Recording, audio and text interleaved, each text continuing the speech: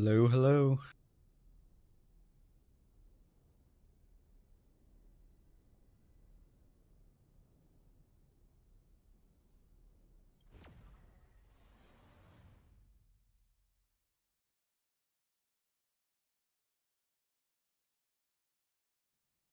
How's it going, everyone? Am I winning? I don't know about that one, Alex.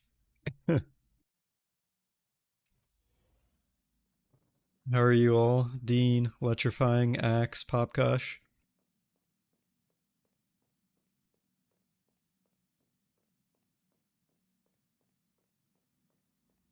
Doing all right. Thank you for asking. If anything sounds weird with audio and stuff like that, please let me know. Um, but yeah.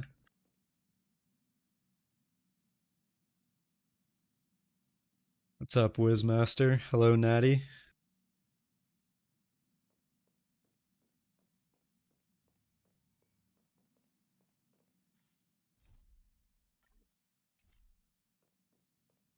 Cool. Good to know it sounds all right.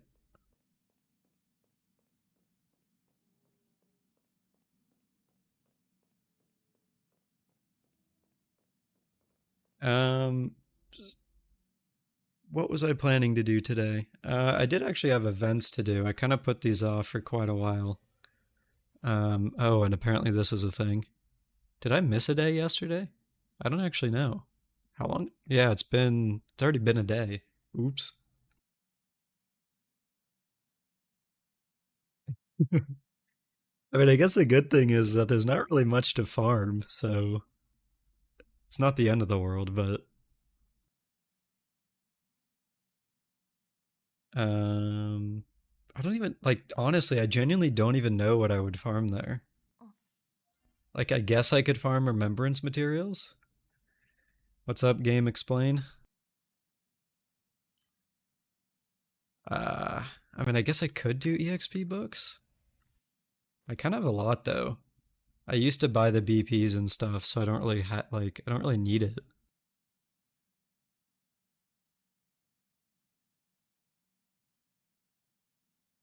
Oh, okay. Game explain. I mean, would you rather me call you Sailor, or would you like what would you rather be called?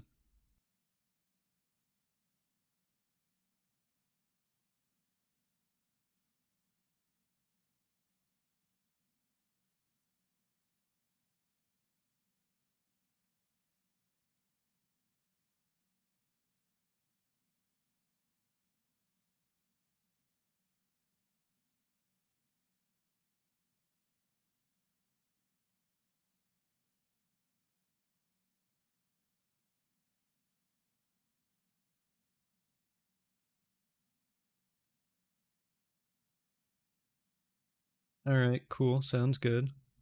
Is that my favorite yapper? Yeah, I mean that's me, the yapper. What's up, Martin? What's up? Okay, Neophyte. I know that's your name on Discord, but on YouTube you're Yindingo Yang. What do you want to be called there?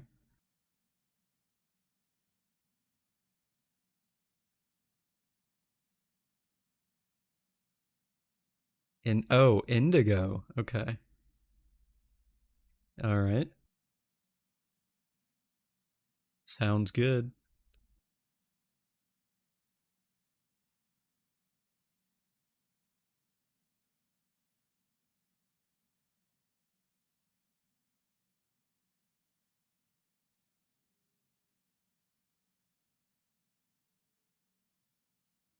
What's up, hi people?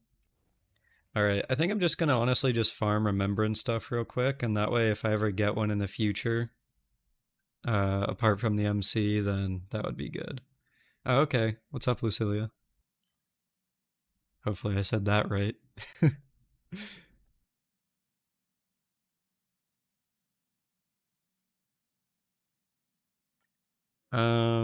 Yeah, I saw what you said there about not really having much to build, and I think that's honestly kind of the problem with this game. I'm not gonna lie with you. Um, the content 90% of the time, at least recently has been the characters. So it's kind of like, what do you do if you don't get them? If you don't have Herta, there's nothing to really do there. If you don't have Aglaia, there's nothing to really do there.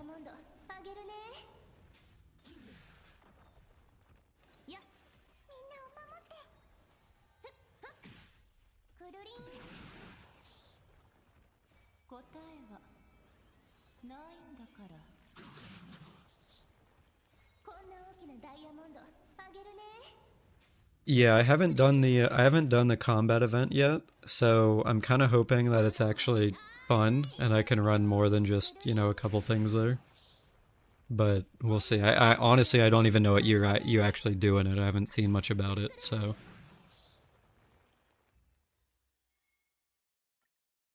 you had more fun zero cycling. I mean, I saw you put that in your last video, but Axe, but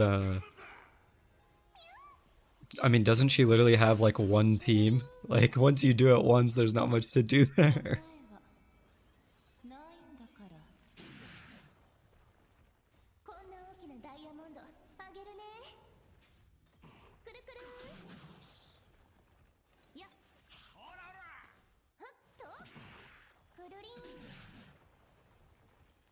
I don't blame you for that, Indigo. I don't actually know. Do they I don't actually know if the Herta has a different voice actor than like small Herta. But in either case, it's nice. So,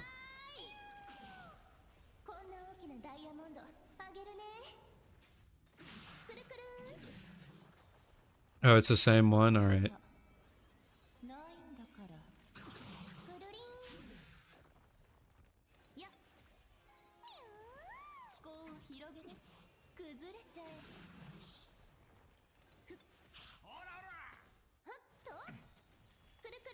Yeah, I agree with you there, Birdie.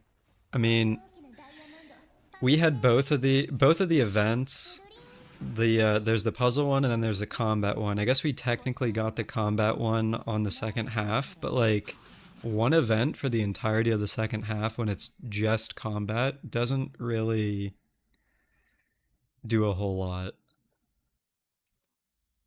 But I mean, maybe that's just me.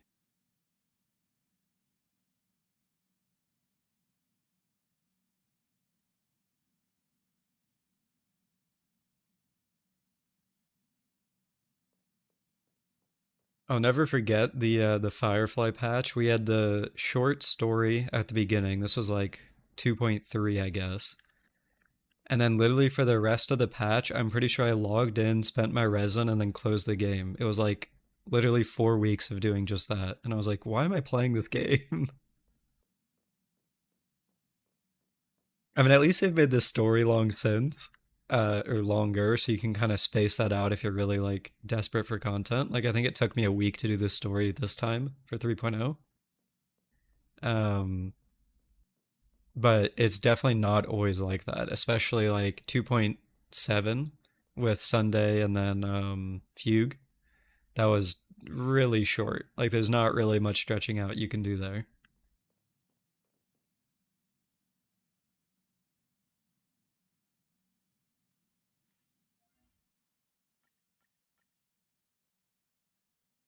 You started in August and you were able to finish the end game in November. I mean, isn't that kind of like quick though?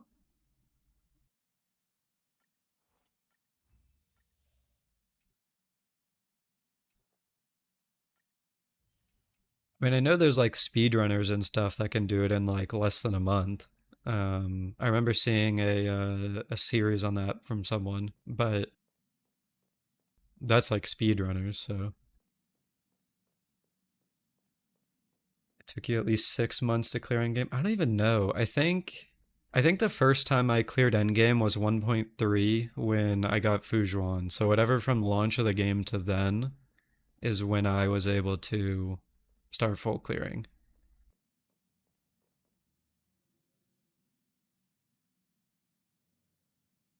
You're glad 2.7 was short because the quest was a perfect length. I mean, was it though? Like, I almost feel like Fugue kind of got completely sidelined.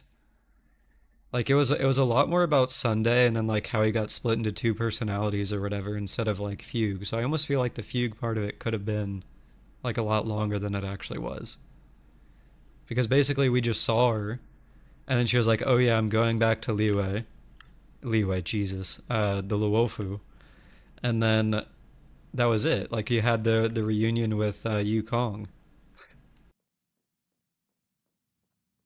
We definitely should have gotten the Tingyu companion quest. Yeah,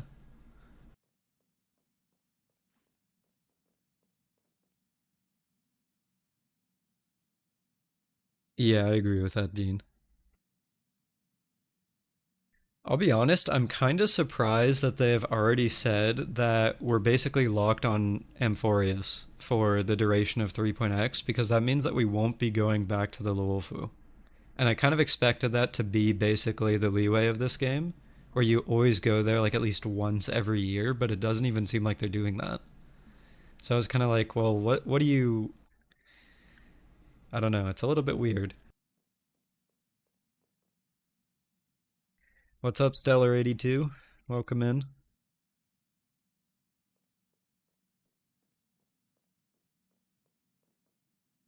No worries, dude.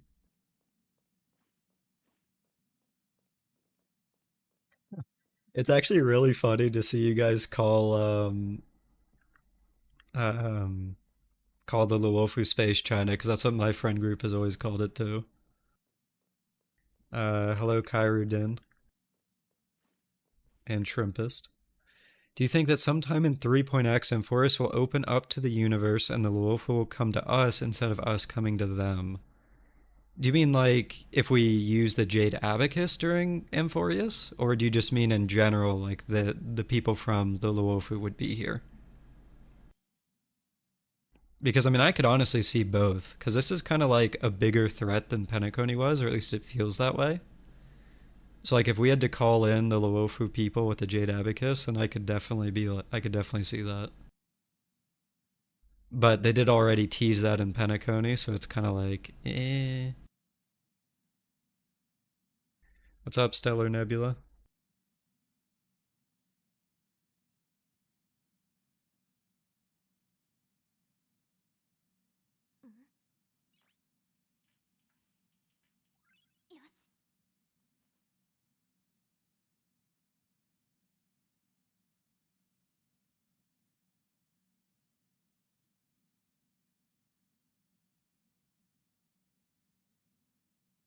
In my opinion, power creep and HP inflation is side op to make game great by dev listening. I'm not entirely sure what you mean there. Do you mean like getting the devs to listen was the more important part, or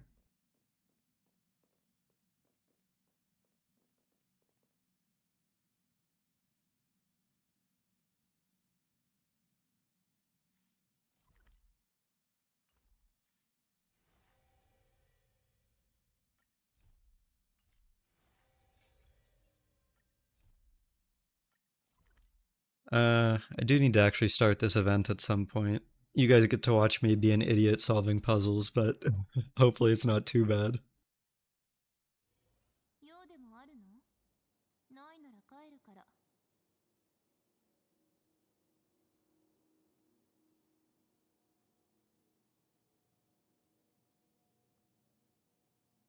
I kind of get what you mean, Game Explained, because it's kind of like, I don't know.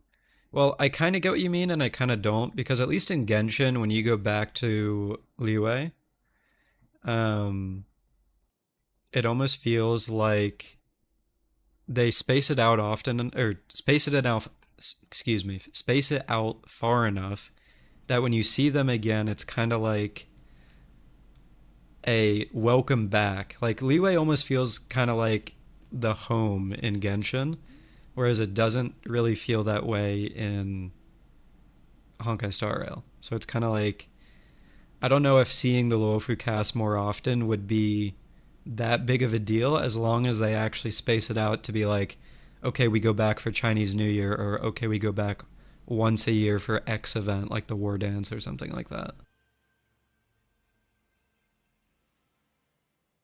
Uh, yeah, I feel the same way, Indigo. Birdie, you have a feeling that events will flop for 3.x since we're in Amphorius for the entirety of it, and there'll be no connection between the Amphorius characters and the other worlds. Yeah, I completely agree with that. I mean, I said it earlier, but it's honestly really weird that they just locked us to Amphorius literally in 3.0. Like, at the, not even in 3.0, at the dev stream. They were literally like, yo, we're here. This is where we are until 3.7. And I'm like, are you sure about that? Like, is that a good idea? I don't know if you saw the last video I uploaded yesterday, but I actually kind of talked about that there. Like, seeing Sela and seeing Aglaia interact with each other would be really cool, at least in my opinion. And that's just one example. But something like that realistically is never going to happen. But yeah, I don't know. Dude, Dr. Ratio not being on this planet is actually a crime, Max. I really do hope he shows up later. It's literally a Greek planet, and then he's like a Greek inspired design, but he's not here. Like, what is up with that, man?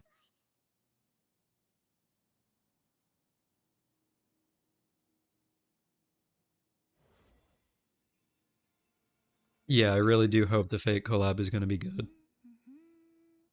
If we get if it's just skins, I'm going to be actually so mad because Fate is one of my favorite franchises in existence. And if it's just like literally My Day gets a skin where he's Gilgamesh, I'm just gonna be so mad, man. Talk about doing a character injustice there. Like, I don't know, man.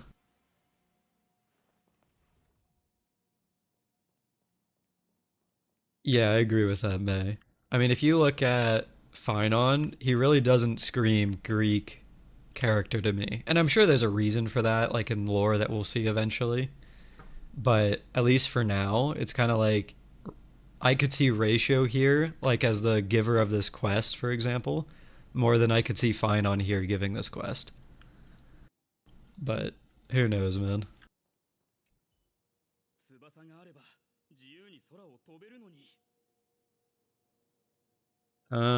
I think that'll really depend on how the buffs work, Game Explain, because it's kind of like if the buffs are proper and also repetitive, meaning like if Blade gets buffed tomorrow, and then he can also get buffed a year from now, then Blade can stay relevant long term, and it doesn't really matter. But if they either mess up the buffs or they give a character one buff and then they're forgotten again for the next 2 years, then it'll be a problem. But for now, it's kind of like we'll see.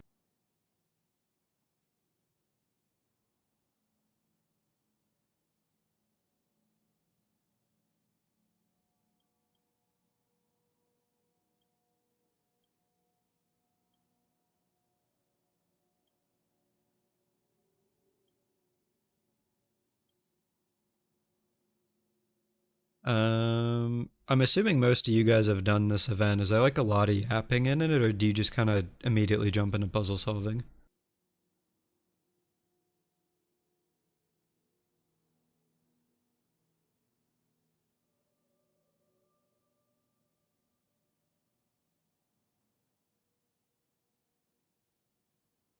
Okay, cool. All right. May, are you talking about Phynon there? Like you're hoping he'll be included in the lore in later patches?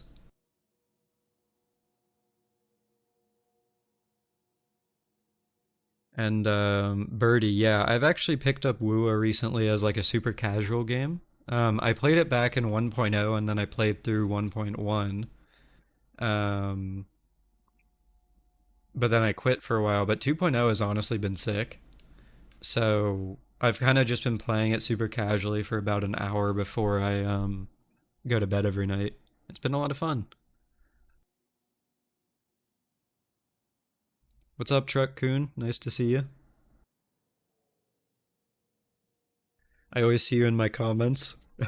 I actually I think you've gotten the most hearts like comment hearts on my entire channel there.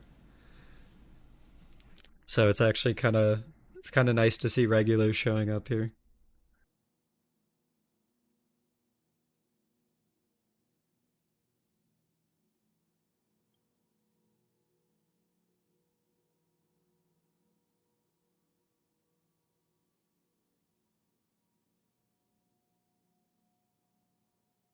Part of me isn't happy about how much they're connecting HSR to Honkai Third. Yeah, it's the same name, but why not let the game stand on its own two legs? I'll be honest with you, I don't know if I have like that big of a problem with it.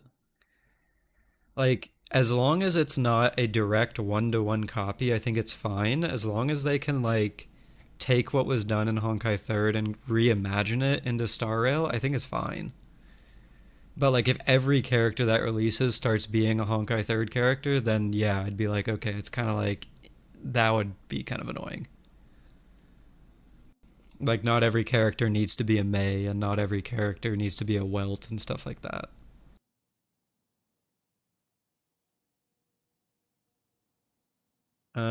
About Endgame Birdie, for Wuwa. Yeah, so I was never able to 30 star before I quit, but I was able to like 20 to 25 star, something like that. And then coming back now, literally like 6 months later, I'm able to get the exact same amount of stars I was when I quit.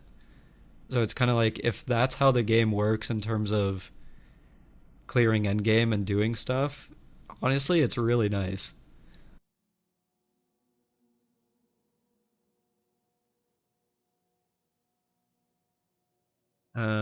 Truck Kun, yeah, I agree with that. Um, but at the same time, I mean, Mei is a fan favorite. I mean, she was in Genshin as Raiden, she's in here as Acheron. They kind of have to. I think she's been in literally every game they've made except for what, like Tears of Themis.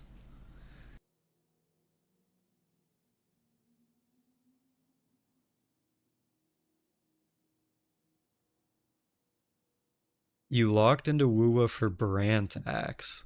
Um, isn't that like doesn't he play just kind of like Camellia? I saw the trailer for him. And don't you have Camellia? Like, do you really want two of the same character?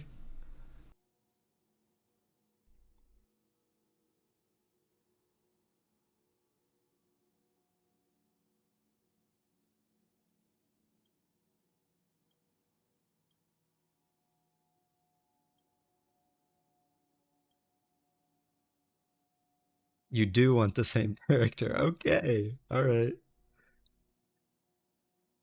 Oh, Birdie, you're lucky, man. I really wish I really wish I had Shorekeeper. She's the next character I'm gonna. I did get Phoebe, although that was more out of luck than anything. And then Shorekeeper's the next one I'm gonna be saving for and trying to get. It's honestly kind of a pain not having a second Varina, and she's basically that. So, kind of looking forward to getting that.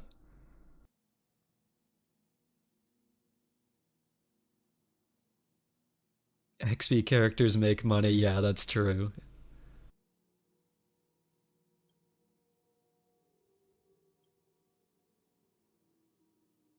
Before I quit Wuwa, I had Changli Yinlin. I don't actually think I had anything else because I didn't get Jian and I didn't get Jinxie. Um, and then I quit before we got the free guy Jiang Yao or whatever. Changli is rerunning with Brant, so not right now, but in the future, like probably a few weeks.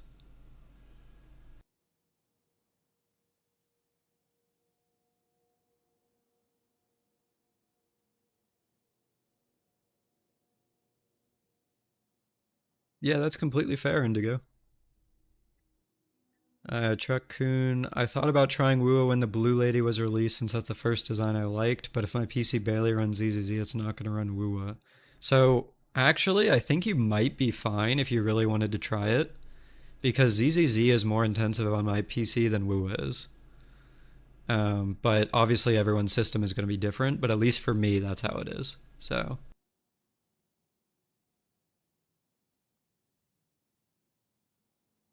you should have enough for Chengli. Well, good luck. She's honestly a lot of fun to play. Definitely has some ramp up if you're trying to play her as like your main DPS, but yeah. For me, yeah, Wu was definitely less intense.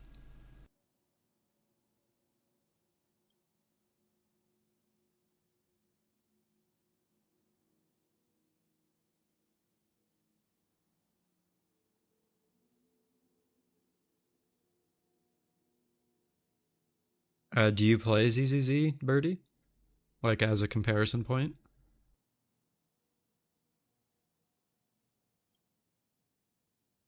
Okay, so yeah, I mean I guess that's kind of what I meant then. Like everyone's system is going to be different. So for me, ZZZ is worse, but for you, it's Woo-Woos. I mean, it'll be different. So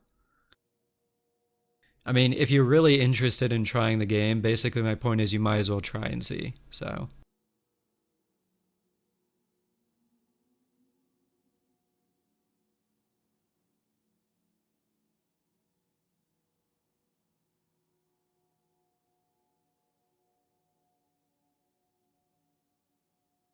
how does it feel to have two chats? So actually, they are blended together for me. Hold on, I can actually show you. I think. Um,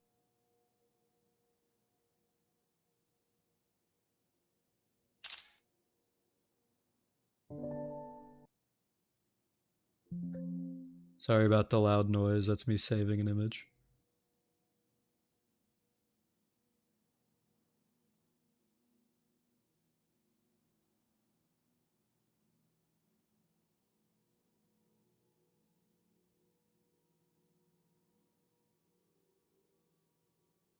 So this is what it looks like for me. In OBS on the left side there, I have the actual like what I'm streaming, and then I just have a little like dock chat box that blends both together. So pretty simple, but blends it all together, makes it easy to look at.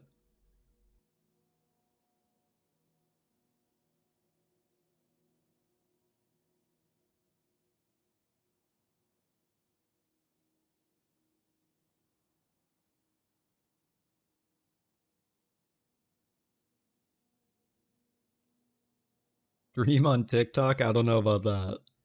I mean, I actually could. I can honestly stream to pretty much anything as long as I connected it, but uh not really planning on doing that. Yo, Unreal Plant, the OG viewer. What's up, dude?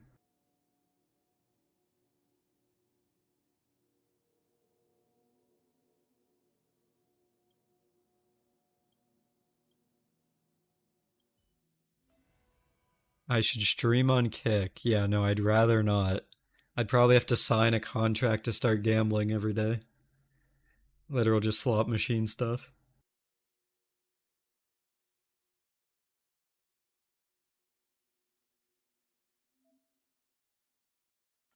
Wait, do they really treat you as if you've never done these puzzles before? Like, is it gonna give me? It is. It's giving me tutorials. No way.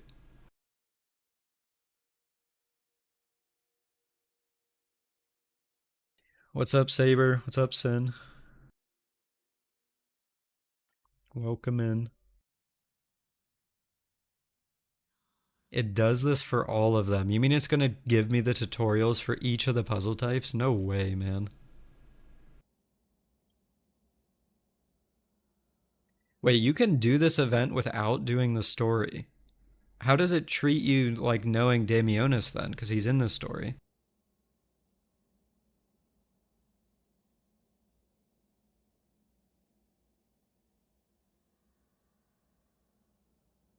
Um, Kairu, I would just have to go with my favorite Fate servant, I guess, which would be Medusa, so probably that.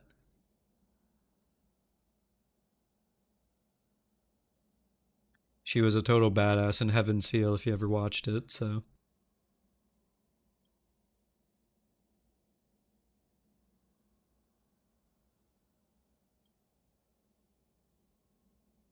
Yeah, I don't expect to do super well in these myself. Some of them I'll undoubtedly get stuck on, but hey, you get to watch me be an idiot for 20 minutes or however long this will take, so. Um, May, to answer your question, I think it's weird, but I'm not entirely against it. Um, they did, from what I saw, they did actually allow you to target um, after alting. Like you could alt and then your auto attack would target whoever you alted. So like it's not the end of the world, but I can definitely see why it might be annoying because it could potentially screw you if you're trying to like avoid hitting something or anything like that.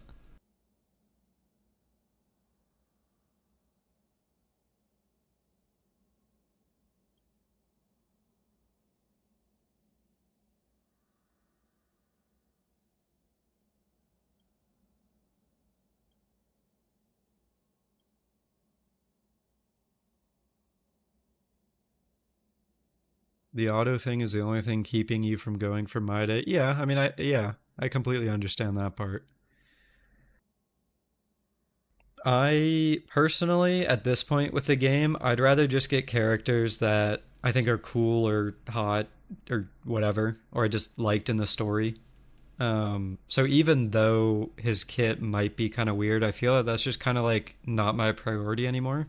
At the very least, until we see what they do with buffs. Because it's hard for me to take the game seriously when they don't treat their player base like as anything more than a money bag. So I would much rather just try to enjoy what I can, and then from that point on, it's kind of like, okay, I'll get who I get, and then if they decide to start treating us better, for example, buffing properly, then I might reevaluate and start going for buffs more. So,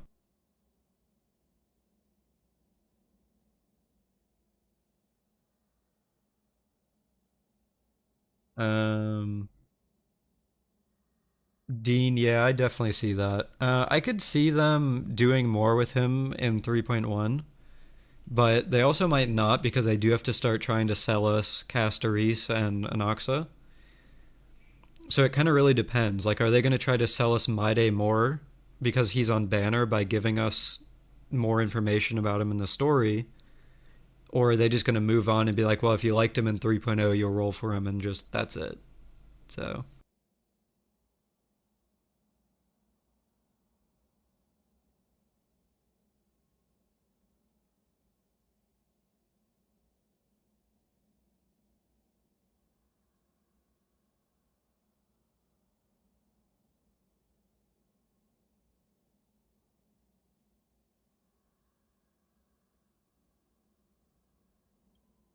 what's up, Stella?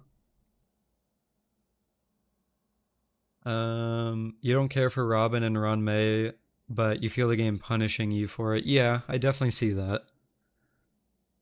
At that, I mean, I don't know, man. It's kind of hard because it's like, yeah, you do miss out on Jades, but also it's kind of like, is the amount you're missing out on by not having those super strong units that you don't want to get worth it? And usually the answer is no, because if you have to spend 160 rolls to get Robin, how many runs of MOC will it take you to actually get those Jades back? And it's gonna be like hundreds probably. I don't even know. And it's not like you can't clear some of the end game if you don't have her. Like sure, you might not clear MOC 12, but if you can clear 10, then you're still getting the vast majority.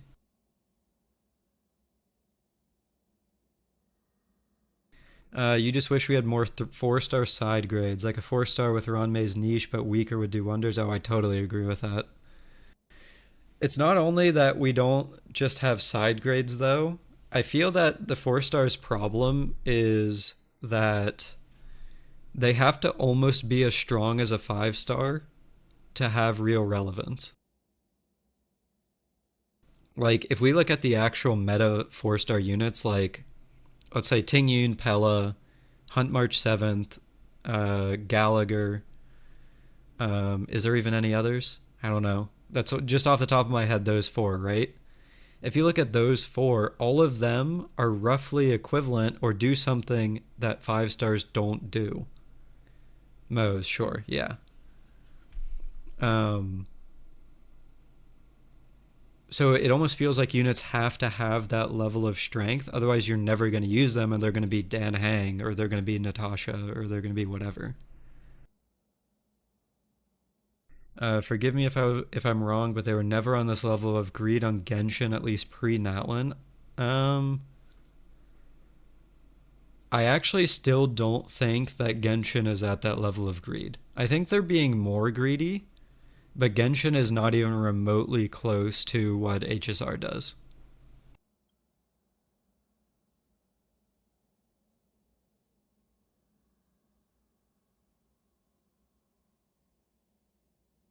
Genshin's at its highest scummy right now. I mean, I definitely agree it's the worst it has been. Like running Sitlali and Mavica together, for example. But at the same time, I don't know, maybe I'm biased, but it's hard for me to really judge that. It's hard for me to judge Genshin because you can clear all content in that game with literally anyone.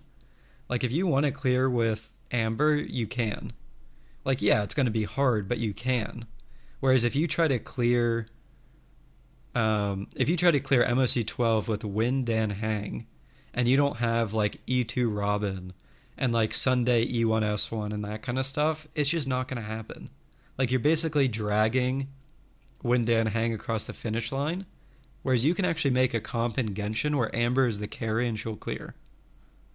So I feel like yes, they are scummy, but not even remotely close.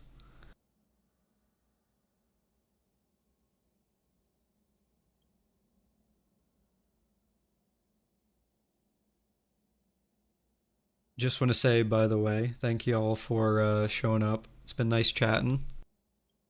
I mean, we are almost 40 minutes into the stream, and I'm doing the first puzzle here, so haven't really done a whole lot, but I have enjoyed talking, so. You retired C6 gone, you still packing? Dude, if a C6 character in Genshin wasn't packing, I'd be a little concerned, I cannot lie. Do I think ZZZ will get HSR type power creep or worse HP inflation? Let's see. I think it could, but I don't think it will for minimum the amount of time that HSR has. Like I could see ZZZ being fine for like 2 years. Because in that game, like you can clear with skill.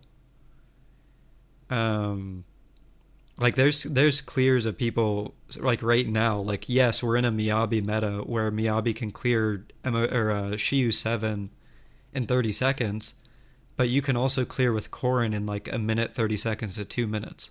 And it's like, sure, that's not very good, but it still clears. But as Axe just said, if we go higher than Miyabi, we're definitely cooked. Yeah. Miyabi, in my opinion, should be the ceiling, and other Void Hunters should be equivalent to Miyabi. But if we go past Miyabi, then I'm gonna be like, okay, no, this is kind of not okay. Yeah, Truckcoon, same here. I actually just got Ellen her W engine on the rerun. And it's been nice. I mean, M0W1 Ellen can clear pretty well. I've actually been using her over Miyabi because she, in my opinion, it's more fun to actually have a little bit of a challenge and clear everything in 30 seconds with Miyabi, so.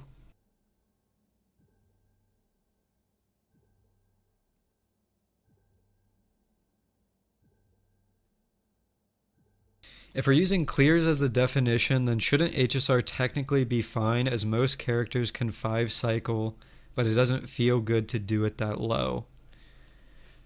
Um,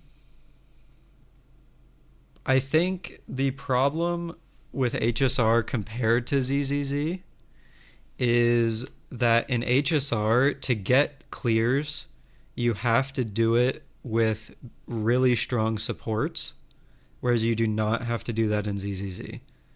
I mean, like I mentioned earlier, like if you want to clear with Arlen or Windan Hang, you need Eidolons on your supports. Like, period. There is no way you're getting a 5-cycle clear without that. Like, imagine taking Windan Hang against Farog and the Trotters right now. That's just not going to happen. At least, at the very least, I should say, for the average player. Like, obviously, if you have someone that is only investing in Dan Hang, then sure, they probably could get a 5-cycle clear. But like for me, if I had him level 80 with max talents and the artifacts that I currently have, eh, probably not. You met most premium characters. Um, hmm. Can most premium characters clear?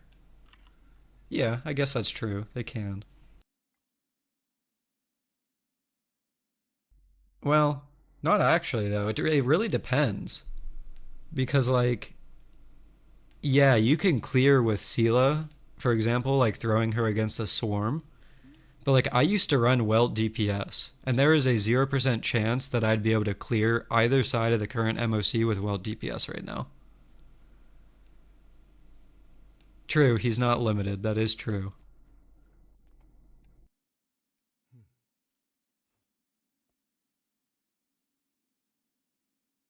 My Giga invested Jingliu clears in about the same time as my day one Firefly. Yeah. Um, my day one Firefly was what I used up until literally I think like 2 months ago, and then I finally made her better. So yeah. You think the issue is that clearing in HSR doesn't actually feel good? It's 2 or 3 cycles that feel good. I can definitely agree with that. But I think that honestly comes from comparison though, right? Because like if you see Herda doing like a 1 to 2 cycle or less, and then you see, I don't know, let's say Ratio clearing in 5 cycles, like that doesn't feel good because you're like, well, this other character can, so why can't he? So it really is a comparison thing that I think causes that, and that's kind of why we really can only hope that the buffs are going to fix that kind of thing. Can you see my Jingliu build? Brother, she is unbuilt. Oh, wait, no, actually, I guess she does have stuff on. I took off all of her relics at some point, but I guess I might have accidentally. I don't remember why I put this on. It might have been for a video at some point, but yeah, I don't use her anymore. Once I decided to not get Sunday was basically when I said I can't. Like there's no way that I can use her anymore realistically. And I still don't know if I plan on actually getting Sunday, so she's honestly probably going to stay benched unless the whatever buffs they do are strong or like big enough to make her playable without him.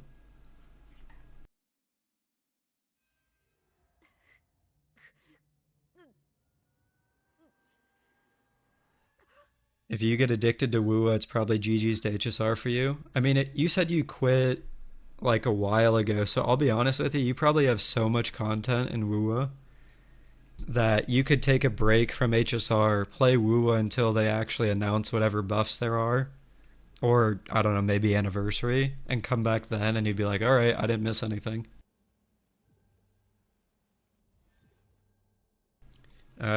You skipped Sunday and it made it easy for yourself to basically skip all of Remembrance. Yeah, I can definitely see that. Oh my god, it's finally time for the first puzzle. 45 minutes into the stream. Let's go!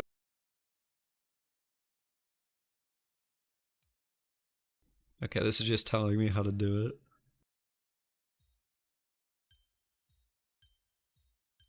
Oh, I felt so mentally challenged there. That was really difficult for me.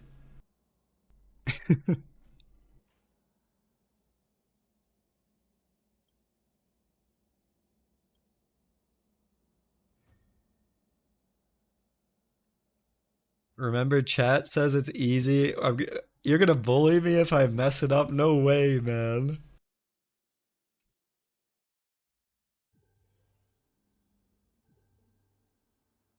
You talking about the buffs for old characters makes me realize just how much of a make or break the buffs for old characters are for the future of Star Rail. I completely agree. Like, if they mess this up, like that, honestly, that's going to be GG's for a lot of people. I really do see it happening. Like, sure, the Hoyo shills are still going to play, the casuals are still going to play, but like anyone that is like, let's say a light spender or a free to play player that wants to clear endgame with their characters, that's going to become less and less possible because at the end, like eventually those players are going to start losing 50/50s and stuff like that. And eventually those players just aren't going to be able to get the new thing. So if they can't use their old characters because they messed up the buffs, they're screwed. So we'll see. I mean, it really does depend. Okay, what is this? Let's see. Does this work? Yeah. Boom. 2 out of 3 done. I'm flying.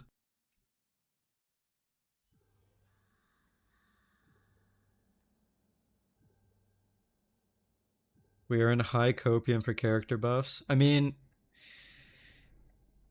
they did actually announce it, so it's kind of like it's copium, but also we don't really have anything else to really go off of. So, yeah, hope more than cope. I agree with that 100%.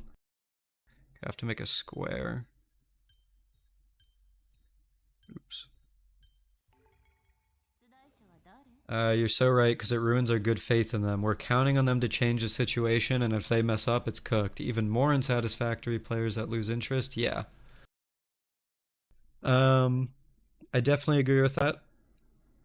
I'll be, I'll be honest though, me and Axe have been joking between each other that it's free content if they do mess it up, so maybe we should hope that maybe we should hope they do. That's like an easy 5 videos there.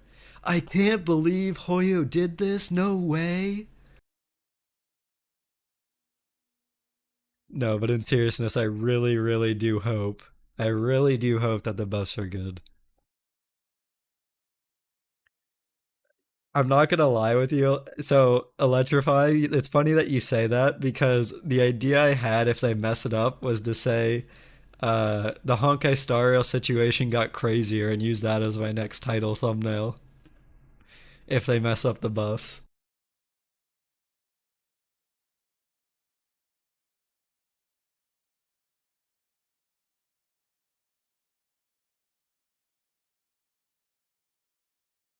I mean, we'll see. I mean, at the end of the day, like I said, I really do hope that they do it right, but it would also be really, really funny to do like a Mr. Beast, Hoyo's done. He's over. Like that kind of stuff. It'd be so hilarious.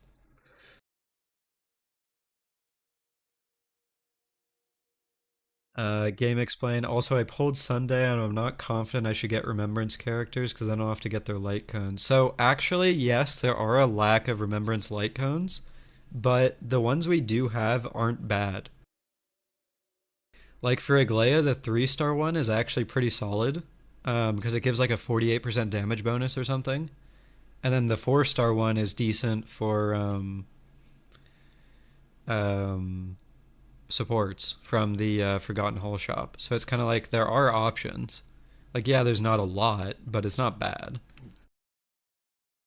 If you're a BP spender, the BP Remembrance Light Cone is pretty good for a DPS as well. So,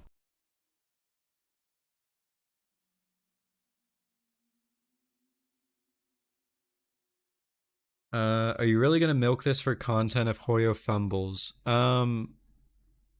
Yes and no. So I don't really look at it as milking it because if they mess up, I want to be the one that call or I want to call them out on it because that's kind of what I've done. If that makes it like it's hard to describe. Like I almost feel obligated because mm, I don't know. It's hard. It's hard to describe. It's not that I have like rent to pay because let's be honest, YouTube pays pennies. But like I've essentially made multiple videos discussing the topic and why it's so important to me because I want to use characters I actually like. And if I don't comment on them messing it up, then to me that feels like I'm being complacent. So I feel like I should call them out when they do mess up, if they do mess up, because that would be doing a disservice to the videos and everything else that I've said before. So we'll see. I hope that made sense. It was kind of a long winded explanation, but yeah.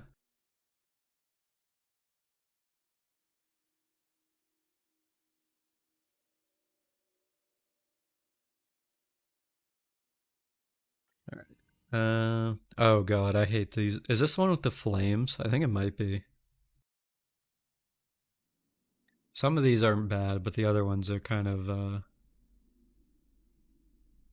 difficult.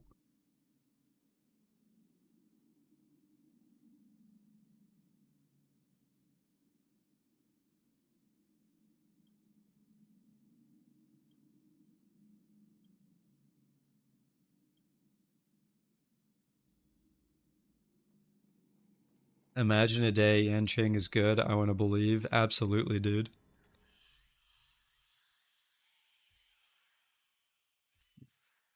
Oh, they're actually really just starting easy, aren't they? Okay, interesting.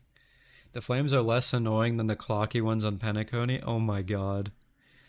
One of those clocky ones on Penacony took me, I shit you not, like 30 minutes. And I can tell you exactly which one it was too, because I remember it. Hold on. I'll come back to this event in a second. It was the one by the bar in the Dreamscape. Dreamflex Reef. Where's the bar?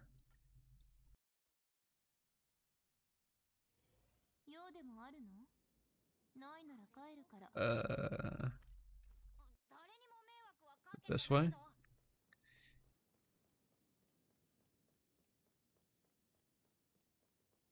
Yeah, there was one somewhere around here. I think it might have been in this corner, like there or something. I don't entirely remember, but it was some, or it might have been here, like in this area.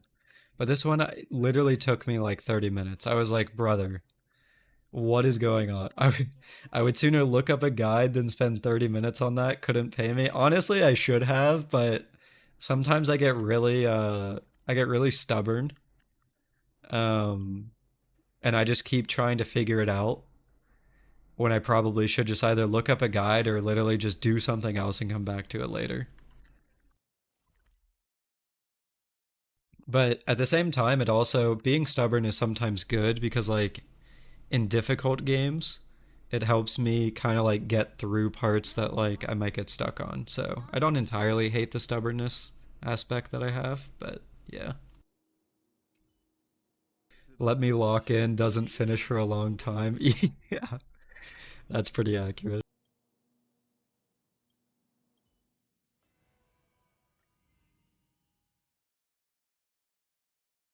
All right, Indigo, thanks for dropping by. Appreciate it. Get some rest. We call that intellectually crashing out. A mobile game puzzle will not best us today. Yeah, that's pretty right.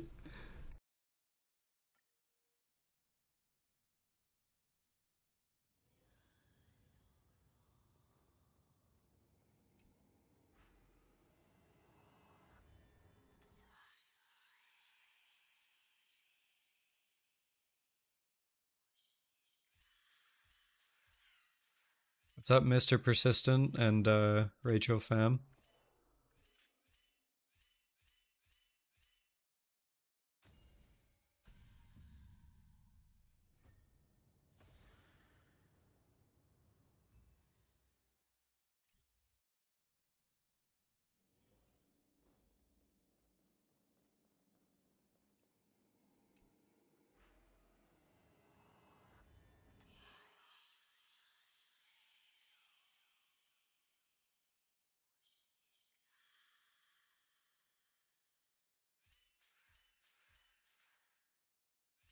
Am I crazy or are these just like 10,000 times easier than the ones in the actual world were?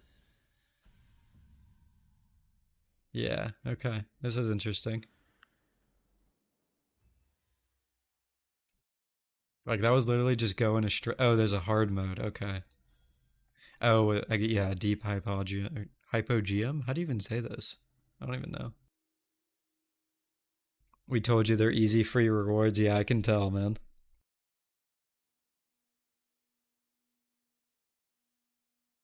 Hypogeum? Yeah.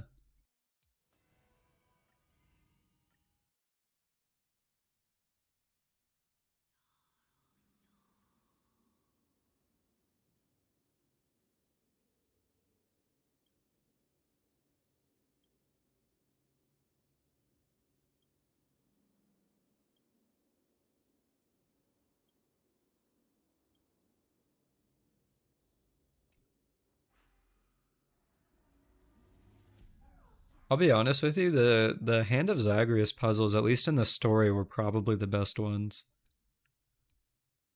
But I'll be honest, that might just be because I liked moving around and punching things, which it doesn't seem like you can punch here.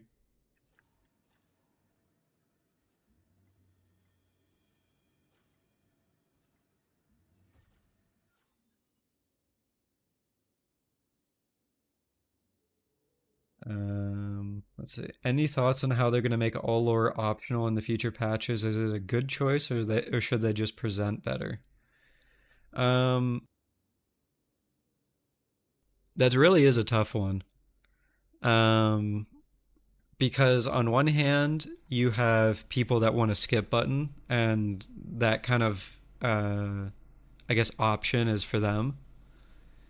But on the other hand, I feel that putting in an essential, putting in what's basically a skip button makes it very easy for them to dumb down everything around it. Like, why would they invest time into making what's skippable good when they could just write down the bare minimum and then ship that to people and be like, here's what you get now? Like, it's saving them developer time, or I guess writer time, depending on how you look at it.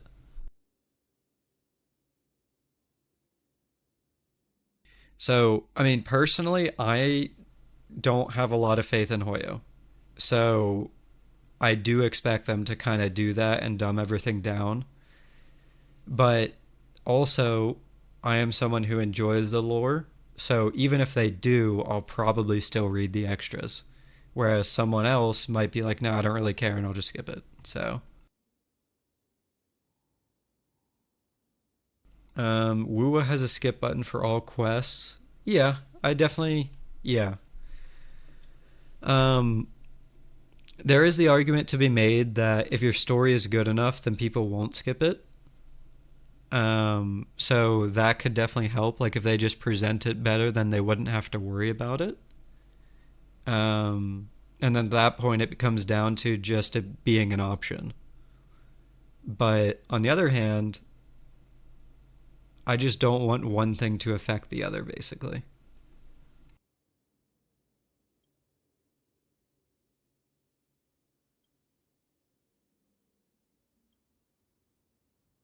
I'll be honest with you, I almost feel like a skip button might actually be better than making lore optional to read.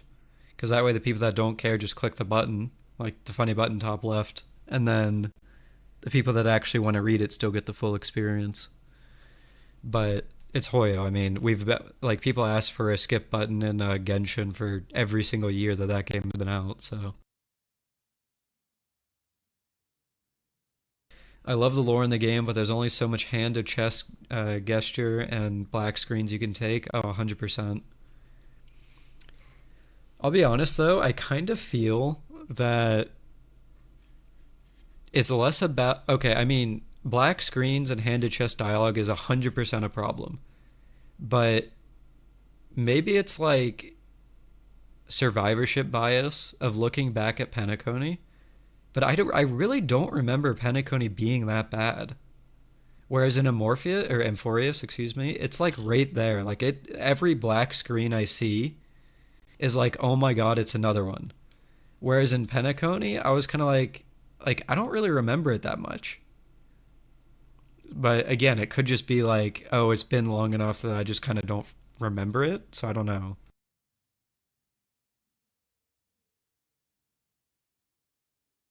It just had more flashy things happening and it was shorter. Yeah, that could definitely be true.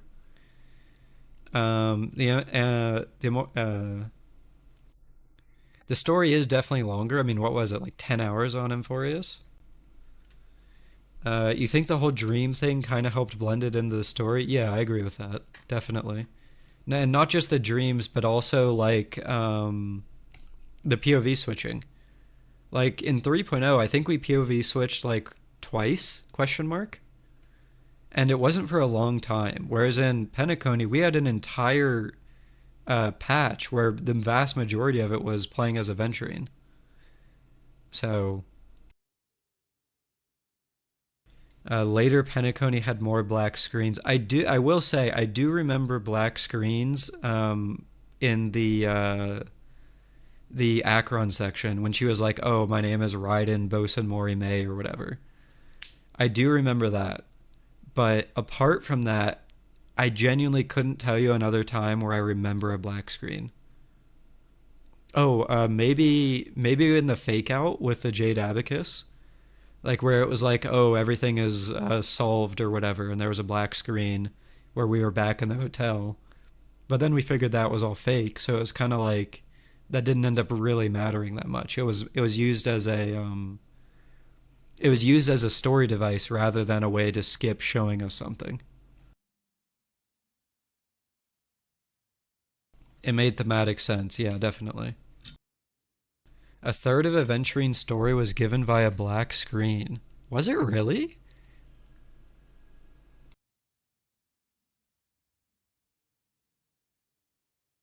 Man, I really just don't remember that. I mean, I'm not saying you're wrong. To be clear, I just genuinely, I do not remember that. I do remember the still images, 100%. Yeah, the staring at a Charmony dove for like 20 years was definitely an experience.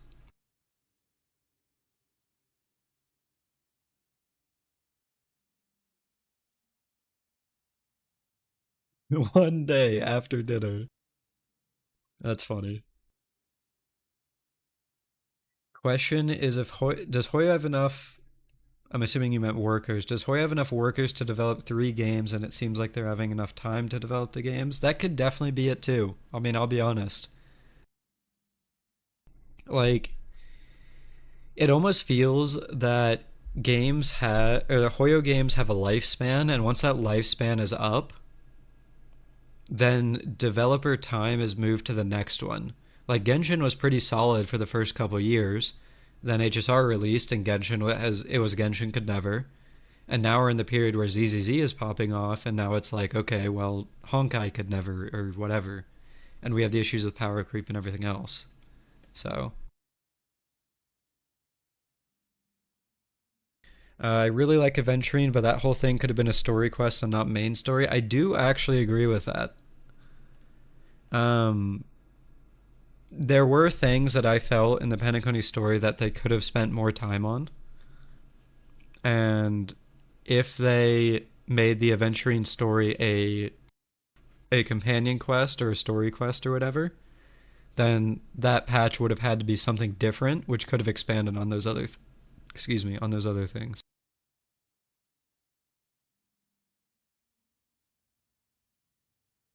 Yeah, Black Swan definitely, and Sparkle's involvement in the entirety of the quest was kind of a joke. And I might get some hate for this, but Firefly too. She did so much like stuff off screen, and I feel like we should have had a POV switch for that. Like there is no reason that we should like pretty much everything she did was off screen. Also, yeah, Truck-kun Robin had her arc off screen as well. Like we learned that she got shot in the neck from Sunday telling us instead of us seeing that. That was definitely kind of weird.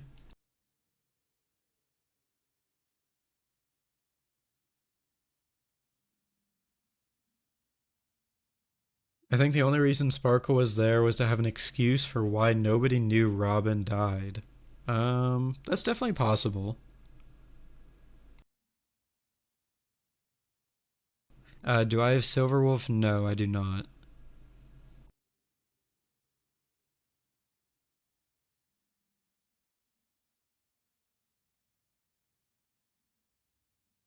I could show you my the characters I have here in a second, Shades.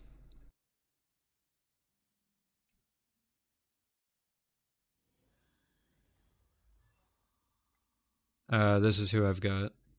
Can I sort by rarity? There you go. Those are the 5 stars I have.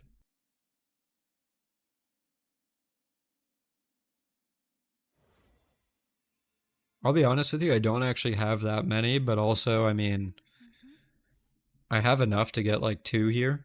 So I could have more, I guess.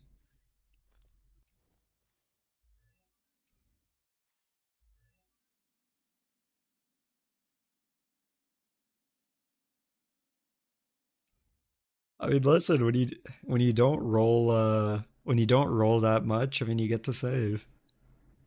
Are you saving for fate? Partially, yeah, definitely. Um, but also there just hasn't been someone on Amphorius that has really like grabbed me yet. Like even Castorise, I like her design, but we haven't seen enough of her yet in the story for me to be like, I want you. And then the same for My Day. So it really depends on what they do with the story for me as to like who I decide to get, if anyone. So,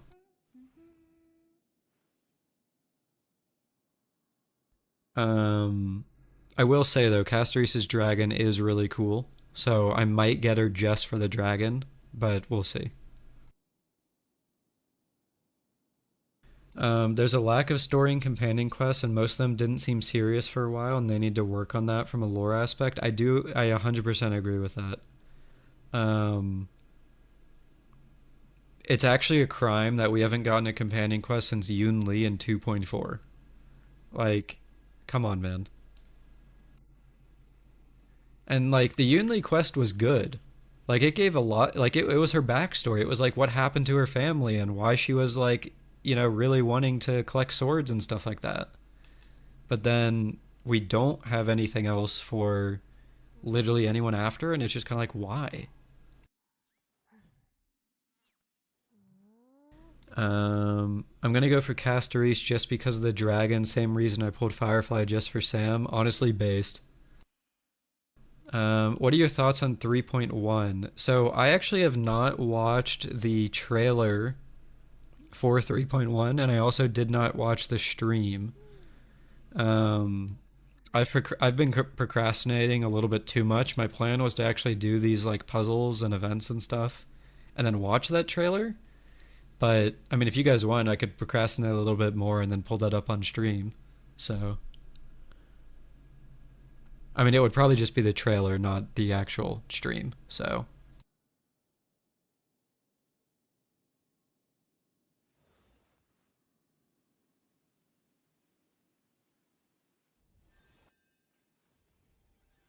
hey, Song Jin, thanks for the follow, by the way.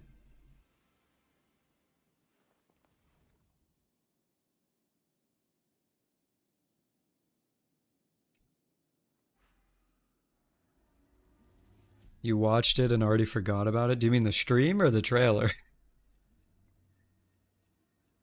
Pull up the trailer? All right, I'll pull it up in a second here.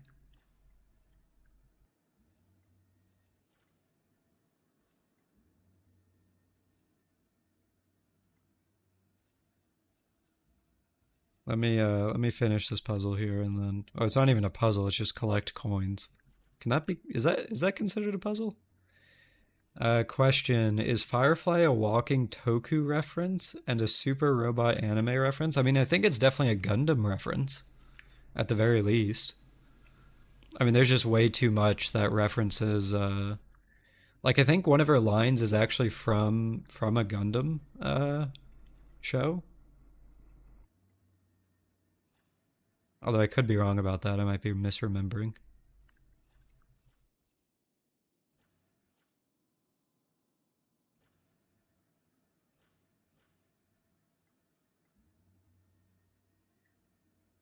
Dude, they're one thing I hate about these Zagreus puzzles with the hands is that they lock your camera. Like I want to look up and I can't.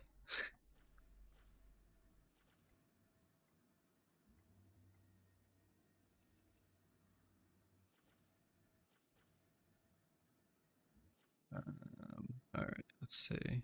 End control. Firefly got that Evangelion reference. I mean, maybe a little bit. Firefly for me is a Samus XP, the girl in the mech suit. Yeah, maybe.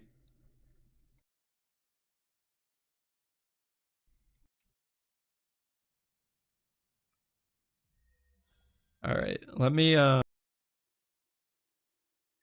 pull up the trailer because I haven't actually watched that. That said, I need to make sure you guys will actually be able to hear it, so bear with me. Because on YouTube, I don't actually have audio pass through because there's actually music playing right now, but you can only hear it on Twitch. So I need to make sure that YouTube can actually hear it.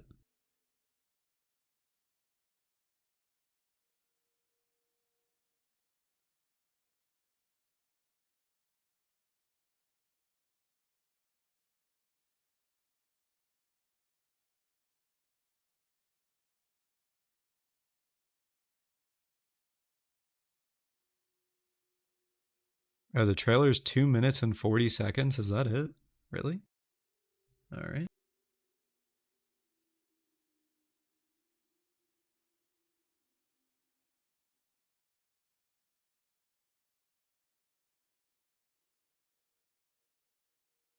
Bear with me a second here.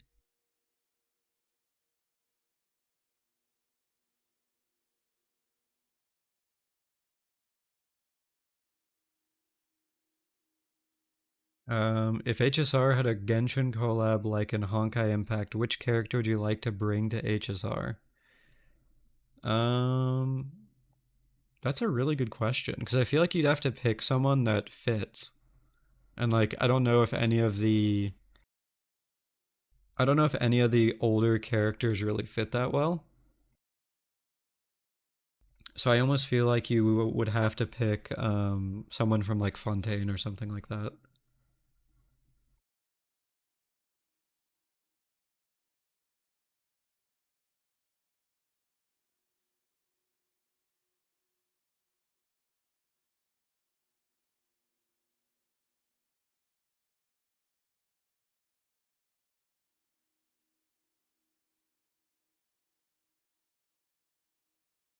All right.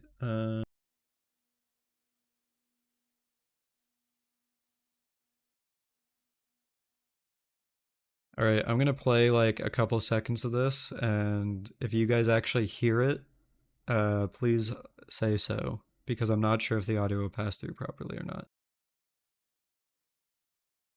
There's currently no audio. Okay, here's audio. If you guys heard that, then just let me know. There is audio. Awesome. Cool. All right.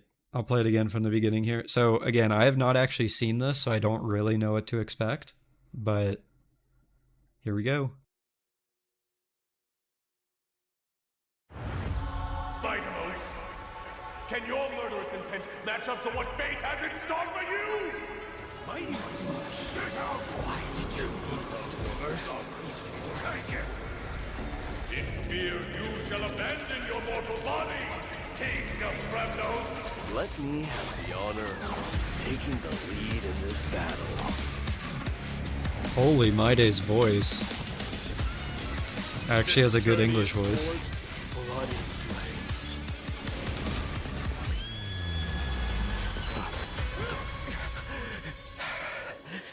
Three molded life with their hands, and three guided Calamity's gate. Three carved the heavens and the earth. Three wove the threads of fate. Hello, we are Trianne, fighting the West Wind away. They gotta bring the Nias VA back. Yeah, definitely. Restrict numbers.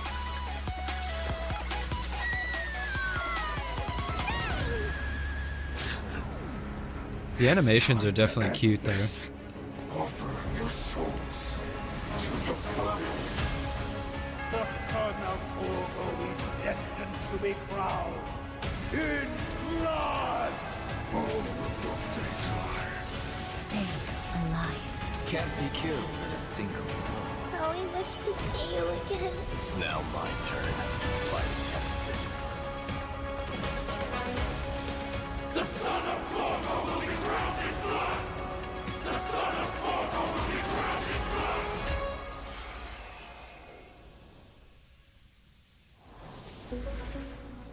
Okay, so that was pretty neat.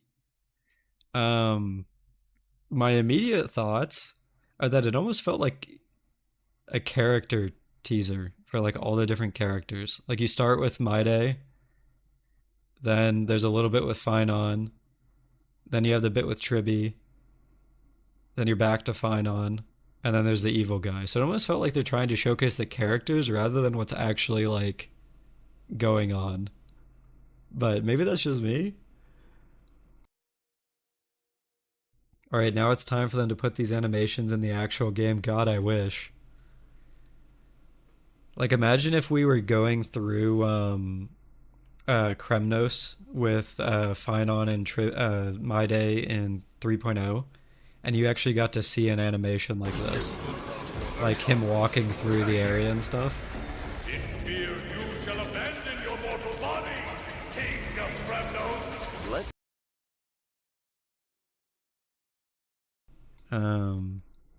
But yeah, that was actually kind of neat.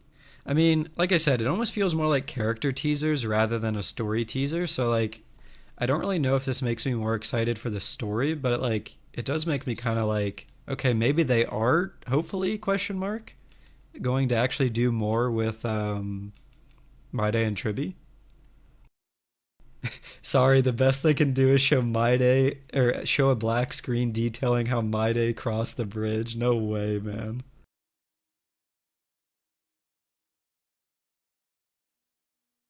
You think 3.1 focuses on My Day and Tribby? Man, I hope so.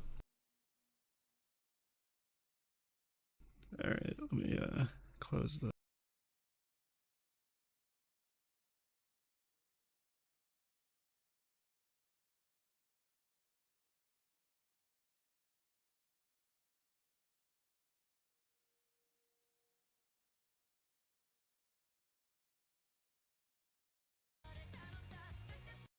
Oops. Hopefully that doesn't get me banned off YouTube. I need to turn off music again.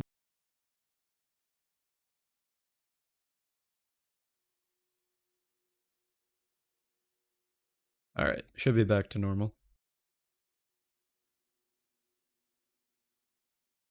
My Day gets crowned in a black screen. That would be funny. My Day's VA is the brother of Argenti's VA, who are sons of Joe from Family Guy. That's insane, actually. I knew they were brothers. I saw that on Twitter when My Day's VA was announced, but I did not know that they were the son of Joe from Family Guy. That's insane, actually. Truckcoon says, or they are stretching the story to 3.1, or stretching the story to the point that 3.1 is not going to have much. I could see that, but honestly, I don't know if I would hate it. I genuinely don't. Because I feel that both My Day and Tribby haven't had enough story relevance so far. So if they want to stretch it out to actually give them that relevance, then to me, that's fine. But I don't necessarily know if I agree that it should be a main story if that's what they do. Like, it almost feels like the Aventurine situation again, where it should be like a companion mission or a story quest instead. Where is March at, though? True, she was not in that trailer a single time, despite the teaser at the end of 3.0. That reminds me, someone asked earlier what I think about a 5-star March 7th. I might get some hate for this, but March is definitely not one of my favorites. She's just kind of like okay to me.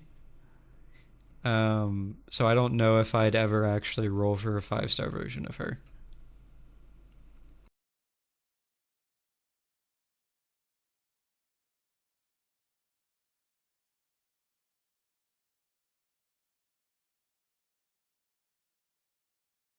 Um, 3.0, half of the story was filler. It didn't justify the length. Yeah, what didn't you like about 3.0, Truck-kun? Like, what part do you think could have been cut out? For me, at least, I feel like the My Day Finon competition probably could have been.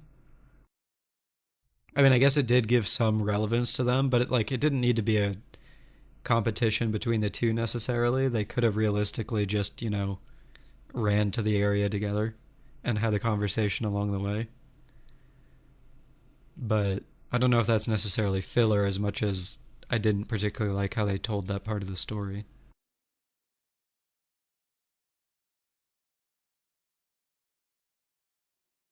It was to show their silly rivalry. Yeah, that's definitely possible.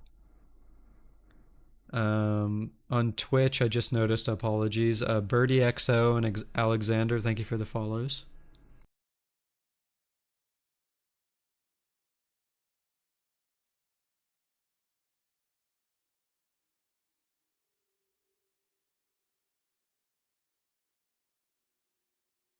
Let's see. Your favorite part of 3.0 was the Stellaron Hunters bit. I actually agree with that. That was very cool. One of my biggest gripes with Hoyo game or recent Hoyo games, I should say. Well, I guess it's not even recent Hoyo games. Genshin and Honkai, basically. One of my biggest gripes with it is that they take forever to develop the main characters, like Stell and Kalis in HSR or Lumine and Aether in Genshin. So the more we get, the better, at least to me. So the Herta part could have been a companion story too. I also agree with that. It felt completely out of place in the section it was. Truck-kun says, less puzzles and less time repeating the same concepts again and again. A lot could have been told in a story of World Quest. Yeah, that's fair. Like I just said, the Herta one definitely could have been a story quest. Maide and Finon having that competition to show off their rivalry could have been a story quest. Or even a side quest, I mean. ZZZ as the perfect main characters IMO. Yeah, I agree with that because they actually feel like they're a part of it. And, I mean, supposedly in the coming patches, we're actually going to get more backstory on them and what happened at the academy and stuff when they were growing up. May says, Genshin especially, I feel like I still know literally nothing about the Traveler other than their goal. Yeah, so I don't know if you remember because it's already been like probably over 6 months at this point. The most recent Dainsleif quest where you actually get to talk to the twin, that made me so annoyed. Because for the first time in a year, we get to see our twin and actually have a conversation with them. And then we don't remember it. Like, what was the point of any of that? It made me so annoyed because I was like, how do you take the one opportunity you have per year, the Dane quest, and then just completely sideline it by saying, oh yeah, it doesn't even happen, or you won't remember it. It's like, what the heck was that?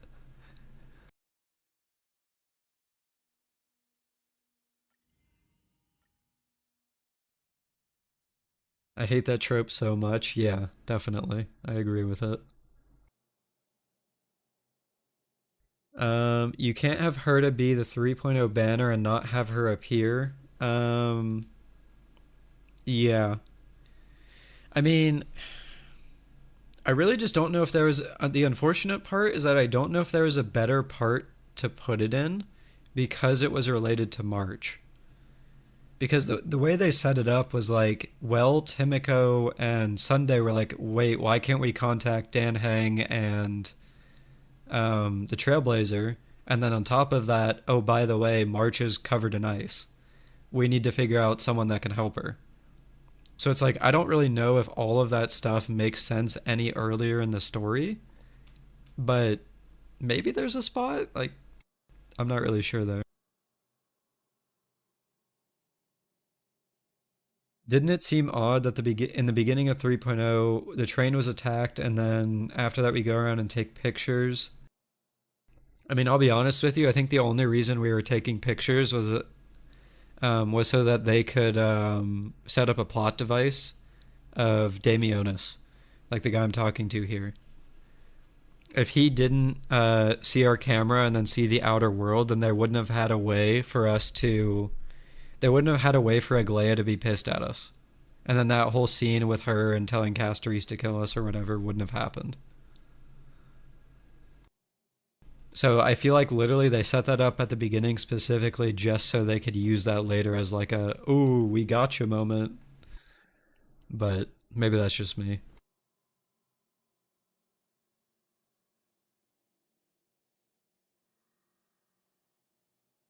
March's camera actually had a lot of relevance, especially with Orinix. Yeah, that is actually fair. It did cause the guy in the remembrance thing to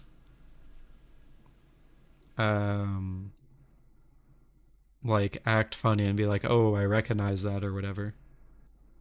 That's fair. That's 100% fair, actually.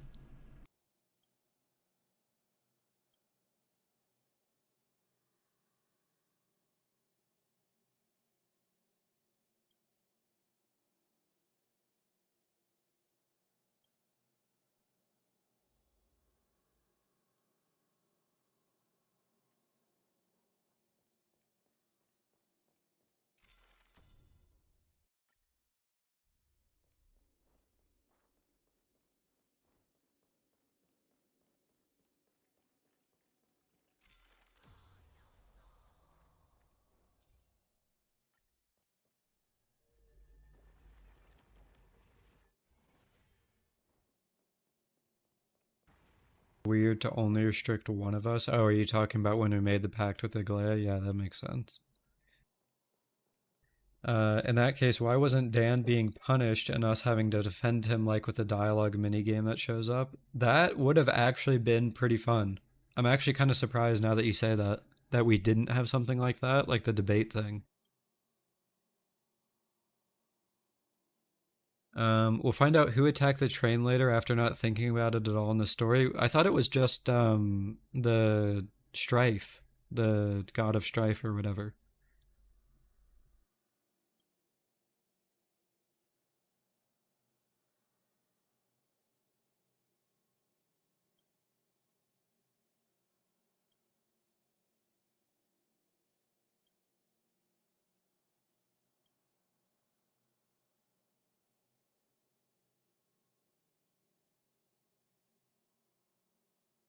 You did really like how in character our dumb self has the option to tell Agalea so we can lie up to 2 times. I actually picked that dialogue option. That's funny. Ryan Jones. Yeah, man. It's been a lot of fun so far. Thanks, dude. Game Explained. Thanks, man.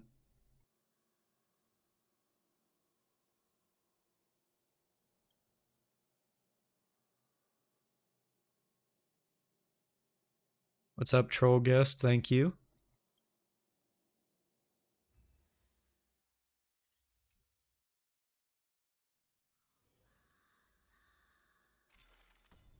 It's been interesting seeing people pop in and out here.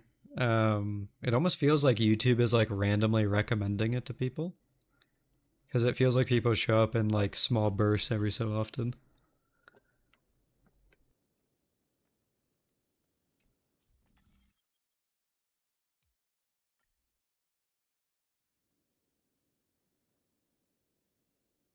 Um,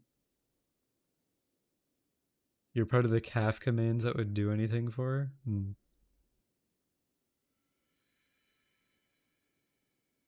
Uh, let's see.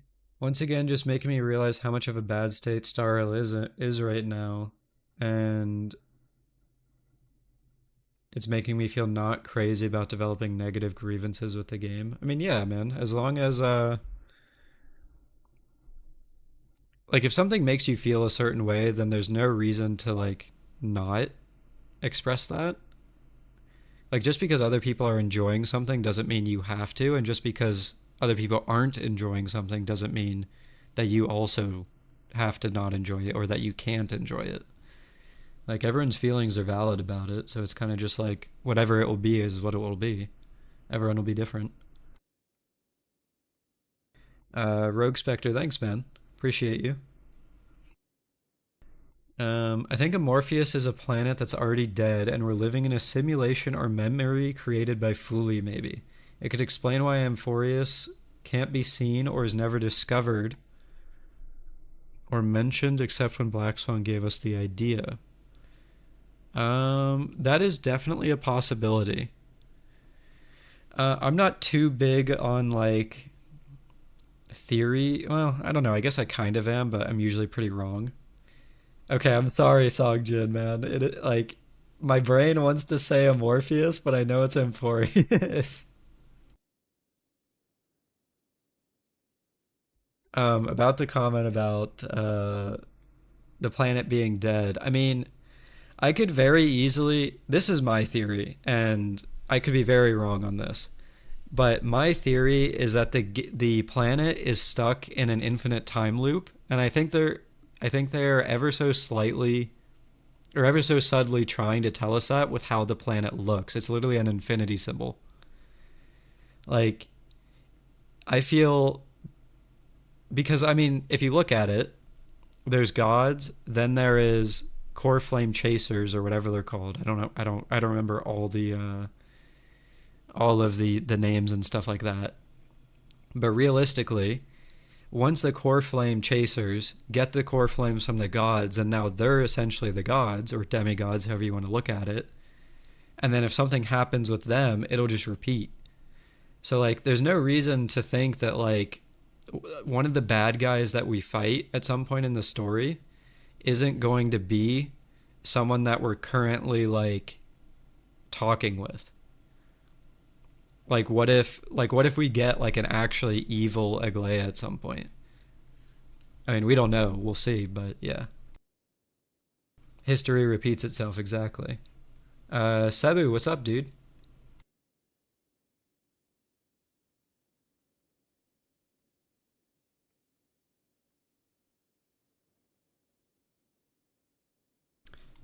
I saw your content. It's something different than must pull content, and it's not toxic nonsense. Well, you'd actually be surprised. There's a lot of people that think my content is toxic, but it is what it is.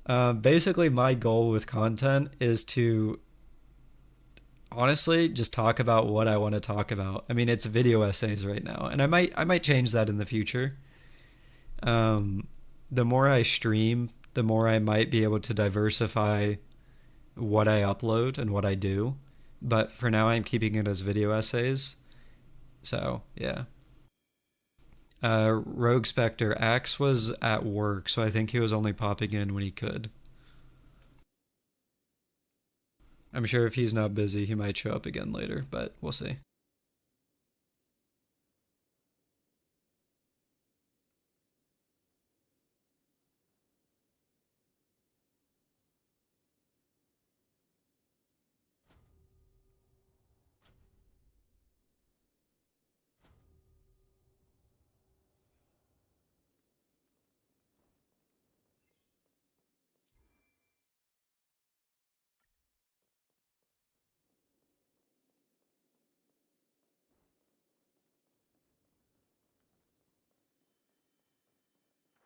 The new video Axe drop was pretty good. Oh, I 100% agree.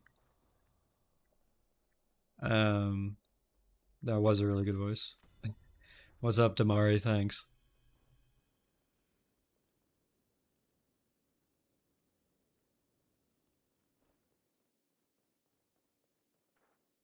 Oh, there's Axe. We were just talking about him. All right, not paying attention to these puzzles is starting to bite me. I'm like, what am I doing? But all right, here we go. Lock in for a moment.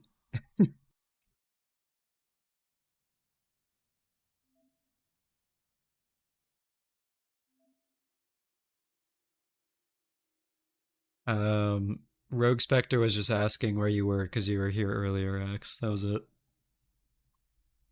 You were busy staring at Evelyn. Honestly, you know what? That's pretty based. Did you end up getting her then, X? I thought you didn't you lose your 50 to Khalida? Finally, time for bullying. Please be kind.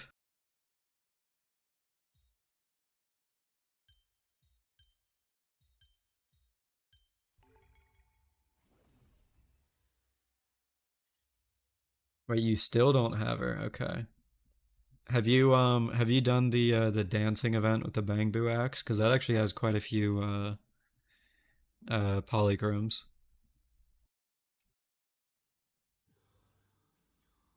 It does take a while, but I think there's like almost close to 2,000 polychromes in that event. So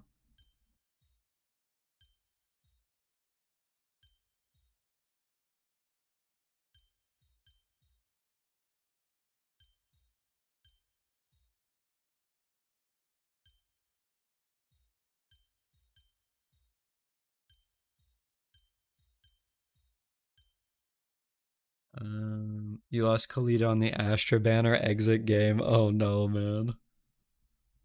The fishing event too has a lot. Yeah, I haven't actually done that yet, but I've heard some pretty good things about it. It's actually kind of funny that both ZZZ and Wuthering Waves released a fishing event at the same time, and supposedly they're both really fun. All right, see you later, Man Truck Coon. Thanks for dropping by. I always appreciate it. What's up, Toxic Abyss?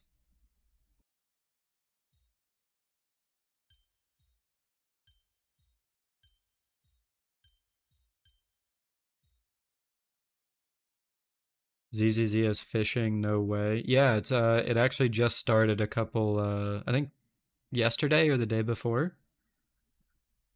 How goes the first stream? Pretty well so far. I mean, the intent behind this stream was to do some of the events, but we are now an hour and 38 minutes into the stream, and I still haven't finished the first one that's supposed to take 20 minutes, so just a lot of yapping. It's taking a bit. Does that mean it's bully time? Okay, listen, I'm reading chat. At least give me a moment here. Hold on, hold on, hold on. I need to lock in. If I can. That's not right. We don't care. It's been fun yapping with you. Well, I appreciate that. Thank you. Oh, God. I'm dropping the pasta. That's not right. Oh, no. Bro's proving my lock-in joke from earlier.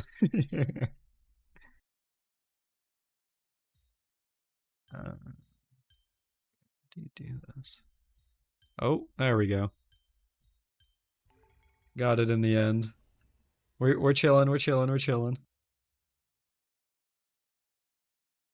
Hello, Fleur. Happy to see the attention you're getting on your recent videos. I appreciate your honest takes on the game. Well, thank you very much, dude. Appreciate you watching. Always do.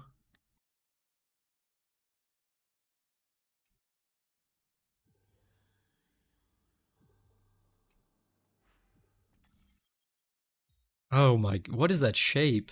The hell? Evelyn's W engine is like Miyabi's W engine 2.0. It's just as good, but the free-to-play one from the event last patch, the Marcado Desire or something, is just as good. Or not just as good, sorry, but it is a good option. You can't really go wrong with 20 free crit rate or whatever.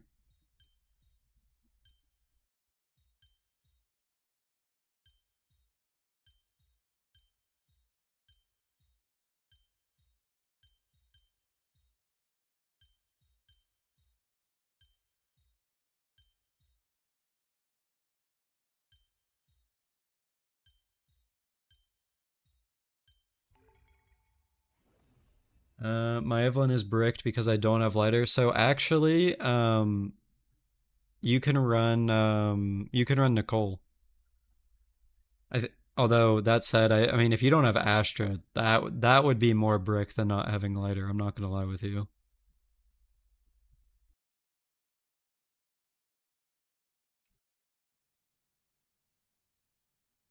You do have yeah. I mean, I don't have lighter either. I run Nicole.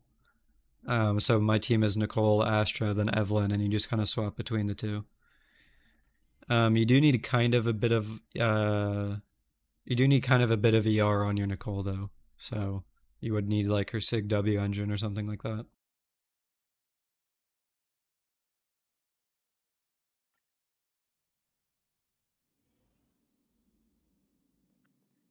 Do you think ZZZ is kind of falling off? I think it will depend on 1.6. So I think that the 1.5 story for ZZZ was way too short.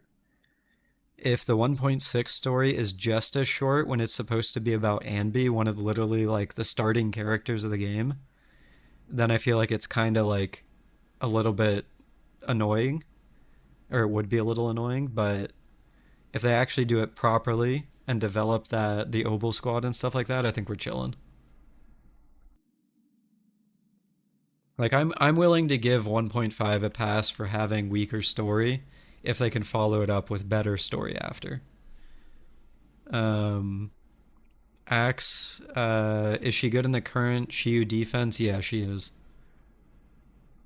Um, I think on a Shiyu 6, there's actually an electric half where I was running Haramasa, and then Evelyn ended up clearing that half faster than Haramasa did, so take that as you will. Toxic Abyss, thanks for the follow, man. Appreciate it.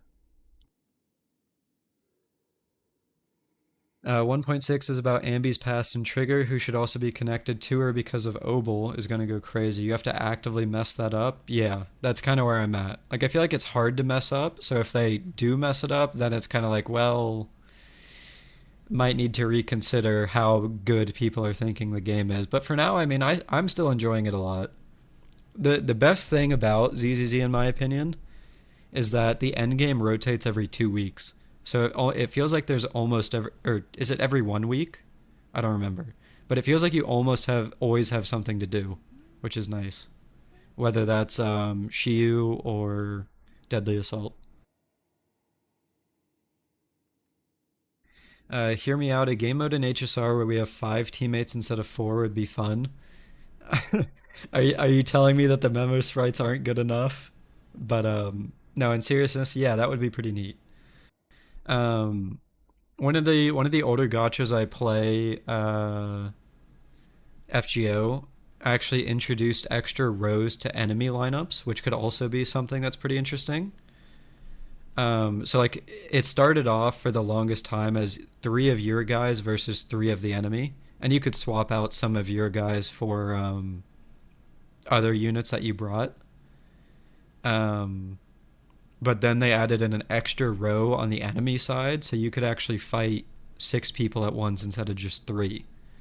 And that actually opened up a lot to the game because, like, for example, if in like HSR terms, that would be like your Argenti hitting 6 people instead of, you know, the normal lineup of 5, so you get even more energy and stuff like that, which could be pretty interesting. Now what? You cleared the electric weak side with fire? Yeah, I did. My Haramasa was just not cutting it because that stupid robot just kept running away. And then I literally just pulled out Evelyn, Astra, Nicole, and then I killed it in like a minute and 30. And I was like, okay, well, that's cool. Plans for polls in 3.1. I was talking about this earlier, but for the time being, that really depends. Until we know what happens with the buffs, my polling plans are pretty much entirely dictated on how much I like the character. And I don't feel like we've seen enough of Maide or Tribi yet for me to be like, I like you enough to get you. So if we get more development on both of them in 3.1, I could see myself getting them. But if there isn't that much development, then I'll probably skip them. Yo, Gabby Maru, what's up, man? Lucilia, yeah, this is the auto cover of Unravel. I'm a big fan of auto. I will say, Gabby Maru, design-wise, I like My Day a lot. He's sick. But I cannot say that he's done enough in the story so far that I'm, like, crazy about him yet.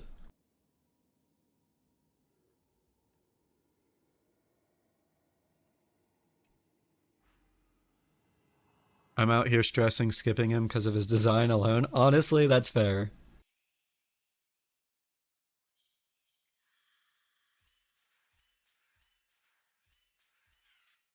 I chill in HSR live streams a lot, yeah. Oh, I'm dumb. Oops. I was literally looking at chat instead of at my screen.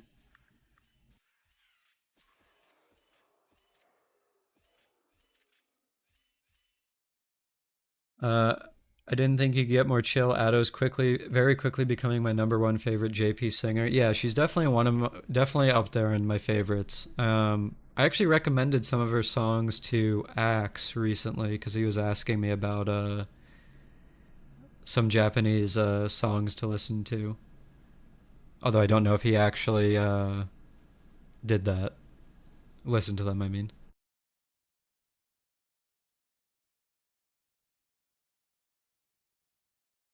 Lucilia, did you hear the recent Imagine Dragons thing where Otto was a guest on their song?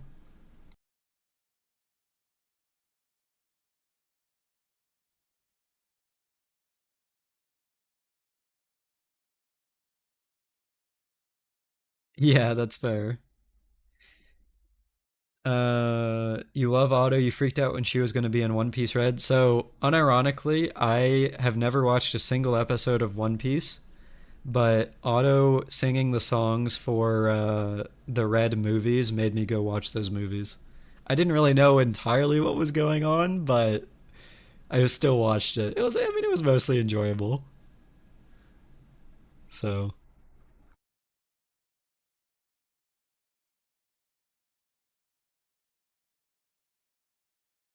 yeah, and in the Imagine Dragon songs, I really like how they made her drop into it because it kind of was like I mean, it's hard to really describe. Hold on. Let me actually pull it up. Let me pause the music for a second here so I can pull up that one. You haven't watched the greatest piece of fiction on the planet? Are you a fan of One Piece, Gabimaru?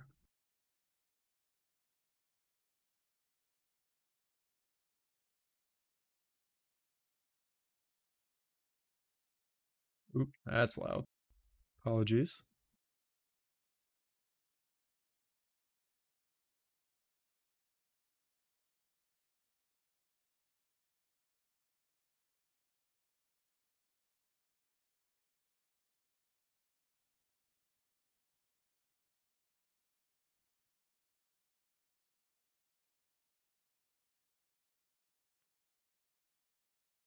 You suffered through 1100 episodes and the entire manga. One could say I'm a bit of a fan. Holy gee. All right.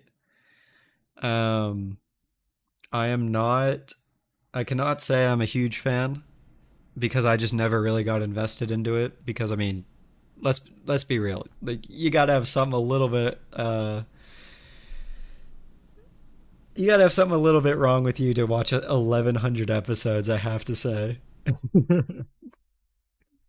I don't know, man. There's no way I could have enough time to do that. High skill cap. Honestly, that's probably true. I just don't have enough skill to watch 1100 episodes.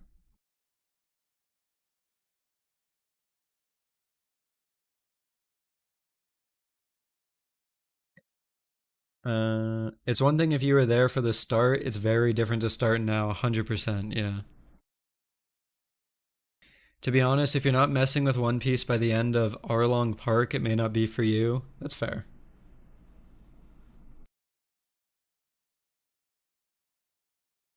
The story and world building once you get to version 4 is peak. Oh yeah, you just have to sit there for what is it, like 300 hours to get there? Something like that.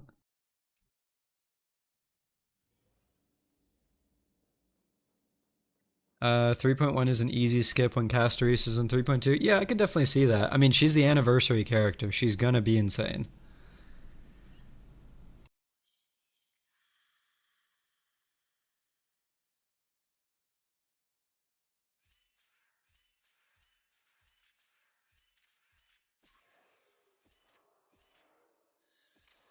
Okay, that was me being dumb. Oops.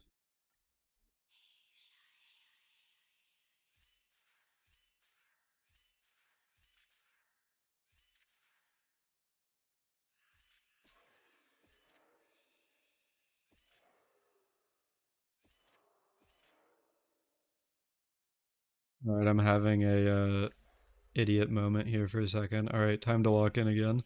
Surely I can do this.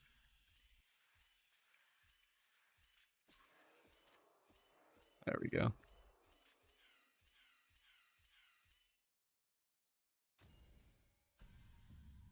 I'm getting Castorise because she's a girl plus quantum. Honestly, based is what it is.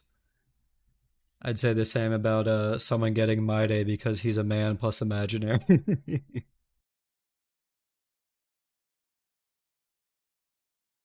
Most animes don't even get 30 eps. Yeah, I mean, it's honestly kind of an exception if they go past 2 cours. So I haven't really watched too much anime in quite a while, but um,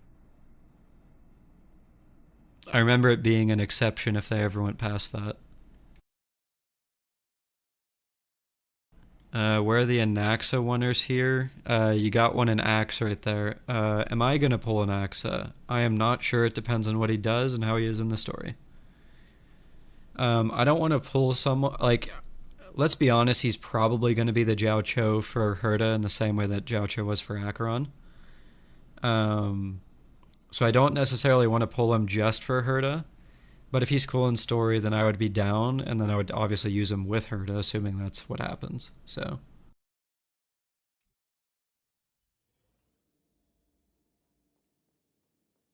Mighty looks cool, but all he's doing is playing with red crystals. I do kind of wish they played a little bit more into him being essentially a copy of Gilgamesh from Fate. Because I feel they could have added in more chains. Like, he has a chain attack on his skill, but he doesn't have it in his ult. His ult is just the crystals, which is kind of weird. But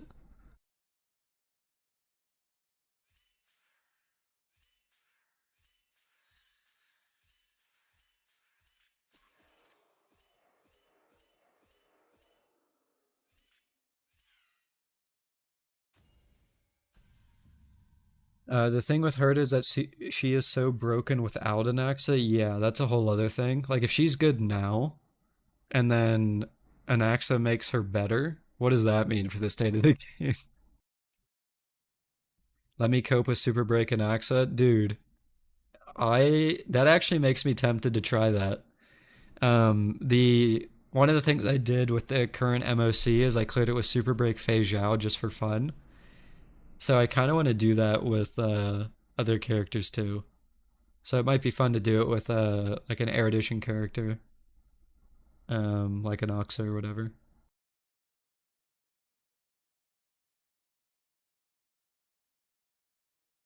Super Blade, true.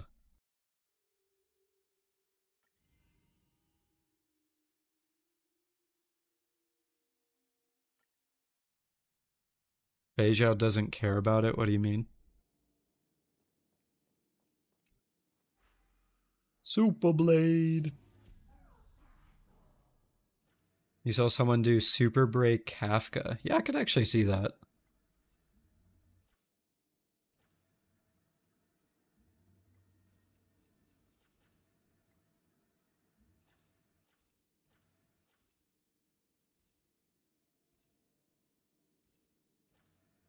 Blade mentioned, yeah.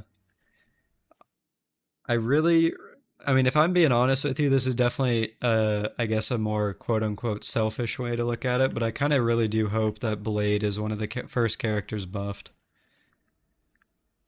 Because his gameplay to me is just a lot of fun.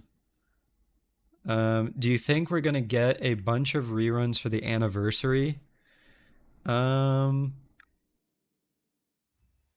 Do you mean like the 8 reruns again? Yeah, I think we will.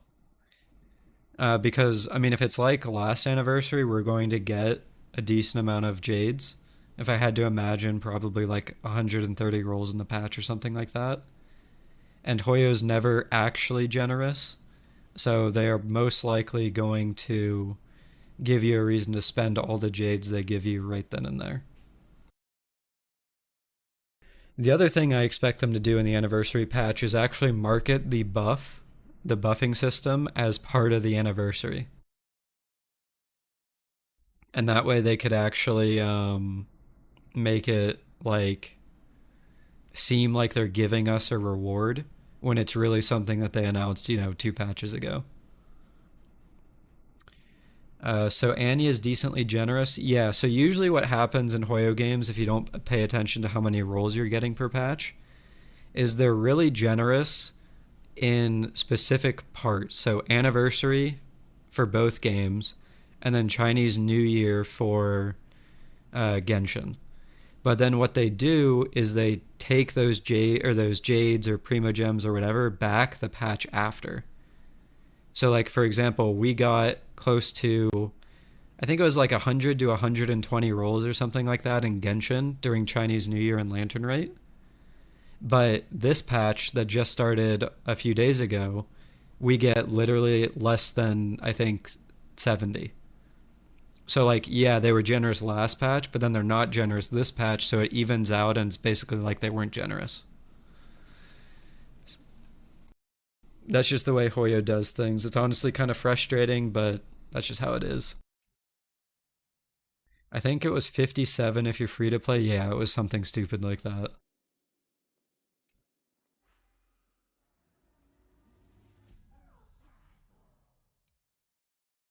Wait a minute. You guys said that I didn't get to punch things as the Hand of Zagreus. Let's go.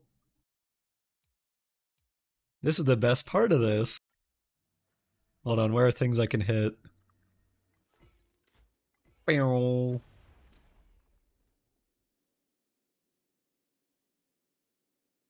Uh,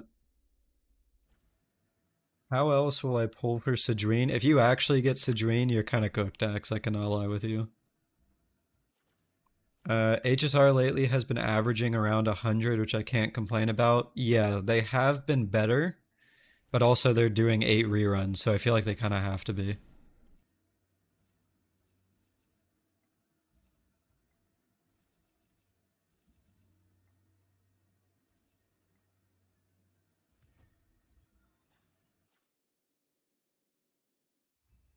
Nuclear triple rerun banners, yeah.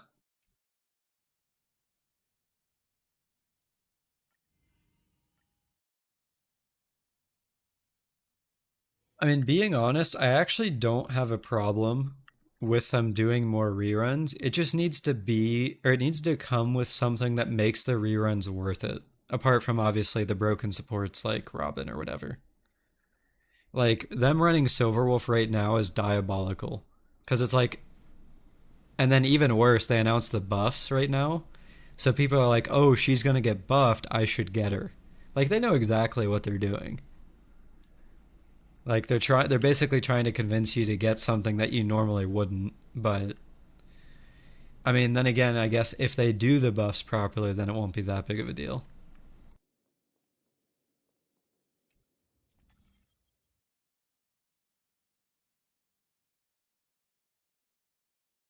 Rerunning Silverwolf 2 patches before weakness implanted and not yeah, that would be interesting.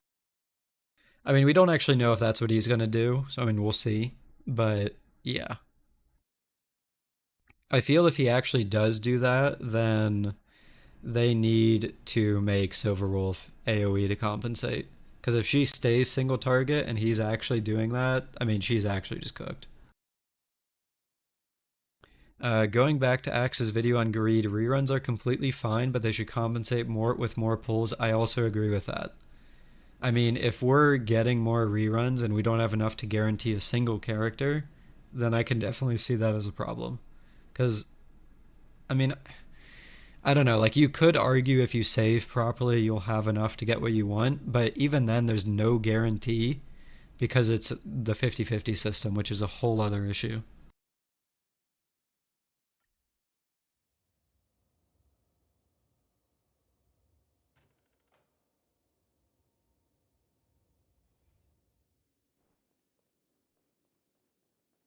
I waited an entire year for Silverwolf's Ryu and I'm pulling regardless. Honestly based. I mean, get who you want. AoE Silverwolf would go hard. It's the only reason people run Pella instead in most situations. Yeah. I guess you could also argue that it's a lot. It's easy to 2-turn ult on her, or less sometimes. So sometimes people just use Pella for that reason rather than just the AoE aspect. But that could also be solved with a buff to Silverwolf. Like, what if she was AoE and got her ult quicker? I'm not gonna lie, I actually hate the 50-50. I just want the character I save for, or one at least the base unit to be guaranteed. So here's a hot take. I would much prefer if the guarantee was higher, but the 50-50 system was gone than what we have now. Like, imagine if the guarantee was like 100 and, I don't know, let's say 30, or 120 to 130, but you are guaranteed to get the character you want. That would be so much better. At least in my opinion. Probably 120 is more fair than 130, but yeah.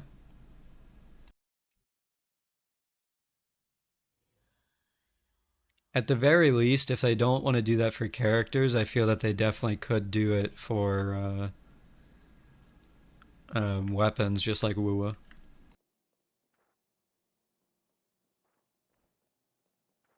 It's devastating to hit hard pity and then and lose, and then hit hard pity again to get one unit. Yeah, 100%. Um, I've been saying this for so long. I once went on a 50-50 loss streak 7 times in a row and lost two 75-25s. Hold on, let me show you my Genshin luck.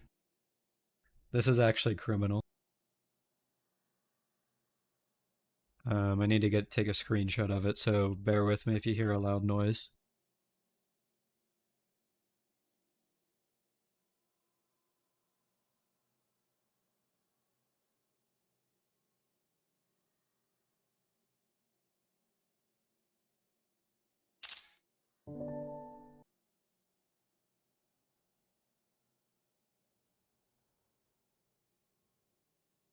What's up, Julian?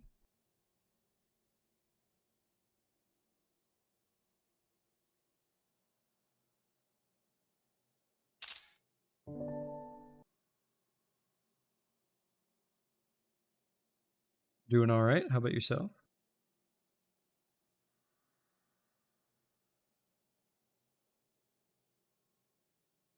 All right, here we go. So this here is my luck on Genshin from the Shenhe rerun that was at the Lantern Rite and I think 4.x. Or no, 3.x? 3.x. All the way up until Zelonen in Natlan. And for the record, after that Zelonen pull at the very end, I lost 2 more because I got C2 Zelonen. I hit the capturing radiance. So my actual percentage would be probably closer to 25% win rate. So if you're talking about like, if you're talking about going to max pity and then losing and stuff like that, yeah, like sure, I didn't hit max pity every time here. Like there's a Mona, Chiori, and Tignari that were pretty early, one after the other. But if I'm losing 50-50s, it still sucks regardless, man.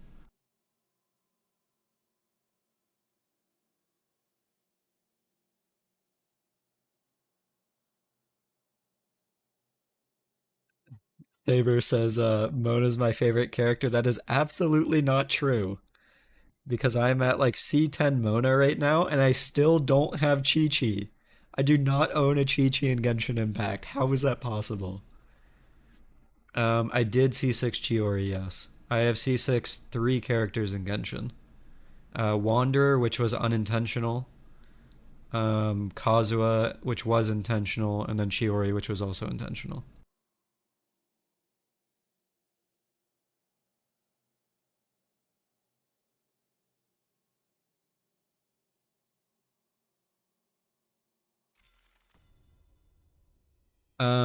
So what I mean by unintentional is I had C4 Wanderer before I got C6 Farazan. And I wanted C6 Farazan for my Kazuha. So by the time I was at C4, I said, all right, I might as well just finish it, and then I got C6. So I guess you could argue that 2 of my Wanderer copies were intentional, the C5 and C6, but the rest were literally just for trying to get Farazan. So that was probably one of my worst rolling sessions, apart from trying to roll for Eula's Claymore in 1.5.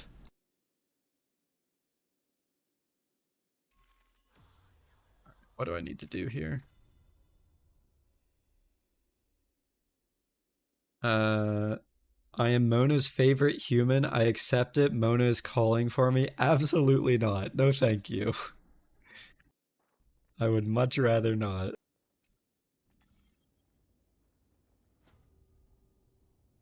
I was supposed to be able to walk through this, I guess. Thoughts? Have I spent a lot on Genshin? Yeah. I had Welkin every day since that game launched. I got enough BP battle passes to buy what else? What have I bought? I have enough BPs to get all of the starter battle pass weapons plus the Wolf Fang to R5, and then I bought the double packs. So like all in all, probably like I don't know, $1,000 or so. Thoughts on the new Divergent universe? I don't actually know what it'll be, so it'll depend. I really hope that it is not more of the unknowable domain. If I need it to be like actual simulated universe, because I enjoy simulated universe, I did not enjoy unknowable domain.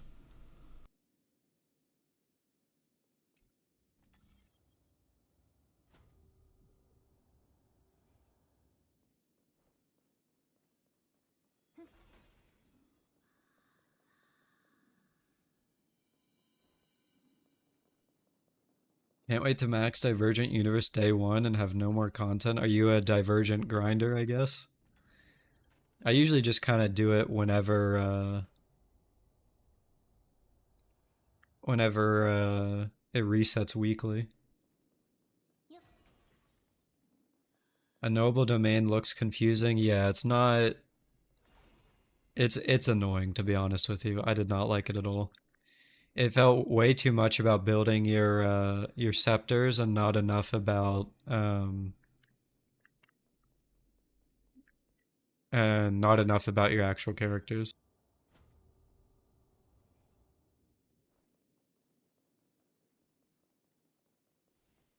You're about to do a pull for Evelyn. Wish you luck. Good luck, Axe, man. I hope you get her.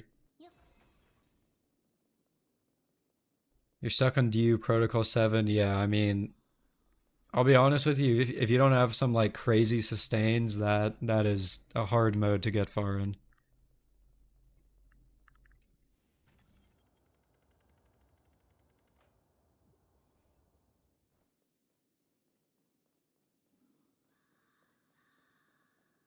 You didn't get her. Time to time to swipe Axe. Good luck, man.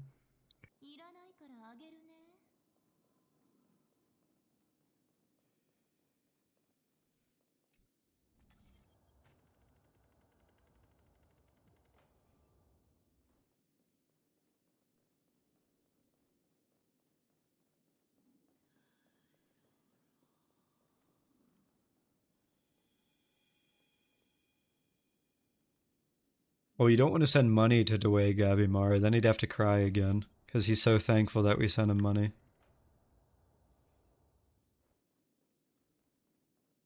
Do you think MOC should get an update like Pure Fiction had? Yeah, I actually do. I think there's some aspect to the game that um there's some aspect to MOC that I really like where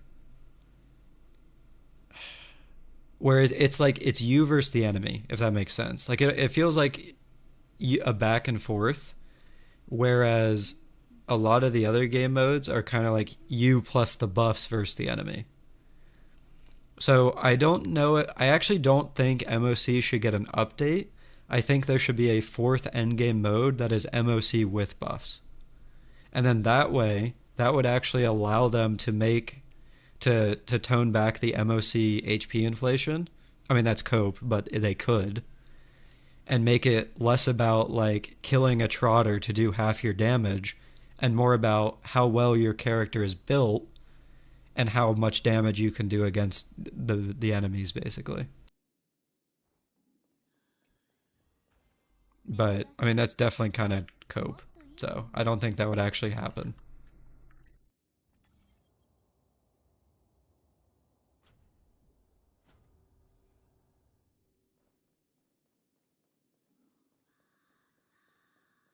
Fleur question, is the blonde woman understand good enough for DPS against endgame content? Yes. I'm assuming you're talking about Aglaya. Yeah, she's pretty solid. She is definitely much, much better if you have Sunday. You could argue that they're kind of married together, but she is playable without him. Just, she becomes much better with him. So I would basically say she is a safe pickup she is a very safe pickup if you have Sunday. If you don't have Sunday, you have to work harder.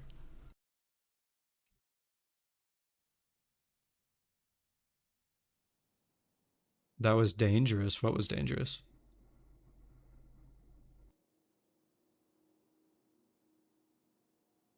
The head cannons are gonna. Oh, I get what you're saying.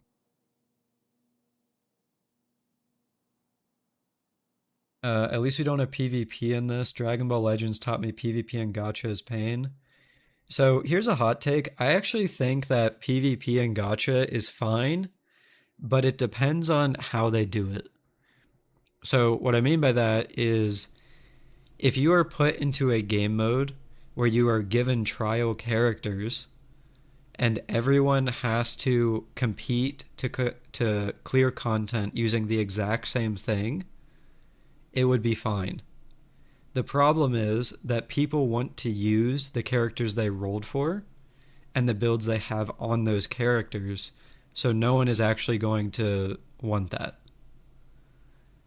Because it's like, then what's the point of, spending 2 months building out your, Aglaya or whatever when when you go into a mode where they give you an Aglaya that's like, I don't know, already pre-built, like 50, 150 crit rate, crit damage, that kind of stuff. Sunday works with literally anyone. His kid is misunderstood by many. That is true. He basically replaced Bronya, and then on top of that, he's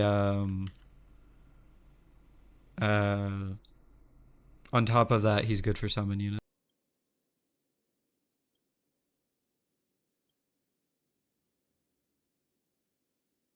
Understandable hot take. PvP might be good without the whales ruining it. Yeah, I guess so.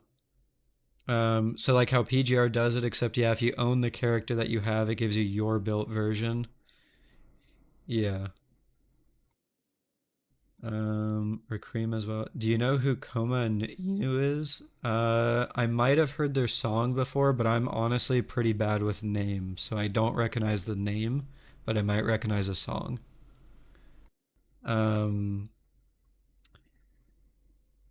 Are you on, if you're in the Twitch chat, I believe you can send a link. I don't think YouTube would allow you to send a link, though, if you want to link one of their songs.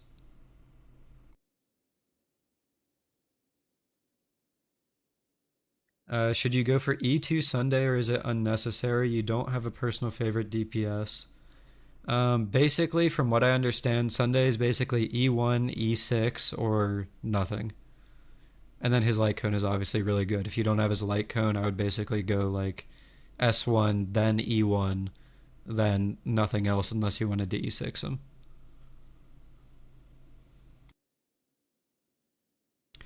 Sparkle surely gets a 100% action advance buff. Yeah, you would hope so. I will say though, I honestly don't know if just giving her 100% action advance is enough. Because, like, that just makes her competitive with other 100% action advancers. And then, like, what? It's not like she has crazy SP generation. Like, Sunday is literally just as good, if not better, than she does. Professor, you have easier S1 Sunday? I mean, if he's your favorite character, then yeah, go for E1. Like, there's nothing wrong with that at all. I don't know if I would highly recommend E2, but definitely E1 is a solid pickup. Can't go wrong with it. Again, assuming he's your favorite character. Attack buffs to quantum teammates while Sunday gives free 20% crit rate. Yeah, it is kind of wild. Do you think they'll make 1.x characters be on par with 2.x or 3.x if they end up buffing them? Jade equals Himiko, Braun equals Sunday, Gepard equals Aventurine, etc. It goes for 4 stars too. I don't think they will, and I'll be honest with you, I don't think they need to. I don't think they need to either. This is just my personal opinion, but I think that the problem with power creep is less that characters aren't good, is that they're not usable. Like there is 0%, there is a 0% chance that you could pick Win Dan Hang or Arlen and clear content with him right now, unless you have crazy supports. But if you can clear content with Arlen with E0 supports, or maybe E0S1 if you want to push it a little bit, that's fine. It's when you have to keep investing more and more and more that I think it's a problem. But when you can just clear, I think you're chilling.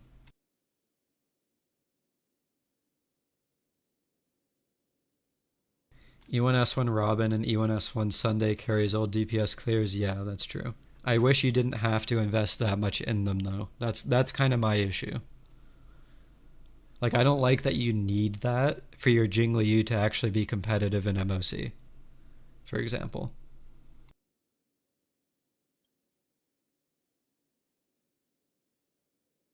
Game Explain fan, thank you for following on Twitch. Appreciate it.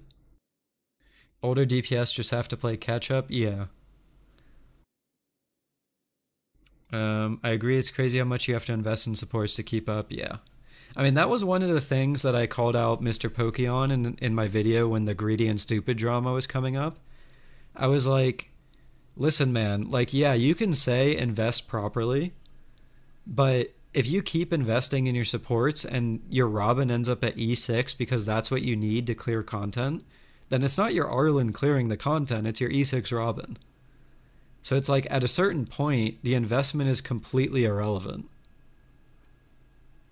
And it just becomes a point of like you're dragging someone that shouldn't be able to finish across the finish line when realistically like they should just be able to cross the finish line on their own. It would actually be worse in a way because it would cement the idea of hyper investing 7 costs for older characters. Yeah, 100%. Basically, what I want out of buffs and what I've always wanted is for people to pull their own weight. And I really don't think that a lot of characters in the game right now can do that.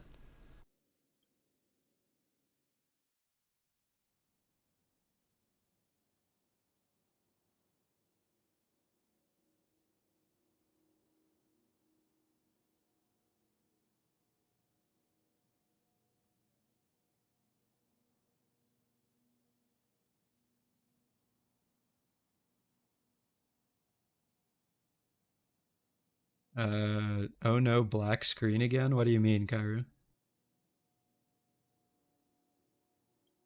And I apologize if I'm saying your name wrong. I'm not exactly sure how to pronounce it.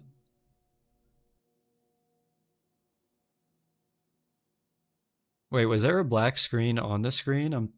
Am I just blind? Did I just like... Oh no. I'm losing it.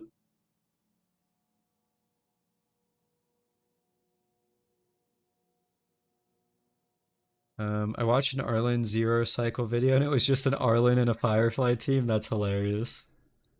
Who should I pull? I'm just confused. I like Maide's design, but his playstyle is risky because you don't have a good healer.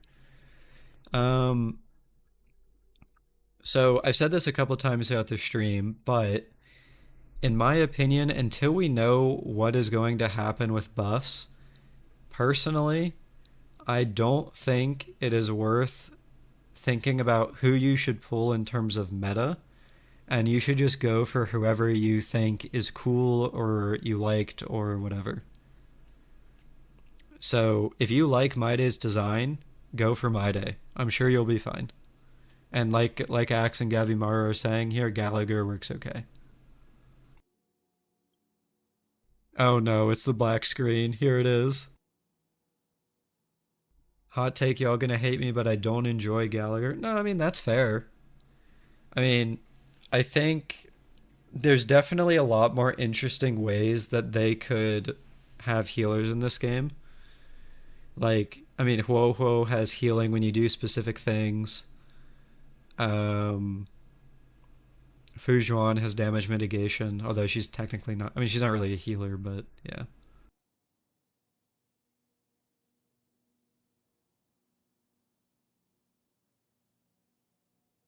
Older characters like Arlen don't have an identity, they just feel like vessels. Yeah, pretty much.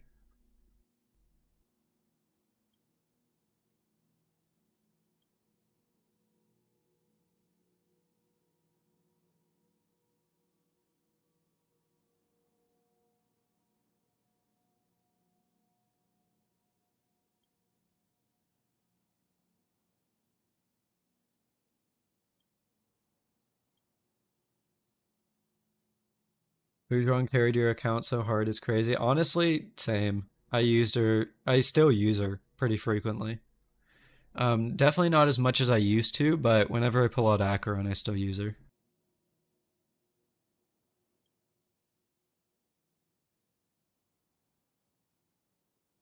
She needs a rerun. I mean, I'll be honest, I could definitely see her. Like, if they really want to try to push like Mono Quantum again, like let's say they buff Silverwolf and they start pushing Mono Quantum again, I could definitely see a world where they rerun Fujuan and then they do that with Castorise. So it's like Silverwolf just is rerunning now or whatever, and then you have Fujuan and Castorise the patch after or two patches after, and then it's like okay, now there's viability for this again. Also, what's up, Celestial? Welcome in. It's funny how some of your friends don't like buffs on the old characters. Did they give you a reason for that, Natty? Oh, you're Celestial. Okay. Alrighty.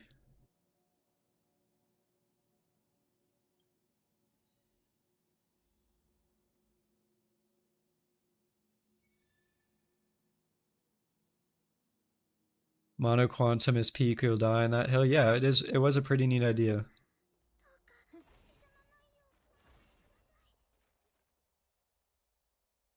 Let's see. They just have to turn her from a single target to AoE and she'll be OP again. You mean Silverwolf? Yeah, definitely.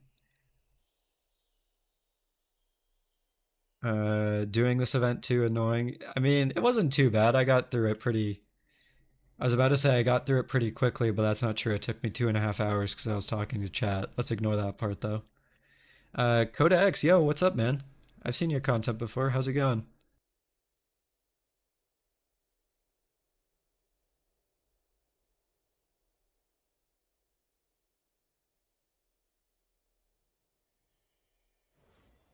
That's fair. I approve of whoever said mono quantum is peak. Yeah, I mean honestly, it is fun. Like literally just you're brute forcing the game to play it the way you want to play it, which I mean is pretty neat on its own. So, all right, so that's one of the events down. Can I stall out the other one to be another 2.5 hours? I don't know. I'll be honest, I don't know if I'm going to stream that long, but the QQ Sparkle combo, yeah, that is pretty fun. So this one is a combat event, right?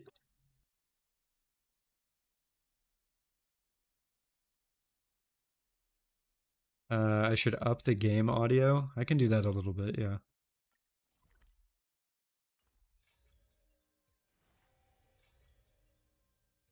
Or no, this is the combat one, right? They think that if the game releases a new character, the character won't have a big impact and the game will be quiet again. Um, I mean, I guess that's a sort of fair take, Natty.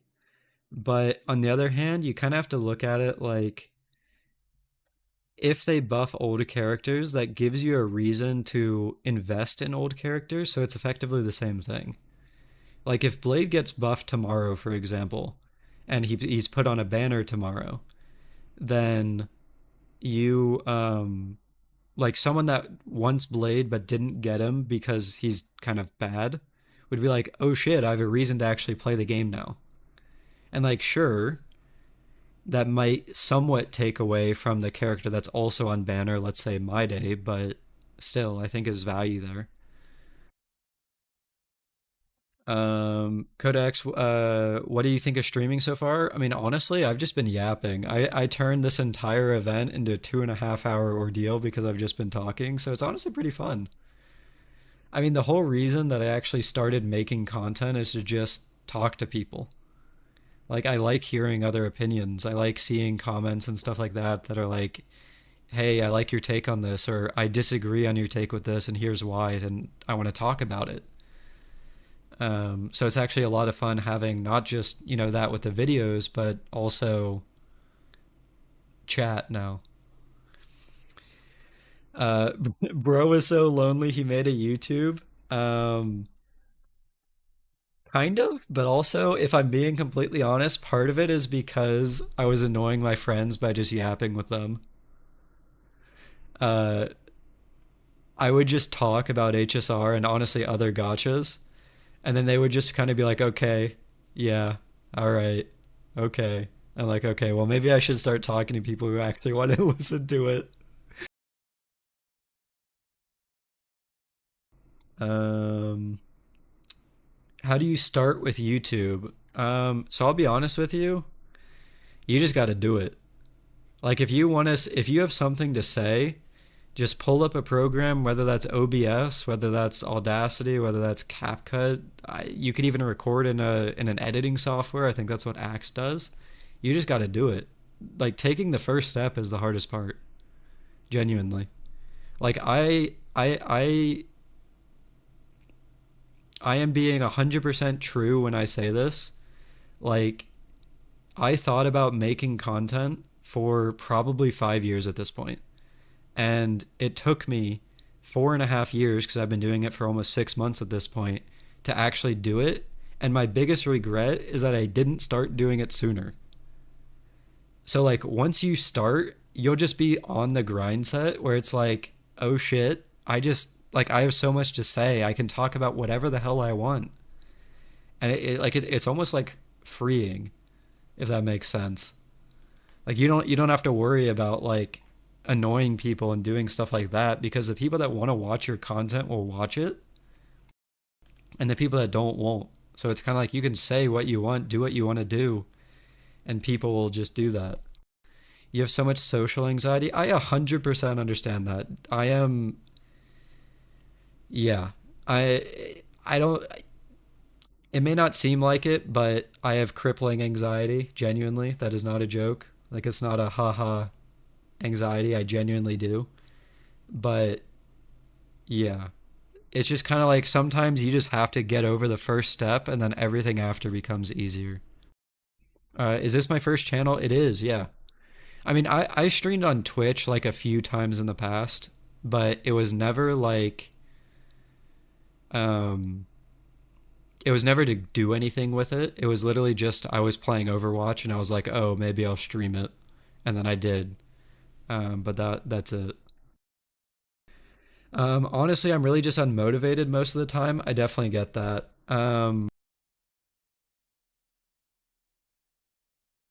The thing that helped me a lot was setting enough time between uploads. Well, first off, it was setting a schedule, but it was also setting enough time between uploads that I would have extra time if I either needed to take longer with what I was doing, or just didn't feel like working on something. So you can actually go back to my first videos, and I started doing 9 days between uploads, and nowadays I do 7 days between uploads. And sometimes if I really want to, I do less than 7 days. And I could, honestly, I could. So what helped me at the beginning was doing a schedule. And then once you get in the rhythm, it's like, oh, I can make a video on this and I need to get it done by a certain time. So the motivation comes with having that schedule. At least for me. Everyone's going to be different, but for me, that's what worked. You've already written scripts and stuff. You're just worried to post. What mic and screen recording software do you do? Or do you use? Also, how do you pronounce your name? So, the way you pronounce my name is just Fleur. You can basically just take out the two and just say FLUR. That's the easiest way to say it. For my mic, I have an AT2020. It's a condenser mic, but you don't need something like this. I'll be honest with you, you could use a headset. I mean, the most important thing is starting. Like you can improve the rest with time. Um, for recording software, I use a mix of Audacity to record the audio track, and then I use OBS if I need to record any visuals. In my opinion, you should provide some sort of value, whether that's info or funny. If you do that, you'll 100% grow. HSR especially is filled with info, so everything else is kind of empty. I definitely agree with that. I think it's actually really impossible to jump into the guide making space right now, especially because it's just so ingrained in people to go look at like Guoba or Brax or even Slice in some cases, stuff like that. But yeah. That does leave the other avenues open, like for example, video essays like what I do, or funny stuff like what Coda does here in chat. Things like that. Andrew AC, yo, what's up, dude? And Kyrie, that's good. Can't really complain about getting an ad. You watch Lil Bear for the guides. I've not actually heard of them, but I will have to look them up. I've never actually heard of them.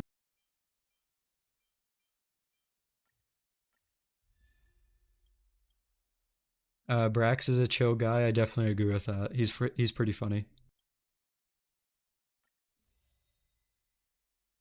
Does he know? Lil Bear is Guoba's nickname? Okay, no, I did not know that. I apologize.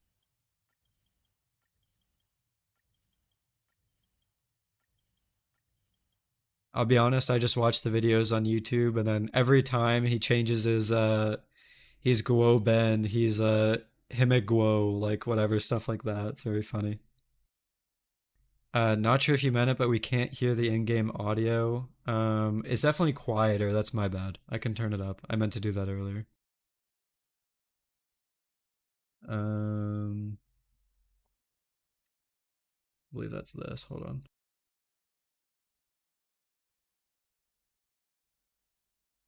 There we go. It should be louder now. Uh, Streaming is harder than 9 to 5. I really don't think that's the case.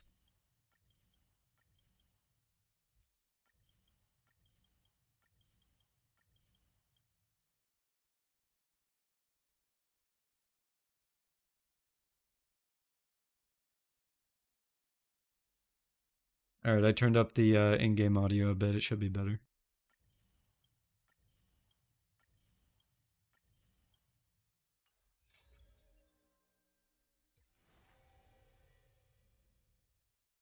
What's up, Thaddeus? I'm switching from EN guides to CN guide YouTube channels, but I stayed playing in EN. That's fair. I mean, there's some people that also just take from CN to make their guide, so there is that as well. I think that's what Pokey does a lot of the time.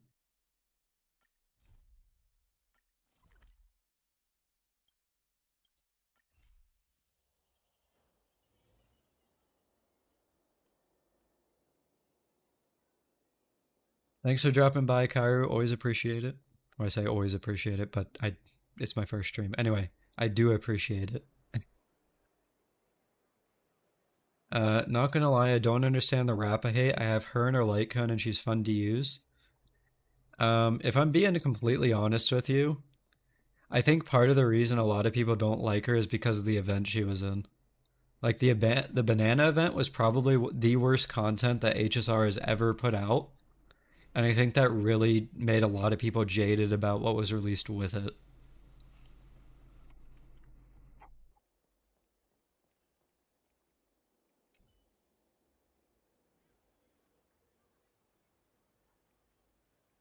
Rappa hit for me and she's a clumsy girl. No, okay, so don't get me wrong. I 100% liked Rappa's lore in that patch.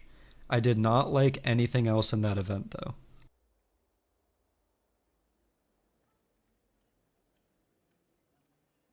You think YouTube guides on gacha games should be taken with a grain of salt? Most are very FOMO-y and to stir up views and reactions. I do actually agree with that. But I think it's less about taking it with a grain of salt and more going into it with the mindset of getting the proper information from it. So like, for example, if you go into a video looking for information about what light cone is best for your character, and you skip to the part where the guide maker talks about the light cone, then you don't have to hear all the other yap about like, oh, this character is insane. They did 10 billion damage. All you're looking at is the info. So it's like you can just see that. That's the way I look at it anyway. Obviously, some people are there for the personality of the guide maker. Like I do watch Brax's guides in full because I think he's funny, just as an example. But yeah. What's up, Tails? Welcome in. Thank you for the follow on Twitch. Also missed Protocol V2. I see you there. Thank you.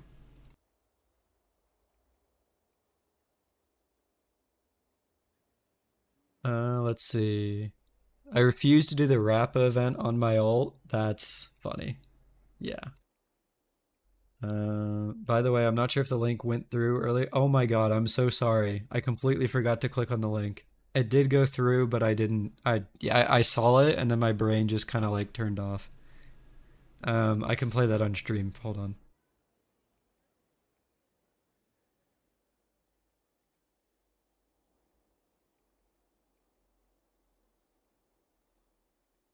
Let me pause the current song here. You couldn't see chat on YouTube, so you switched to Twitch? Well, alright.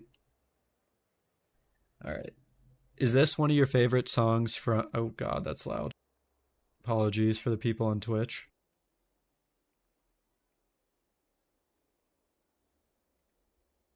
Oh, I remember this song. You linked it on in the Discord like a week or so ago.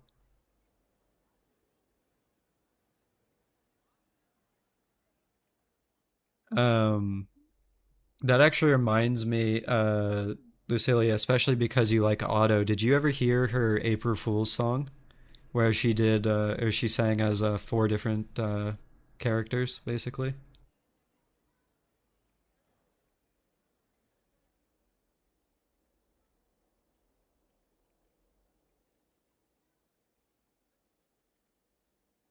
You're kind of disappointed with Dr. Primitive. He was supposed to be this insanely evil and irredeemable villain, but the story was all banana. Yeah, honestly, that is fair. Um, if you remind me after the stream, Lucilia, I can probably find it for you, or I mean, obviously you can go look for it, but yeah, I believe it was 2 years ago.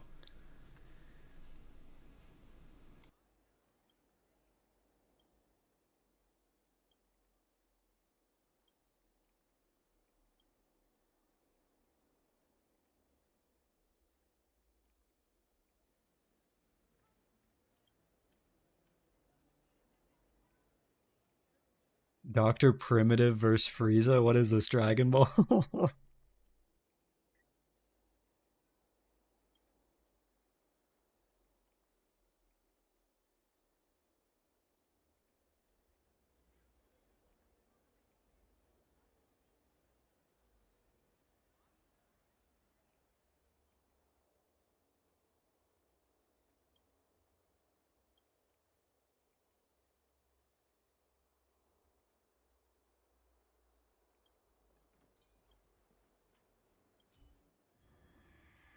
All right, finally getting into the combat event. Let's see.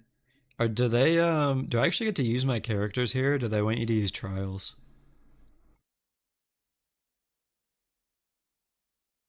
There's a total of 5 scrolls. Locate the scrolls, enter combat, and defeat the enemy to unlock memories.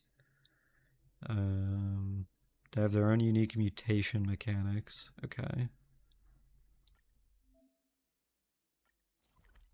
You can use yours, but you get a bunch of trial ones. Okay. Cool, cool. Wait, this is on a map?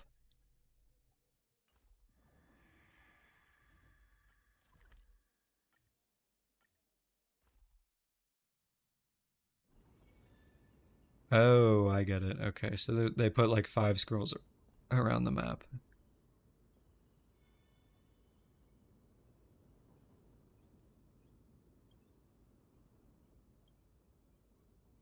The last fight lets you use Robin Sunday for the achievement if you lacked either character. What's the achievement? Is it just like running them together or something?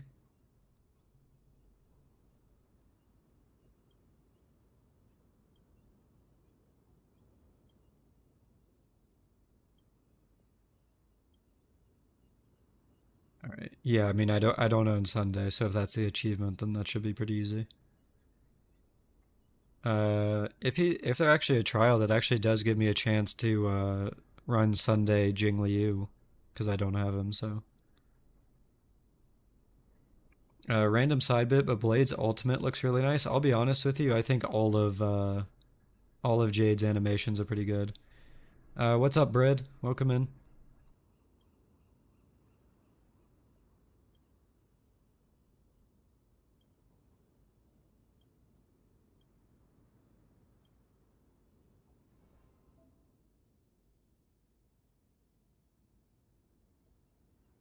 All right, so is this literally just like hit the enemy? Is that, it seems simple. Okay, whatever.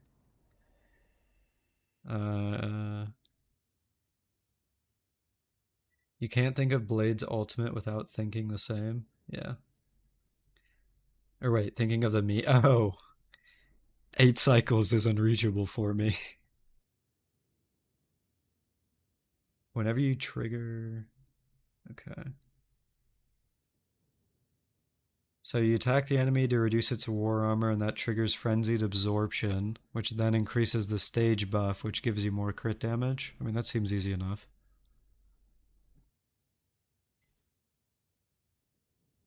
And they want you to use follow-ups. Okay.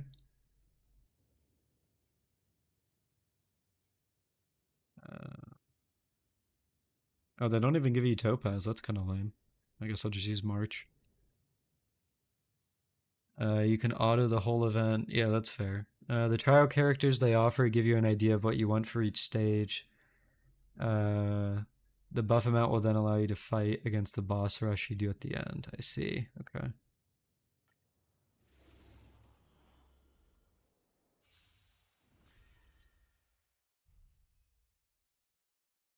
Oh, I see. Okay. So basically just attack the big guy and then it'll absorb this stuff. Fair enough.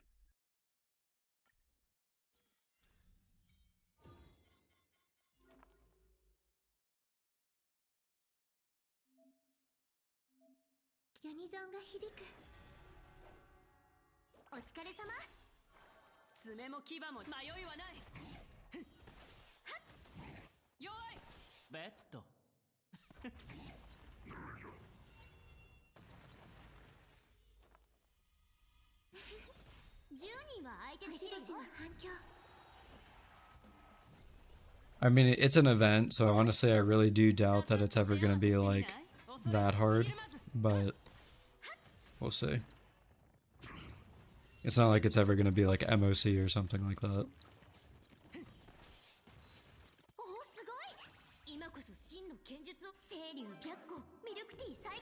I do honestly kind of wish that events were actually kind of difficult. I feel like that would be pretty, you know, fun, but maybe that's just me. Even MOC isn't that hard. I mean, depends on who you ask, I guess, but yeah, it's not too bad.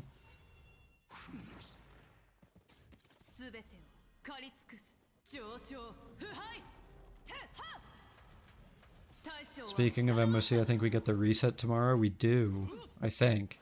It's either tomorrow or the day after.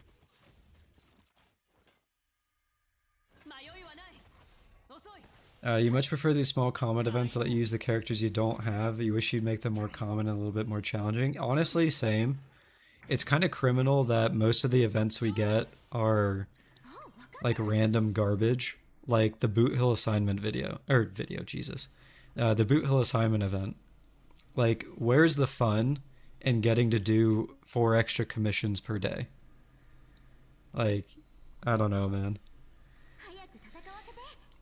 And even if they don't want to give us events like this, then they should at the very least give us stuff like that are bigger and more impactful for the patch. Like the main event for this patch is this combat event, which will take like less than an hour as long as you're not procrastinating. And then the puzzle event from earlier.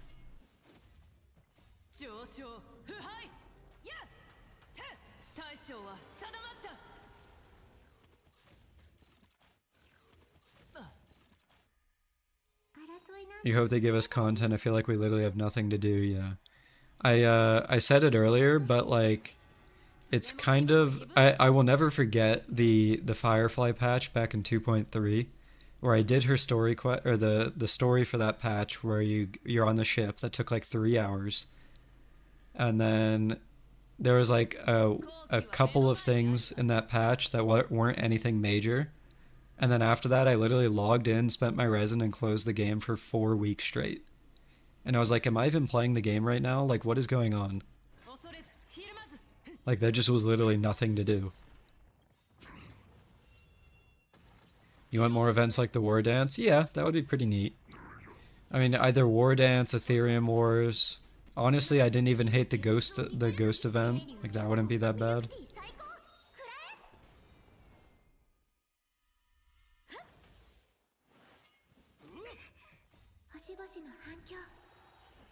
Tomorrow we'll be fighting the Titan of Strife. Wait, is the combat event not fully out?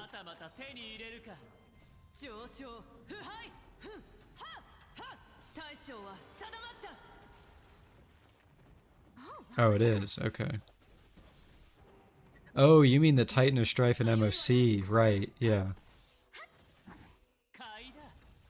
That's gonna be interesting for a lot of people, to be honest. Because I feel like if you don't have, like, Aglaia or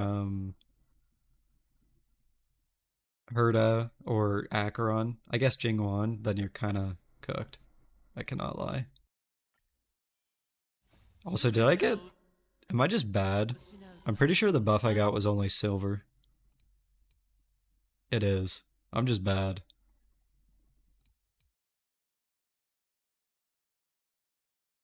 You have none of those? Are you cooked? Maybe?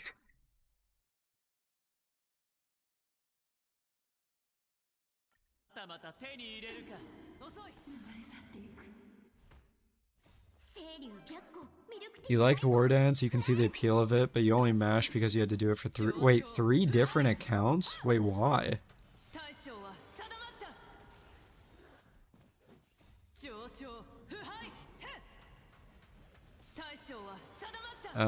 Devs made Fei Zhao too strong that they have to nerf Tribi to being bad. I mean, I'll be honest with you, I don't necessarily think it was Fei Zhao's fault. I think it was more the passkey Serverlogenti stuff. Like, being able to follow up that often on Tribi was kinda too much.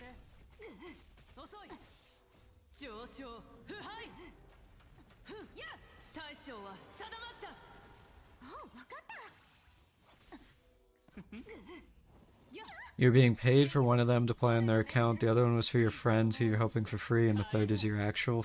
Okay, that's fair. I mean, I've helped my friends out, like, when they're busy and stuff like that here and there, but other than that... And then I did actually have an EU account at one point. I actually have a pretty good Jingwon on that account. And then I logged onto the account to grab Sunday when he was running. So I guess I do technically own Sunday, just not on an account I actively play.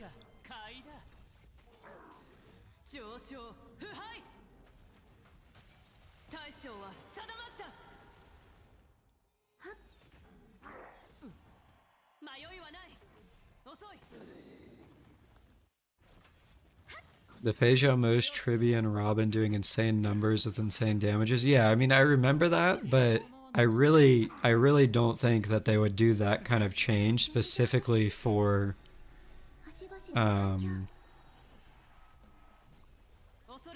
specifically just because of that one team composition.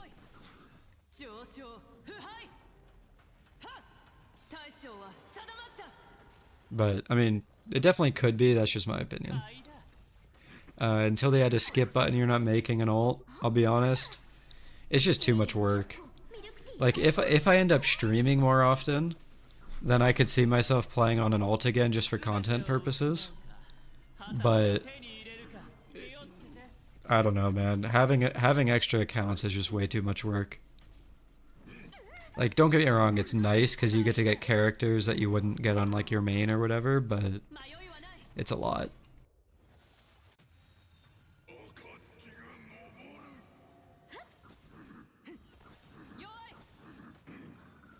And being honest, apart from it being a lot of content you have to play through, it usually what ends up happening is that you end up focusing on one more than the other, so that the other one just basically ends up kind of like not being played that much. Yeah, the upkeep is a lot too.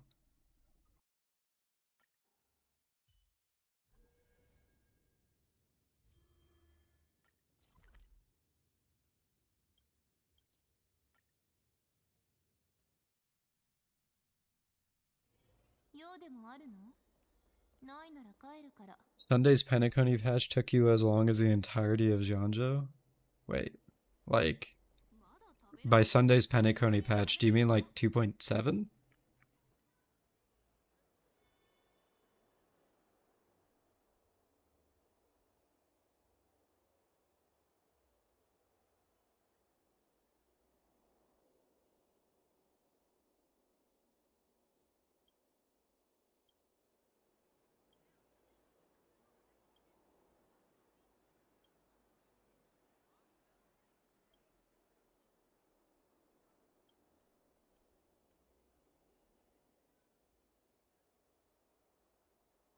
Either that one or 2.2. I could see 2.2 taking you a long time because that was the Charmony Dove.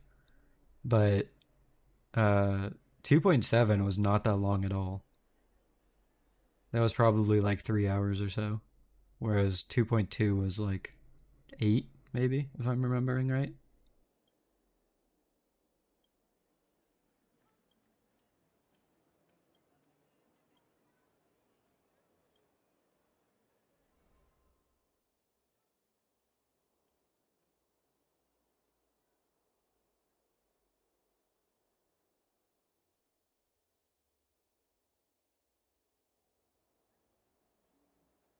First stream, just saw your video and came here after you plugged it. No, you're good. It only sent once. Thanks a bunch for showing up, man. Appreciate it.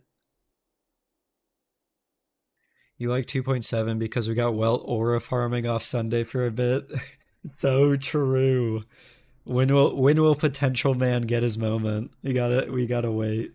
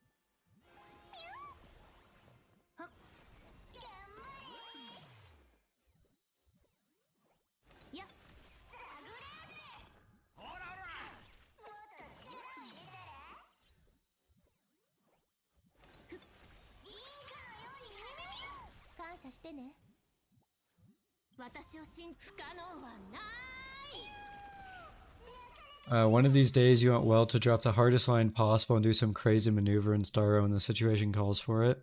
I mean, it's really gonna depend on what on how Hoyo wants to handle him, because from what I understand in Honkai Third, what am I saying? From what I understand in Honkai Third, he kind of lost a lot of his powers, so I don't really know if we're ever going to see like him pop off in this game, but I'm not sure.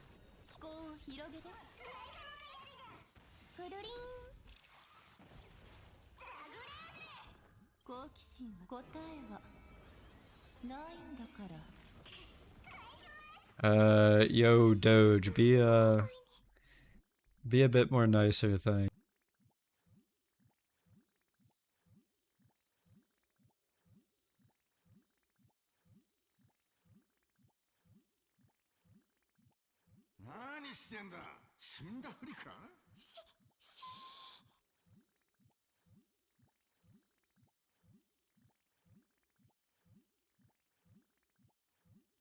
Like, listen, I can understand you not liking the content they're putting out, but you don't need to call names and stuff like that.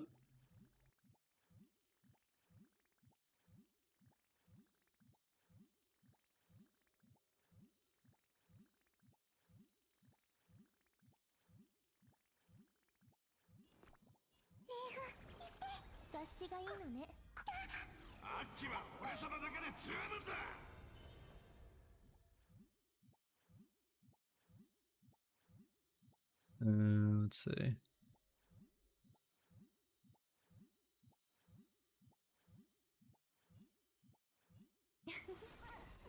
So you think Welt's going to have like a big point, like a big thing at some point?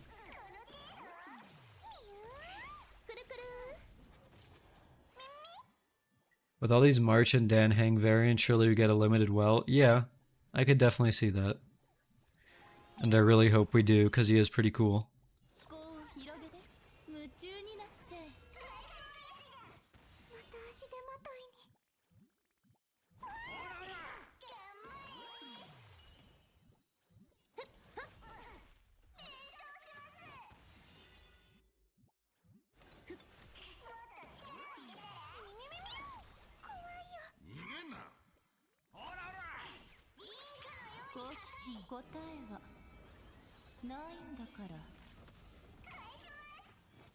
Maybe we get a 5-star Yukong and get to see her old self or something when she was still a fighter. See, that would be pretty cool, but I don't know if like I don't know if we're ever going to get a thing where it's like people from a different time, basically. Like, I don't know if we're ever going to get Welt in the past, for example.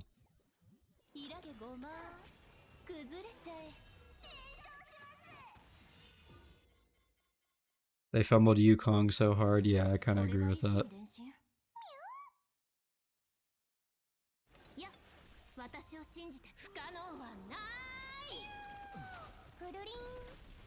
Oh, I wasted this ult. Oops. Hear me out, 5-star Su Shang's mom. Okay, dude.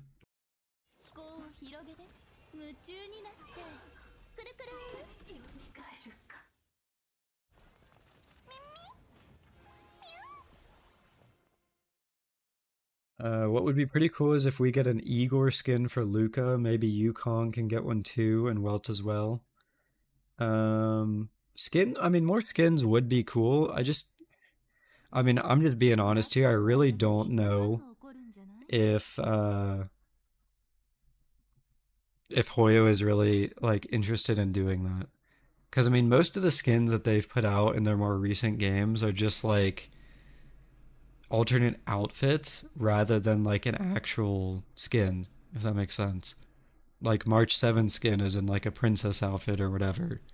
If you go to ZZZ, Ellen is in a school outfit. If you go to Genshin, a lot of their stuff are like event outfits, like Hu Tao in a Lantern Rite outfit, or Jean in a summer outfit. Like, it's not like a skin that changes who they are, it's just an outfit. So.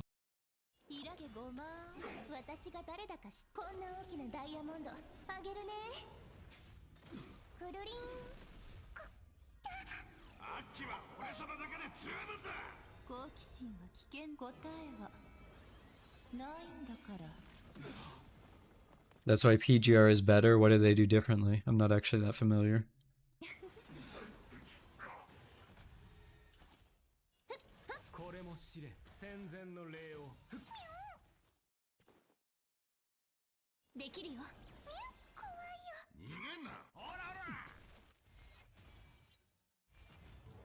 You would love to get skins like Wua that changes the attacks. Yeah, that would be really nice.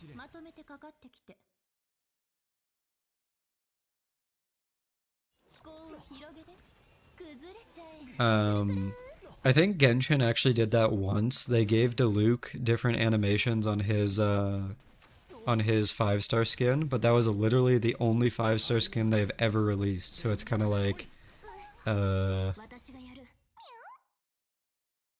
you pulled Wealth Light Cone 3 times on the standard banner back to back. Was that like just now? Because that's wild. 私が誰だこんな大きなダイヤモンドあげるねこれもくるりん好奇心は危険なものだよ答えはないんだから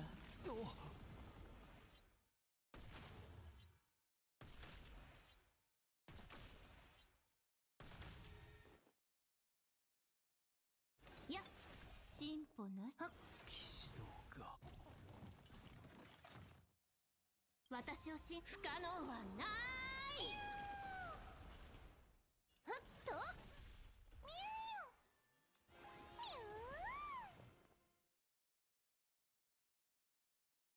ー Pedro has various skins that change character voice lines, character attack effects, and new animations in the menu when they see you. Yeah, so see, that's what I would consider normal for gacha games. I feel like Hoyo is actually the exception, where they just spend they don't value skins at all for some reason. So yeah, I don't know. It's weird.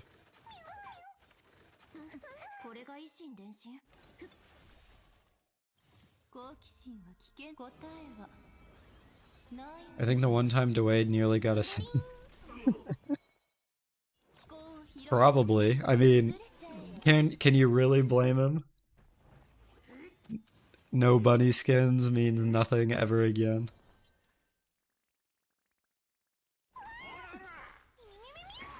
Missed opportunity for even more money. I mean, I'll be honest, I agree with you. Like, there's a lot of skins that I would spend money for.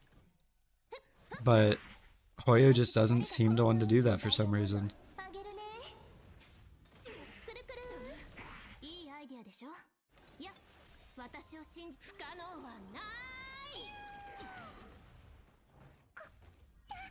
あっちは俺様だけで十分だ好奇心は答えはないんだから Oh, I think I know the Crimson Weave skin you're talking about. I've seen it before. イラゲごま夢中になっちゃえ痛い誰かしら Thanks, Watman. Appreciate it. Thanks for dropping by. くるくる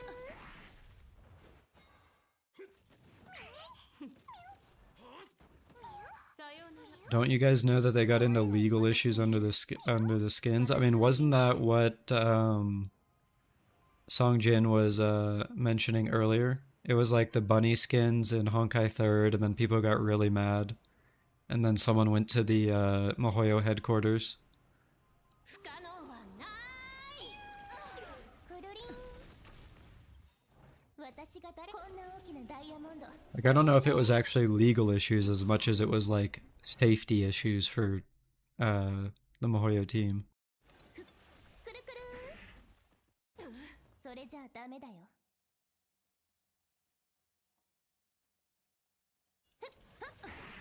くるりん好奇心は答えは Yeah, PR issues is definitely a way to look at it.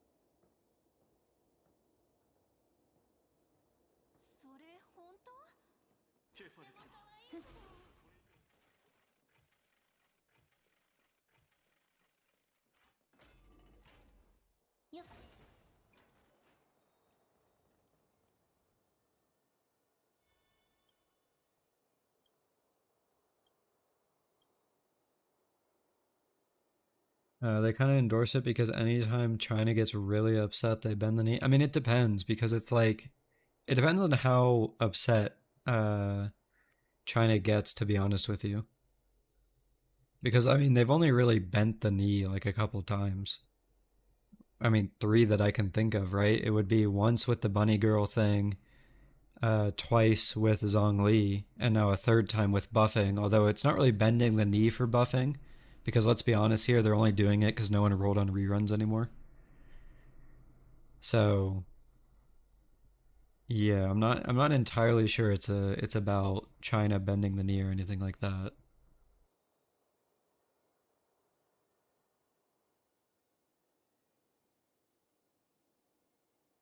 Does break feel really weak in noble domain?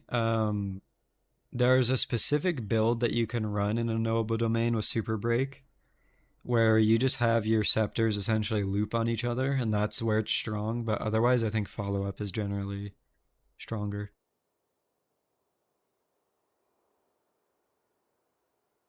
They didn't riot for the aventurine bug when there was no compensation, so we can't count on them. Yeah, honestly.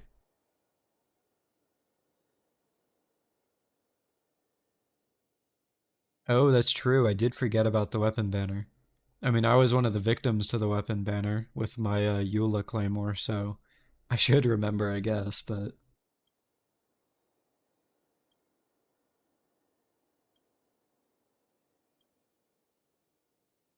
follow up carried you through the unknowable domain, yeah. It feels like Hoyo doesn't even care about the Chinese censorship anymore because look at Akron or Zealand. I'll be honest with you, I feel like it's kind of like um, it's less about them not caring and more about them having ties to the government nowadays.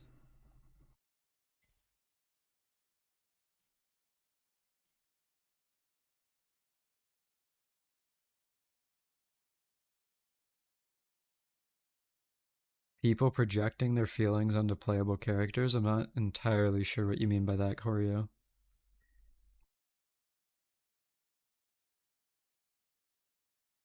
Yeah, that's what I was talking about, Sin. I think actually Shy Lily has a video on it for Break.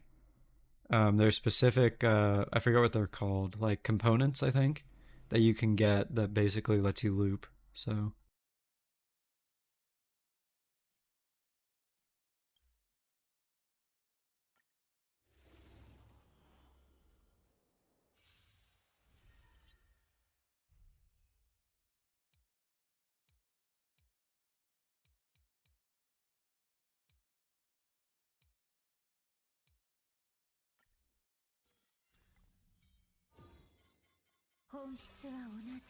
use Himiko for this despite having Firefly because Fugue made her go burr with the follow-ups. Honestly, I probably could. I mean, I do have E1 Fugue, but I also don't own Rappa, so I figured I might as well use her and see how it goes. お会いしたことが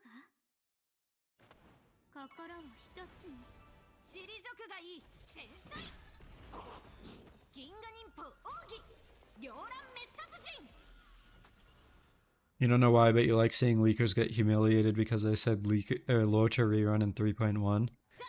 I mean, I don't know about humiliated, but I definitely think that there's room for leakers to do a lot more due diligence with the leaks they give, but a lot of them do it for clout or they just straight up fake it. So you don't really get to see stuff like that too often. 手加減はなしです常務両過去は再び舞いましょう You mean in a way that, by the way they're portraying Firefly or Kafka, even if they wanted to use... Even if they wanted to, they can never make them turn against us because the fanbase will kneecap them? That's fair, honestly. They don't, like, the fanbase wouldn't want to see their anime wife Firefly hate us, so... But at the same time, like... I guess there's not really a reason for them to. I think where that really becomes an issue is when you have characters like Aglaia, who realistically should be a morally gray character, but then they throw in that thing of like, oh, I never really wanted to hurt you or anything like that. Like, for example, in the interrogation scene in the 3.0 story. お会いしたことが竜さん繊細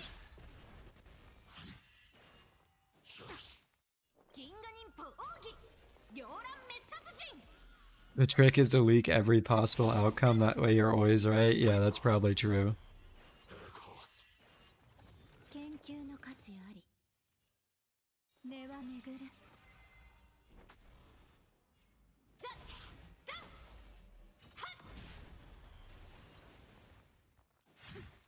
お仕置きされたいのか？手加減はなしです。服を分かちましょう。妖乱人形ザッザッハッ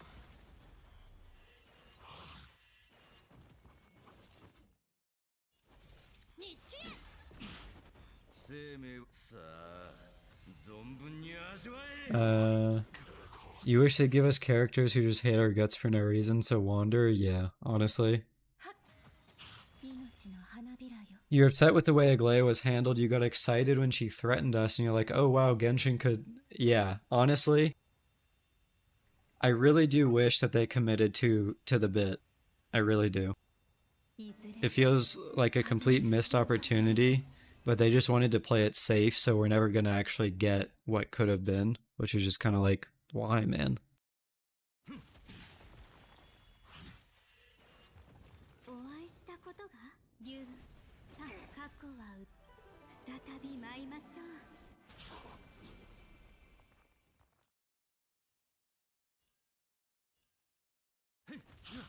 退くがいい。繊細銀河人奥義妖乱滅殺人。 In Genshin, we got a warrant for our arrest 3 times in a row. When was that?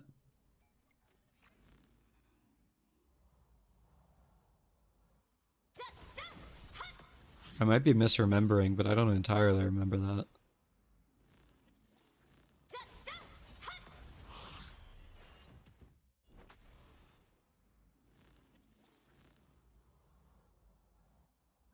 Let's see. Sampa and Sparkle are pretty popular as characters. That's true, but also they did the exact same thing with Sparkle. She was played up to be like a big thing, like a potential villain, and then what they ended up doing was basically just say like, oh, by the way, I was hired here to make sure that Firefly's script goes, or Elio's script with Firefly goes off well.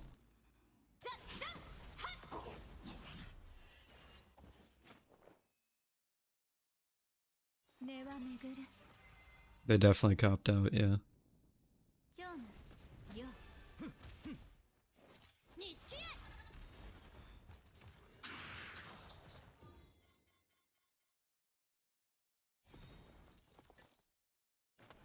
心を一つに過去は再び舞いましょう。 You don't think there's many morally gray characters in HSR? They're always neutral good or chaotic good towards us, even Ron May. Yeah. いずれ And honestly, I really do wish that they just kind of like went out of their comfort zone, I guess. But for some reason, it feels like they just want to stay in it and keep doing these characters that are like that. So.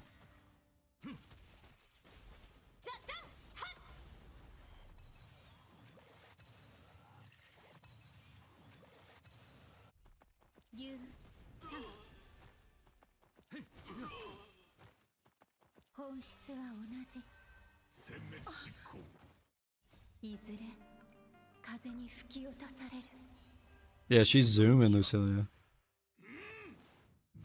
I guess it would be the same as like a Fei Zhao or Acheron ult. You get to go faster.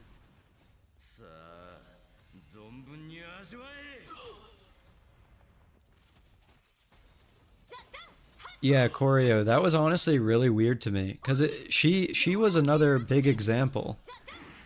Like, she shows off this thing of where she basically plays with people, like you have to do something with her, and then she's like, oh, by the way, I'm actually a good person. It's like, well, are you? Like, are you really? Like, are we sure about that? But, who knows?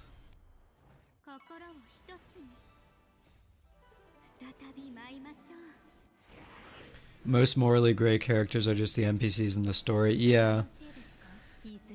I mean, I feel like it's because they always kind of want to make us seem almost like a hero, if that makes sense. Like we're there to solve a problem, and then when we solve the problem, we get our big moment, like the spear scene with Cocolia back on Gerillo, beating up Sunday in Penacony, the hat scene, I guess, from there. I'm sure there will be another one on Amphorius.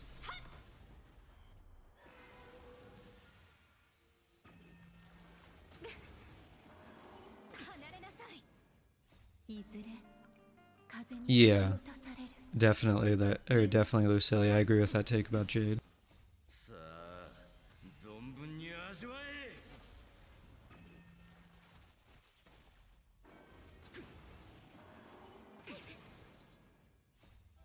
Rappa's going crazy here, I cannot lie. There's a 15 mil right there. Do you think they're using Honkai Impact 3rd too much? So that's kind of similar to something I was asked earlier. But personally, I don't think they are. 風に吹き落とされる。 But if they start doing that, then I think I would have a problem. Because right now, like for example, Acheron, they had this scene where it was like, oh, I'm Raiden Bosen Mori Mei or whatever. But like, that's not that big of a deal in the scope of the entire story of Penacony. In fact, it was more of a side note. And like, to me, that's fine. But if like, Acheron was the main character of Penacony, and then at the end, like the payoff was realizing, oh, I'm just a Honkai 3rd character, then I would be less inclined to enjoy it.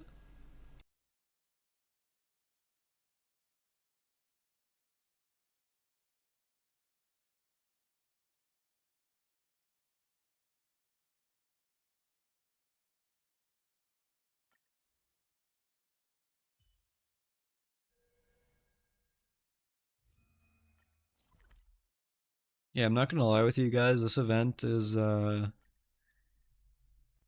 of weird. Because, like, I haven't gotten the Platinum tier buff a single time out of the 3 I've done, yet I've cleared all of them with max score.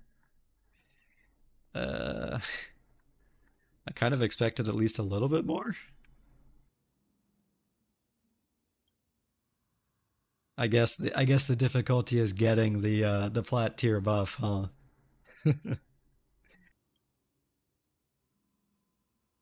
Max score is 100k? I mean, for me it was ending when I killed the final boss at 90.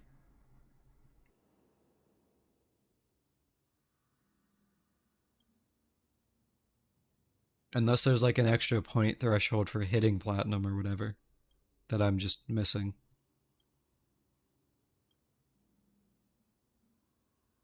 90k for you? Yeah, that's kind of what I thought.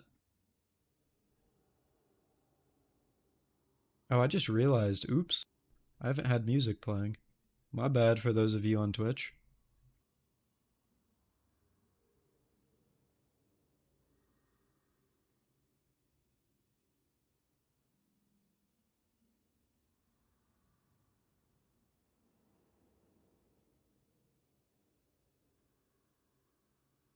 It's 90k if you clear it and 3k for every cycle left. Oh, okay. So just because I'm clearing it at the end, I'm getting 90. I mean, 90 is good enough. I mean, obviously, if I actually got the plat scores, it'd be better, but yeah. Or the plat level buffs, rather, I should say.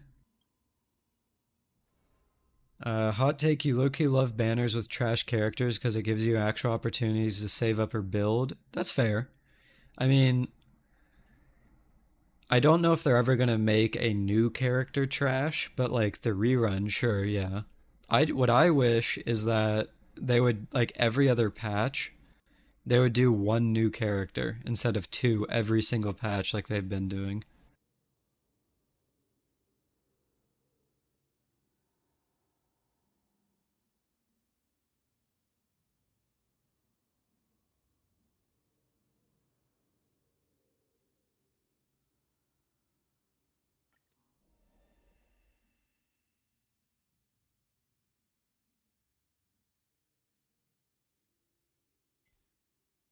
Oh, this is the Sunday one.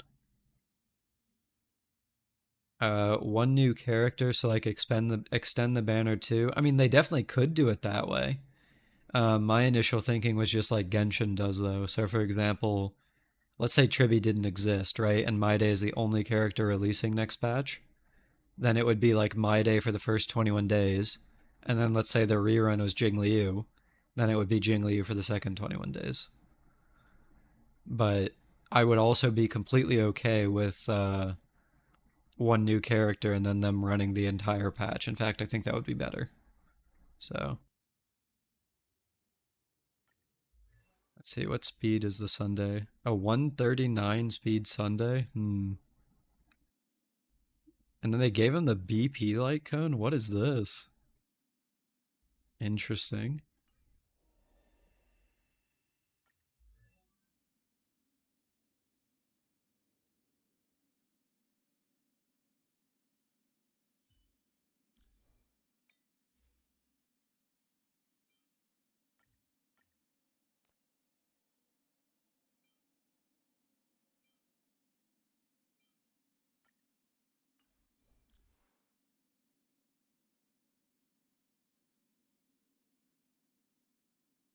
You don't mind trash characters at all? Like in Genshin, we have niches that shine in their. We have niche characters that shine in their niche but aren't meta breaking. For example, Mizuki, Chiori, Sejuin. That's fair. And I'll be honest with you, I think that's what should be done with 4-star characters. Because right now it feels like that Hoyo doesn't really know what to do with 4-star characters because if they're not as strong as a 5-star is, or at least close to as strong as a 5-star is, then basically no one is ever going to use them. But if a 4-star covered a niche, then that would give it an opportunity to have a purpose other than just being a replacement for someone else.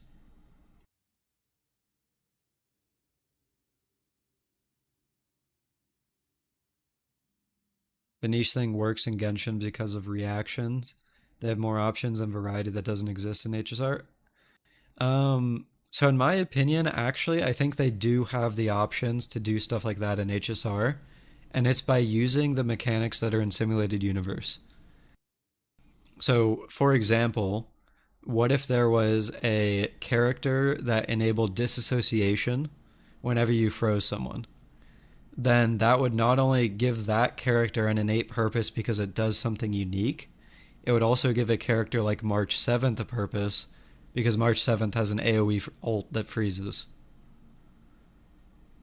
So, and I guess Misha as well in that case as another 4-star that could benefit from something like that.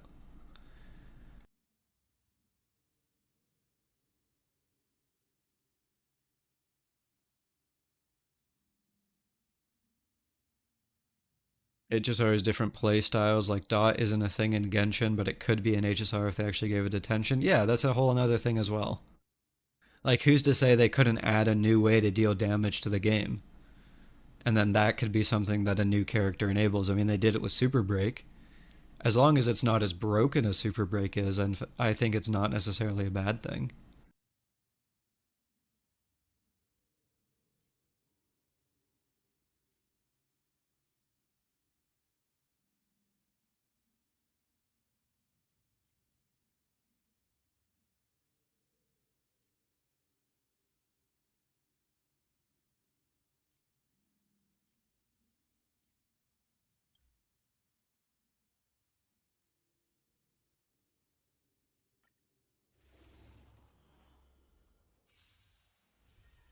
Um,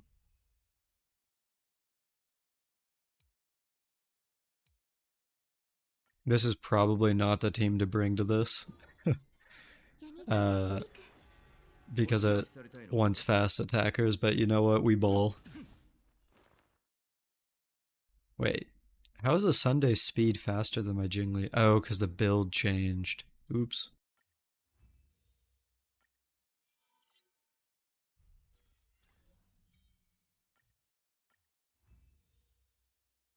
Here's an idea, Super Dot. It's like Super Break, but focusing on the dot effect triggered by Break. Yeah, that's one option. I mean, the other basic option is people have said that they want Dot to be able to crit, which I guess could be interesting. I'm not entirely sure I'm down for that, but it would be interesting nonetheless.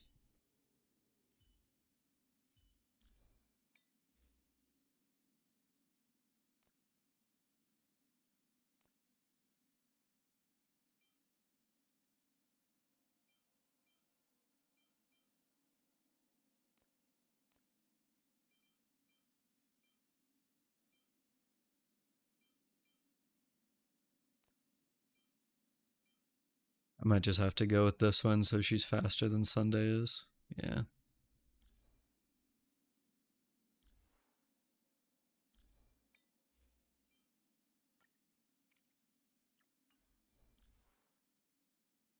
It's not bad. Critting Dot is basically Dot, but crit damage matters now. Super Dot is like Super Break, and no other stat matters besides speed and break effect unless you have... Oh, I guess it would depend on how they implemented critting or Dot critting. Because, like, if it was a flat amount, for example, like Robin's ult hits, then you wouldn't necessarily need crit damage when... And you could just keep them built the same way. But obviously, again, that depends on how they want to do it. Because they could very easily make it more annoying.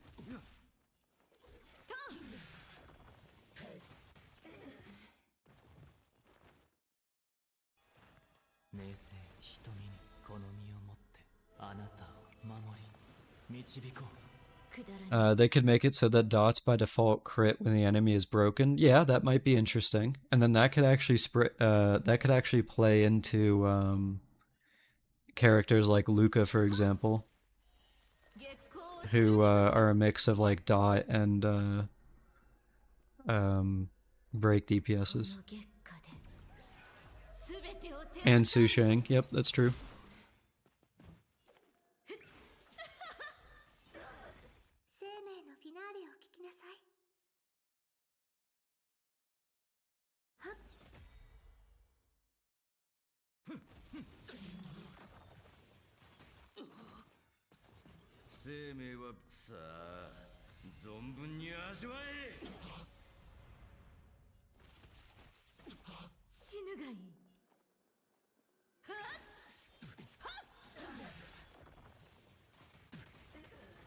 Oh, that's interesting. The enemy mechanic actually takes off stacks from the other guys.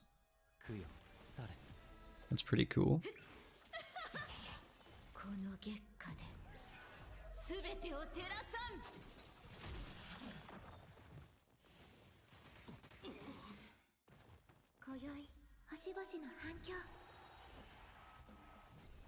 I mean, this event is definitely actually pretty neat, but is that an E6 Jingliu? No, it's just an E0. I do have a light cone though, but that's it. Just E0. I was, on her release, I did actually contemplate getting like E1 or maybe E2, but I ended up not going for it.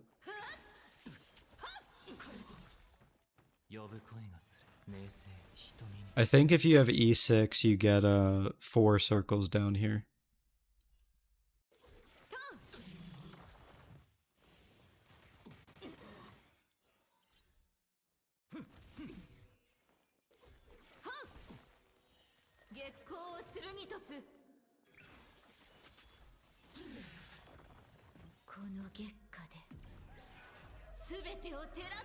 You forgot Jingliu has max 3 stacks. You're thinking of another character that goes from 2 to 3. Is that a thing? I don't actually know.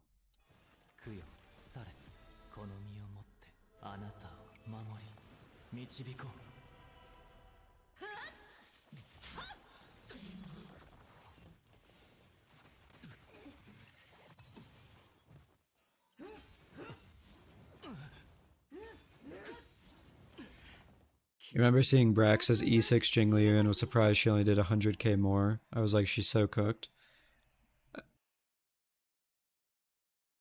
I actually don't know what the calcs are for for how much her eidolons actually do. And that's actually something interesting that I don't think a lot of people are talking about. I wonder if Hoyo is planning on buffing eidolons or not. Because that could completely change how the buffs are perceived by everyone. Because it's like, oh, are they going to be extra greedy by like being like, oh, we're going to buff Jingliu's E2, for example, and make it like giga broken. Oh, I should not have pressed that button. Oh well. Imagine you get an E6 Bailu and you get a Baihang skin.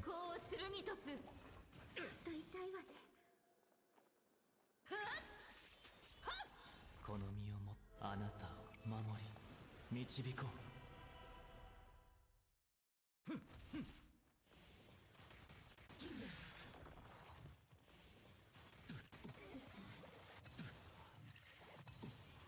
Rax would be saved, at least that is true.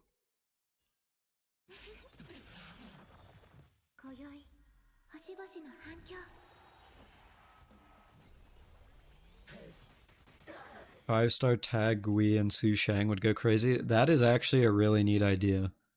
Also, how did Sunday get faster than Jingliu? What happened? I don't even know. Wait, he's literally slower. What? Interesting. 長き体育よされ逃げられぬぞよく見せてくれ Oh, it fixed itself. I guess it might have just been because of the Robin ult. That's strange. 生命はさあ存分に味わえ Some Eidolons are useless, not gonna lie, except in Bibiter Lune. Bro still has a really good E2. Have you seen Yun Li's E4 before? That is a joke.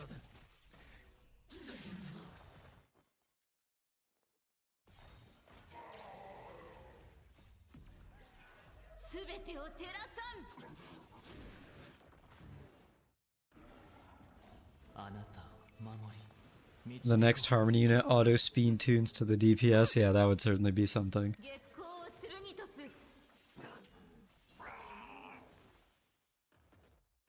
Yeah, so Yun Li's E4 is, I believe it's 50% effect res. And like, sure, you could say that's fine because, she does get hit often, but also, like, that's an E4. Like, that is so many rolls to get 50% effect res. Like, I don't know about that one. 星々の反響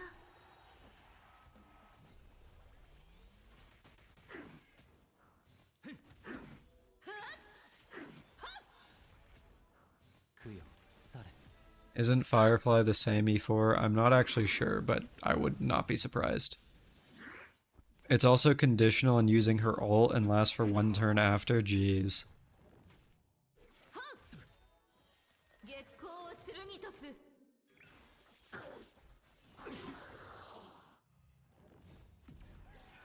すべてを照らさん さあ存分に味わえ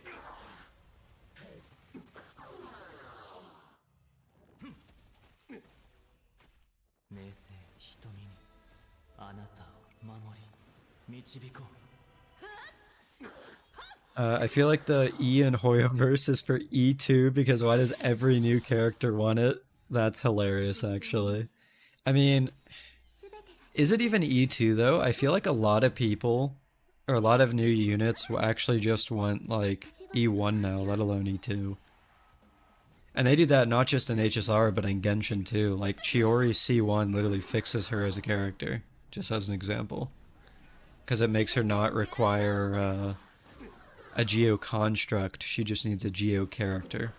Which is just insane. 供養され I still do not understand the logic on that one, other than greed. Yo, Axe, where you at? I just said greed. You're the greed man. 指示を聞け栄光の加護 師匠の 飲め あなたを守り導こう すべてを照らさん Yeah. That reminds me of, 月光を of the fact that Zhao's C4 and Albedo's C4 and Genshin are switched. Oh yeah, isn't Zhao's C4 and Genshin literally defense? Like, holy moly. What a waste of an Eidolon. Or constellation, rather. 冷静瞳に 自信があるみたいだな。さあ、存分に味わえ。 So it turns out that Jingliu is not very good as a pick here. I got 50k points. I might need to redo this one.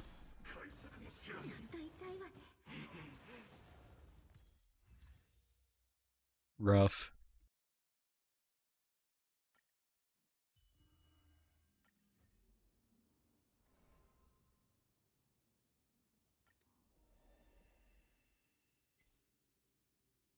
What do they actually want you to run? Just a full remembrance team? Alright.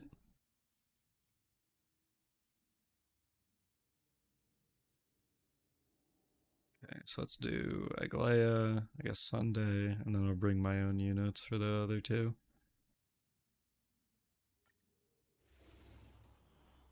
Try Jingliu in the last one, it'll be better with double buffs, yeah. I mean, I was also fighting Gepard, I would not be surprised if he had some kind of ice res or something like that, so... 行くよ去れあなたを守 They should buff the Jingliu trace to be like 50%, and then you could do a Bronya Sparkle rotation. Which Jingliu trace? いや不可能はない。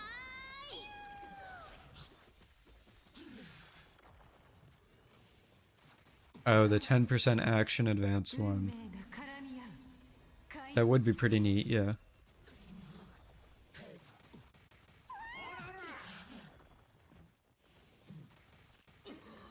Zhao C4 hurts my soul like it isn't even an HSR where it helps your survivability. Yeah. I mean, honestly, it's kind of funny that HSR is potentially getting buffs before... Or is potentially getting buffs when Genshin has characters like that. Because, I mean, even though, sure, you can clear everything in Genshin with anyone, it doesn't change the fact that some characters are just straight up worse than others. So...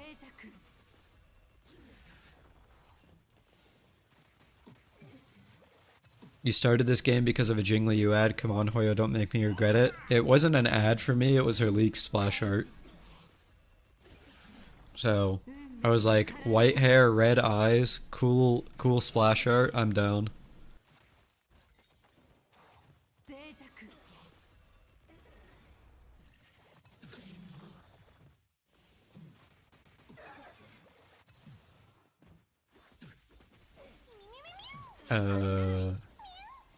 What are you talking about, Songjin?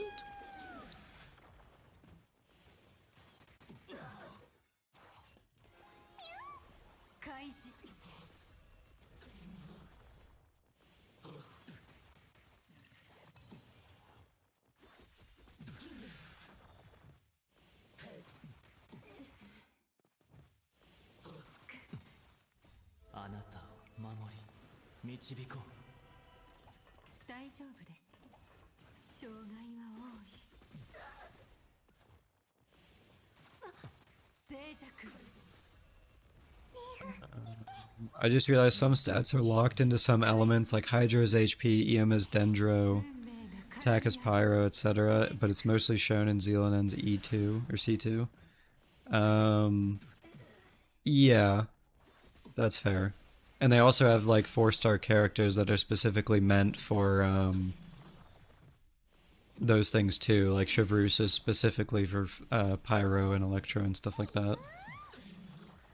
Do I think they're gonna add unbreakable enemies? I mean, they already did. Not only Sam when he's in his state, but also, yeah, Nikador's final phase, like Koryo said there.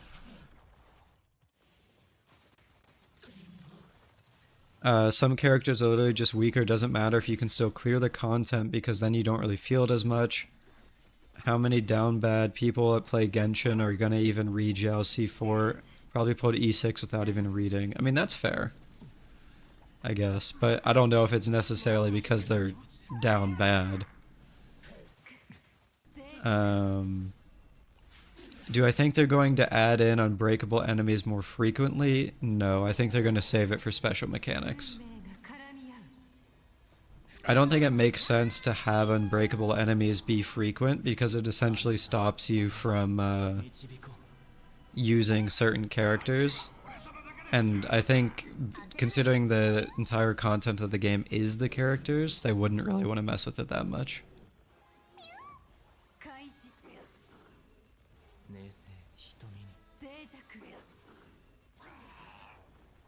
The recent Apocalyptic Shadow also has the bug boss be unbreakable except when you kill the bugs. Yeah, and honestly, I think that's fine. Like, if it's a mechanic that's that makes them unbreakable, I think that's completely fine. Because it's interesting. It's like you have to play in a certain way to actually clear it, rather than just slamming, you know, damage on damage on damage into an enemy.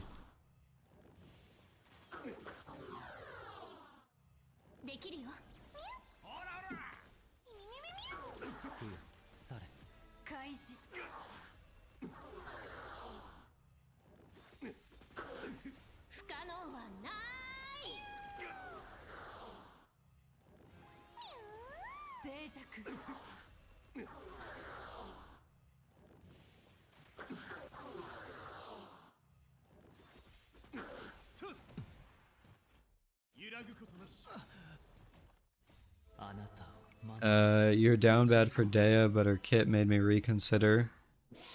I mean, she has gotten better, at least. Like, there is now content where she's actually pretty solidly usable, though. Harsh Deodo, thanks, man. I appreciate that.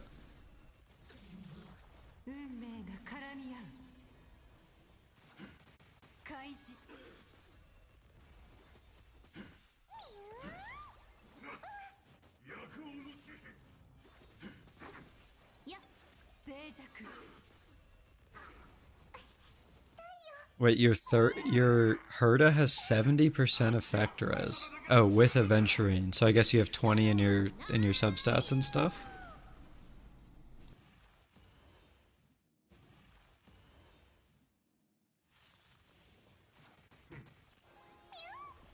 Do you think we'll ever get an updating Yan Chang, like a new form, for instance, considering he's grown a lot lore-wise? I could definitely see it. In fact, I think it would actually be good if he did. Because they've put a good amount of time into developing him as a character. And while granted we haven't really seen him since the War Dance, there's, I mean, no reason to think that it wouldn't come back. I mean... Alright, Songjin, thanks for hanging out. Appreciate it. Had fun chatting and stuff.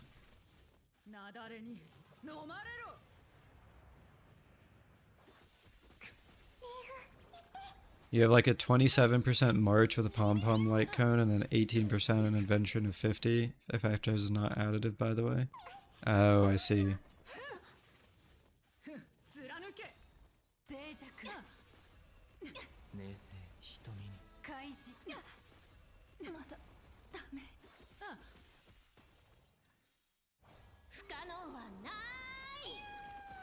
Yo, Axel, thanks for the follow, man. Appreciate it.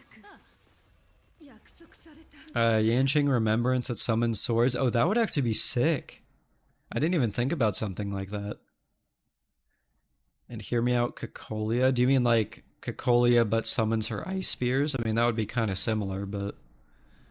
I mean, realistically, I don't expect us to ever get a playable Cacolia. I think she's dead and gone. But, yeah.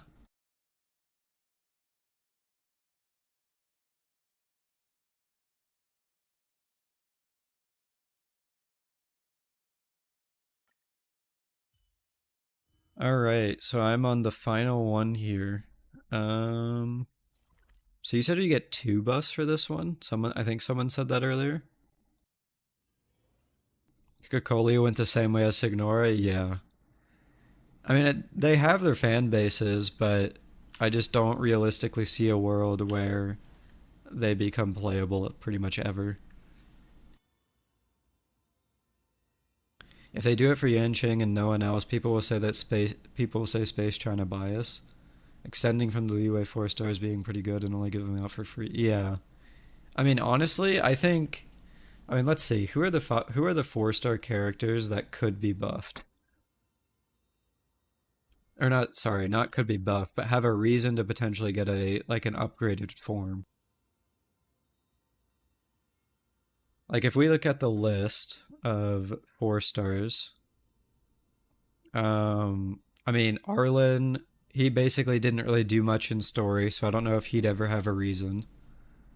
Let's say story-wise, Sin. Asta is just rich.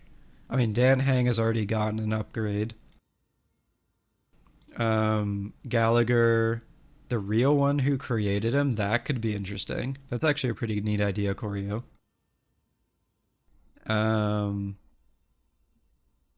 Hot take, I think Luca should have gotten a 5-star ult with the War Dance event. Sampo, I could definitely see getting one. That's a good one. Zui Yi, I mean, maybe? I mean, she's a robot though, so like unless they literally just like upgrade her, I don't really know how that would work. Harsh Deodor, I mean, if you want to give me your account ID, I can look it up in game if you want. But I don't particularly do like, I mean, this is my first stream, so I haven't really considered doing like full account reviews or anything, but I could maybe point you in the right direction by looking at whatever's on your profile if you want to give me your UID.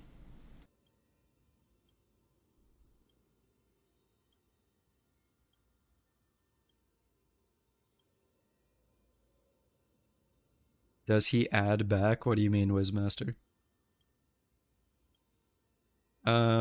Su Shang, I think someone earlier mentioned a Su Shang and Gui like duo character. I think that would actually be so cool.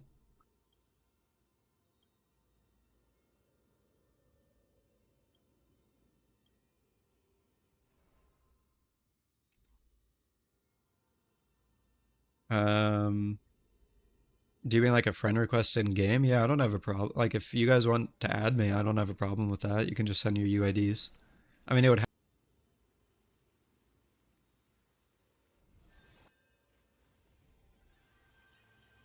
Even Asta is possible. Dr. Ratio giving her a test within the space station. Somebody made a theory on it, but it's probably far away. Do you happen to know, or do you happen to know or remember what that video was? I would actually be interested in watching that.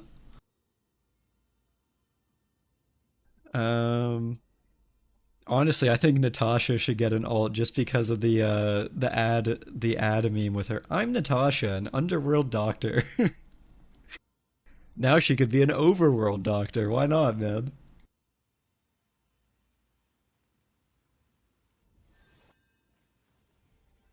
Yeah, so in my opinion, I think the characters that are left over as 4 stars that could get ults would be Gui and Su Shang. I think that would be a really cool duo character. And granted, I don't think they're gonna do that, but it would be cool. Sampo, definitely. And then I think Luca should have gotten one already, but unfortunately he didn't.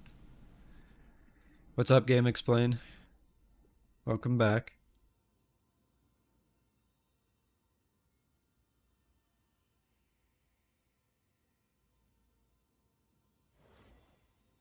No worries. We are currently talking about what characters we think could get a 5-star alternate version.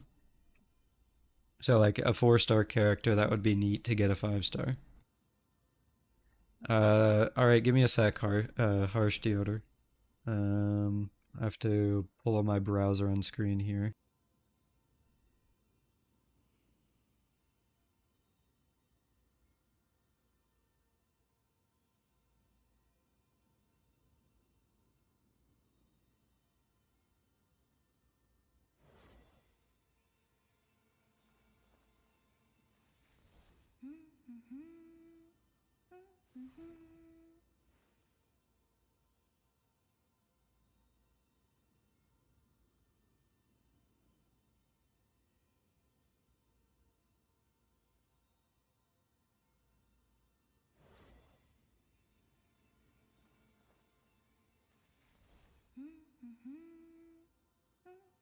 Good enough.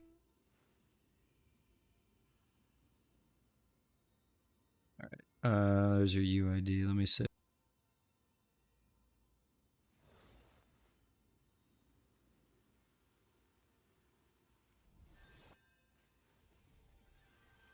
Alright, so you've got Jingwan, Jingliu, Sparkle, Ratio, and Bronya.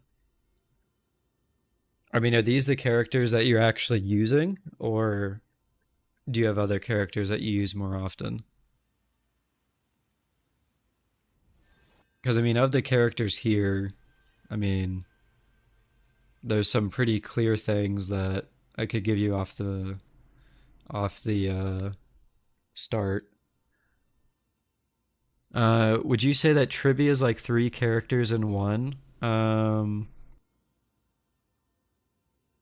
I mean, technically, yeah. So actually, Tribby might be a reason, or might be a way that they could do stuff like duo characters in the future.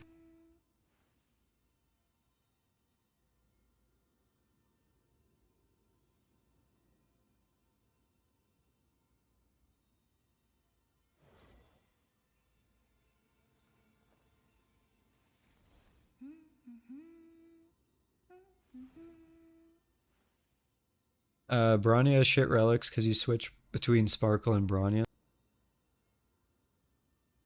I'm assuming this is for what, your Jingli, or I'm assuming you use Sparkle with Jingron, maybe? Question mark?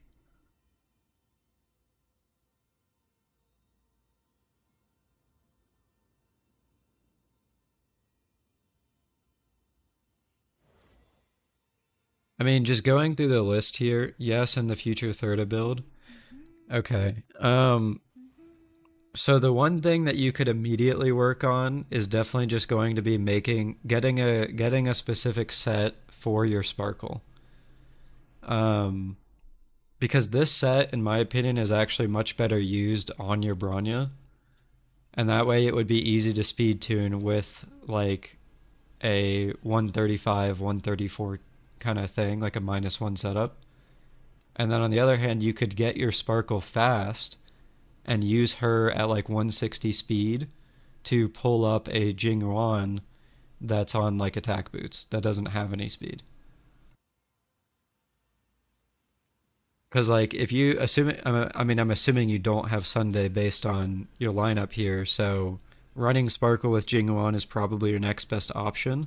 But if you want to run Jingwan on attack boots, then you kind of need like a 160 speed Sparkle to make that work. And obviously it's not easy to just say, it's not easy to just, get a 160 speed Sparkle. Don't get me wrong, I get it. It can be difficult sometimes, but that's definitely something you could work towards. And then apart from that, like your Jingliu build honestly isn't bad, especially because you're on the new set. But it feels like you kind of just didn't give enough attention to your Jingwan in comparison.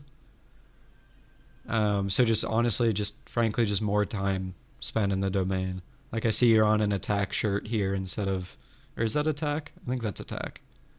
Yeah, you're on an attack shirt here instead of a crit shirt. So like that's one easy place to improve.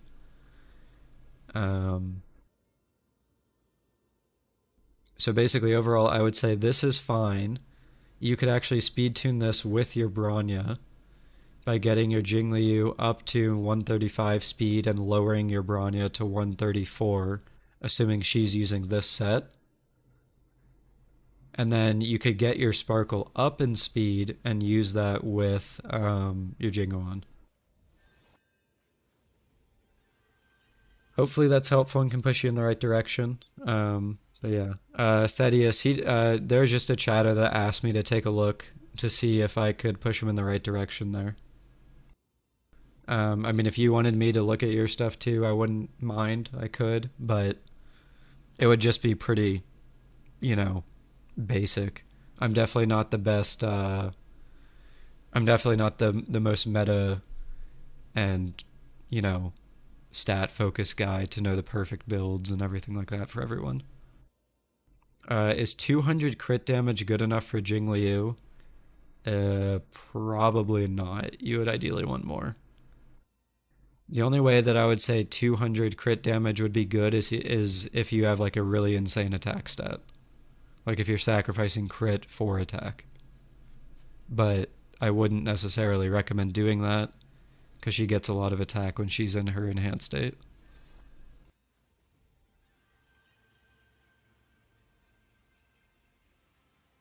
Let me see. All right.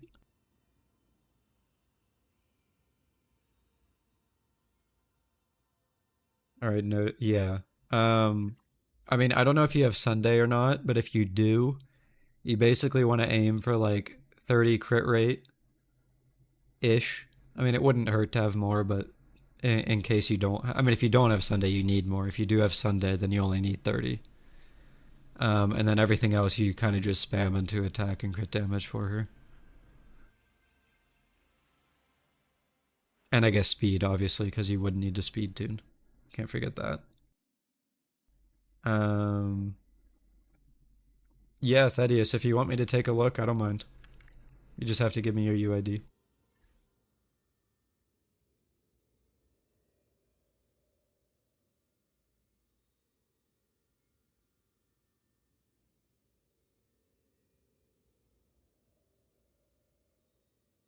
Wizmaster, you want me to look at your account, not just add you? I mean, I don't mind either way. I'll do.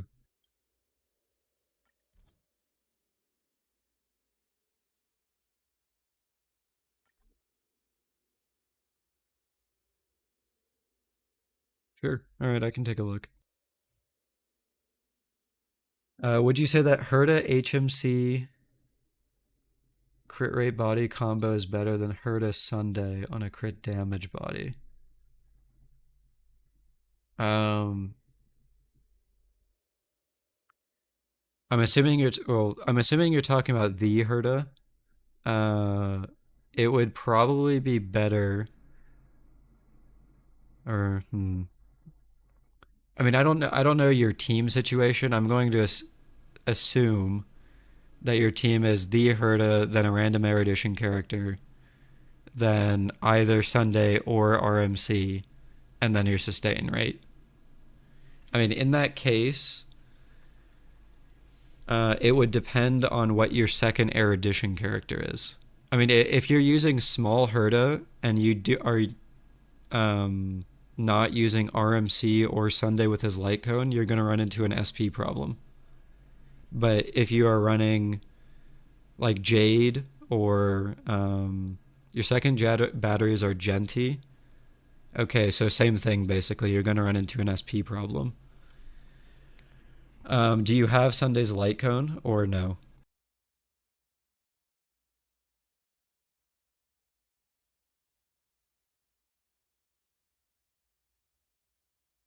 All right. If you don't have Sunday's light cone, then I'll be honest, I would probably recommend running the HMC or the RMC, Remembrance MC, just because they're extremely SP positive. But that is assuming that your RMC is also 160 speed.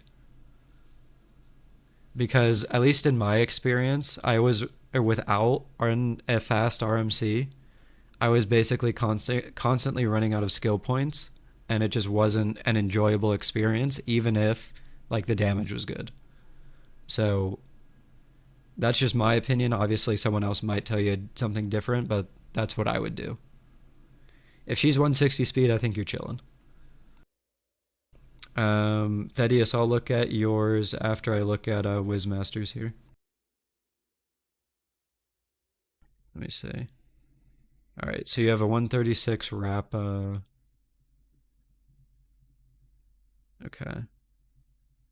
What's your Sunday?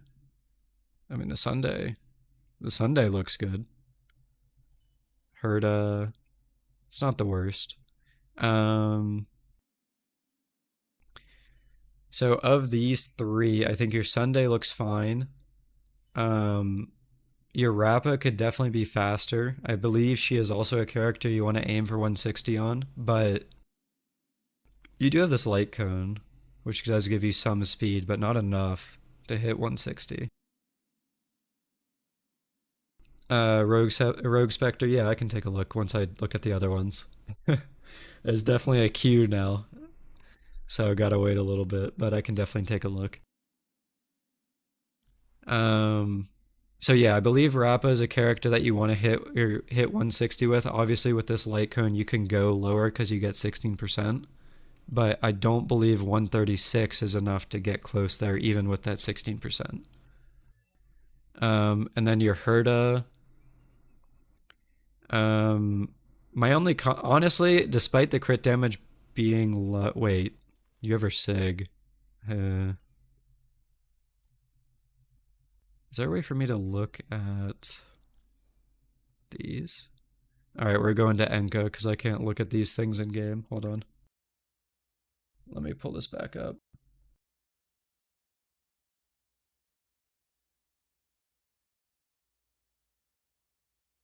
All right, we're back here. All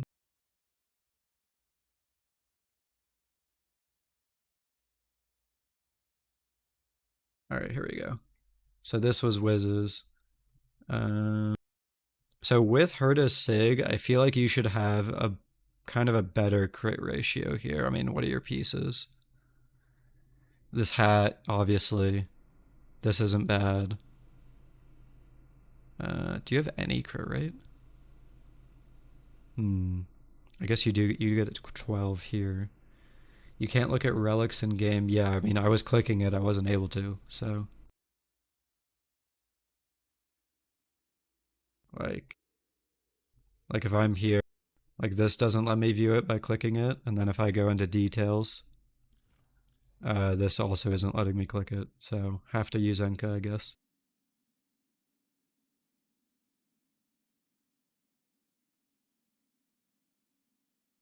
You think it's decent builds because you can full star every endgame mode?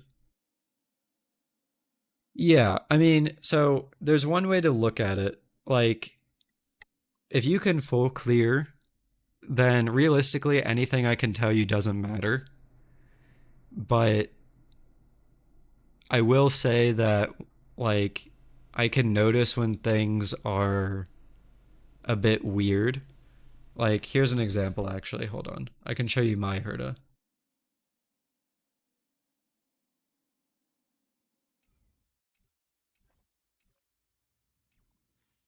So, like, this is my Herda, and this is without our Sig Light Cone.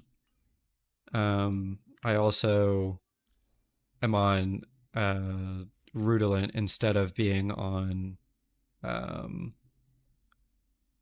whatever that one is called. I forget. Izumo. So like, do you need this build to clear content? No, you don't at all. Like, obviously, you can clear it on your own. But if you want to see your character do more, then this is the kind of stuff that you should be more aiming towards, if that makes sense. Because, like, the way that I look at builds is that it's less about now and more about, yeah, I know that, Sin, yeah. It's less about how good your build is now, and it's more about making your build better long term.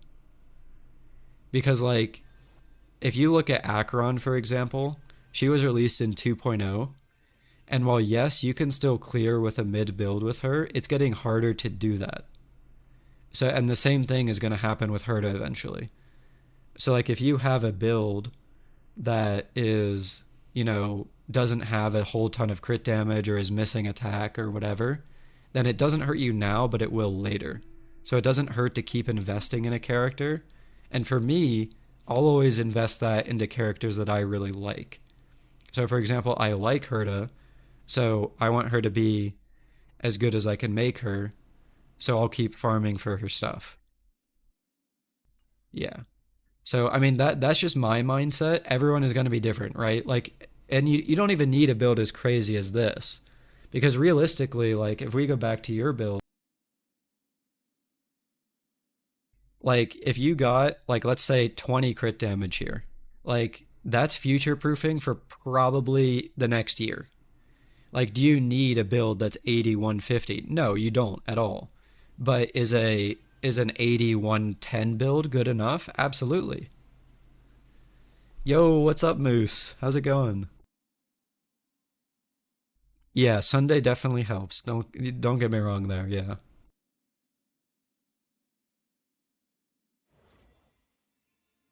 In terms of your other characters, let's see. There is definitely room to improve on these. Wait, your venturing is on a break set?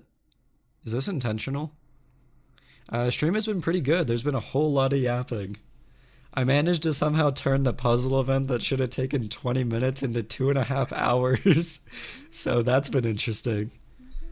And then I've been doing a little bit of the combat event, talking with chat, and then now some chatters asked me to do some account reviews. So just kind of running over some stuff here.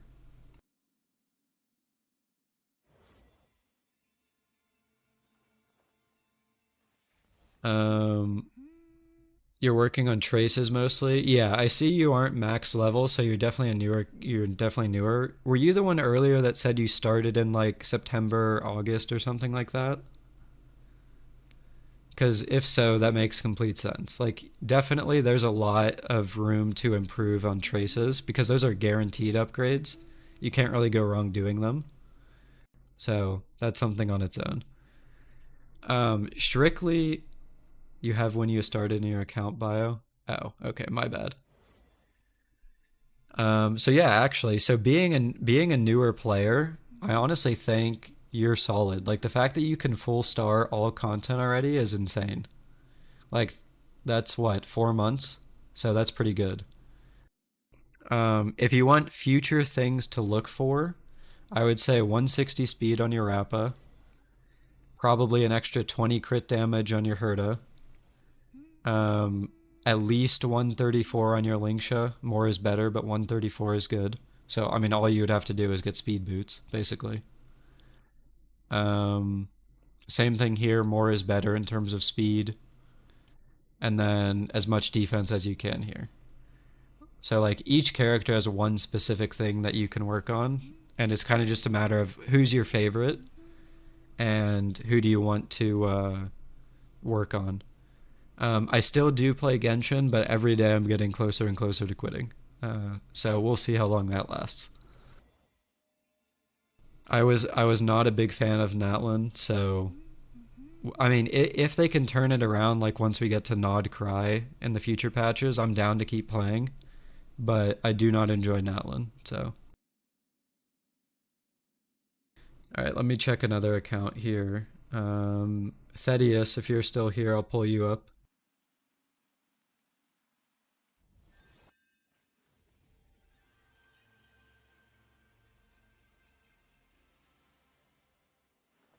All right, let's see. Oh.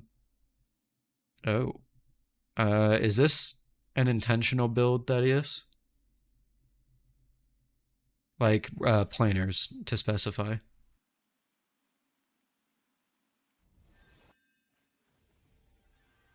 Because I could be wrong about this. Again, as I've said, I'm not necessarily the most meta focused guy, that kind of thing, but I believe if you want to run a slow Robin, you kind of need Von Wack here instead of Fleet. Because otherwise you don't get her skill active before your team goes.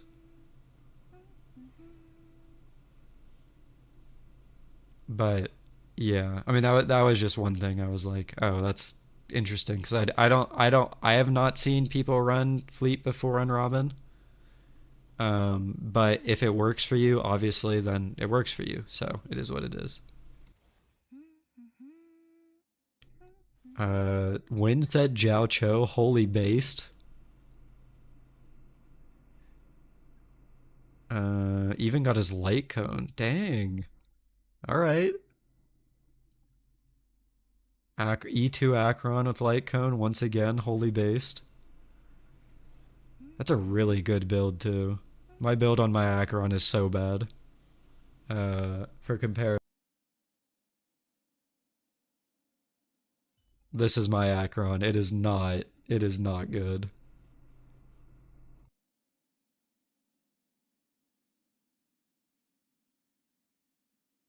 You regret not pulling on Jiao Cho. Yeah, honestly, like from a gameplay perspective, I do, but also I didn't really like him that much, so part of me is like, well, eh. Your Acheron is still running the Silverwolf Pella combo. I did get her E2, so I'm actually running Pella Sparkle, but I mean, effectively, it's the same thing, yeah. Oh, a faster on May. All right. You don't actually see that too often, but I dig it. Um, your Robin is relicless. What should you put? Basically, you want to go Von Whack on the planer, and then you need to hit at least 121 speed, and then from then on, it's just as much attack as you can get. So like you can run two piece attack, you can run two-piece attack, two-piece speed, anything like that. Down to do one of those things. One of those I improved this brick account. I'm not entirely sure what you're saying, Harsh Deoder, but yeah. You don't have much copies for Ron May. What do you mean, Thaddeus? Oh, do you mean the light cone? Also, yeah, people run Von Whack Robin not just for the ER, but also for the action advance so that you can get her skill active before your entire team goes.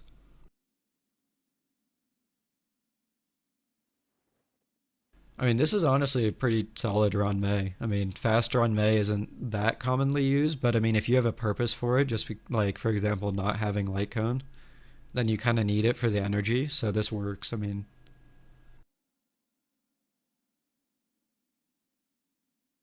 okay, that's Sela. That's funny.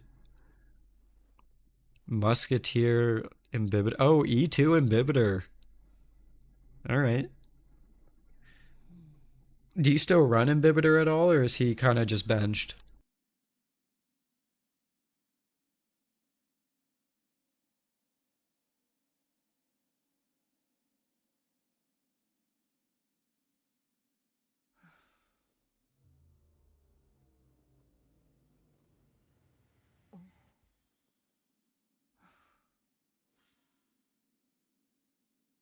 No, hold on. Is this the wrong Imbibitor belt? Oh, you're back. Okay.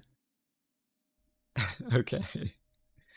All I said was having a faster on May is fine, especially when you have low refinement of the light cone. And then I saw your CLO without a build, and I was like, oh.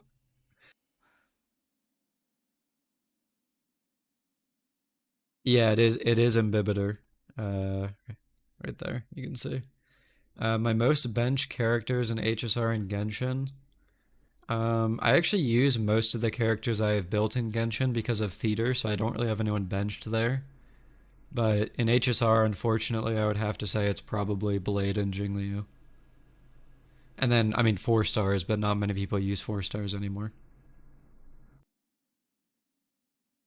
Yeah, Thaddeus, the only thing I asked was, is this your normal Imbibitor build, or, like, do you have him benched and you just haven't updated him, or...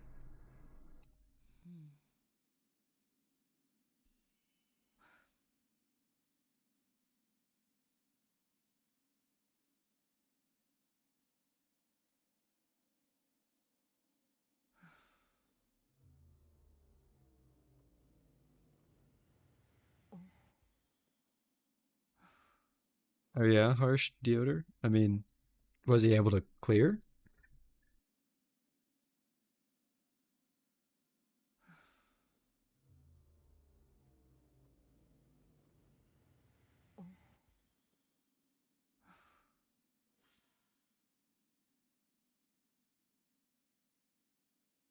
The account was bricked, yeah. Tails, I'll get to you eventually, but there's a lot of people in front of you. um, do you think HSR should have 4 stars like Bennett, John Ling, Fischl, Sucrose, and Zing Cho? I mean, they kind of do, sort of. I mean, if you consider Pella Tingyun to be that. I mean, could they get more? Yeah, but yeah. Sela and Dan Hang are benched. Yeah, that's fair. I mean, I'll be honest. Until there's buffs, it's gonna be even. I mean, you can make do with him because you have him E2, but E0 Dan Hang is rough, man. I mean, the rest of your builds are honestly pretty good. I mean, the only thing I'd probably say is get your Gallagher to be faster, because part of the reason you run Quid Pro Quo on him is because he can go so fast, and then you have his ult on top of that to give him even more. But obviously that, I mean, getting speed isn't exactly easy, so. The Kafka build is nice, though. High attack, good speed with her light cone for more. You even got her on the Glamoth, which is insane. Not many people even farm that. I'm jealous of this build, though. I wish, man. My Acheron is so cooked. Alright, who is after Thaddeus? Let's see. I have to scroll up quite a bit. Rogue Spectre. Let's see. If you're still here, I can go through yours. What would you change about Jing Liu in terms of the Kafka needed more ER? She does actually. That's true. I didn't see that. I did finish the puzzle event, Axel. Finally. I did not finish the combat event though. If I'm not mistaken, doesn't Kafka need like 20? She needs like 27 ER or something like that, or EHR rather. But you could, I mean, you'll get some from 27, right? But you could actually get some because you're not leveled on the traces here. Yeah, I can do that, Rogue Spectre.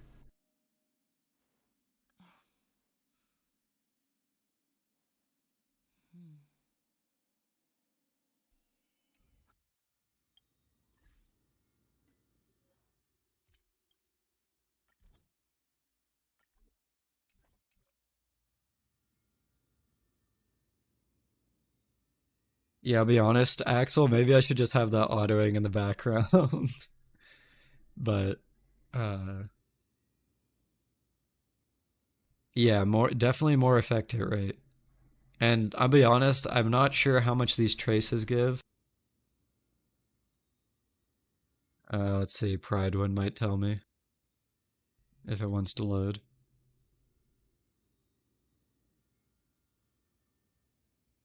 Harsh Deodor, I'm not really interested in doing MOC clears at least for now.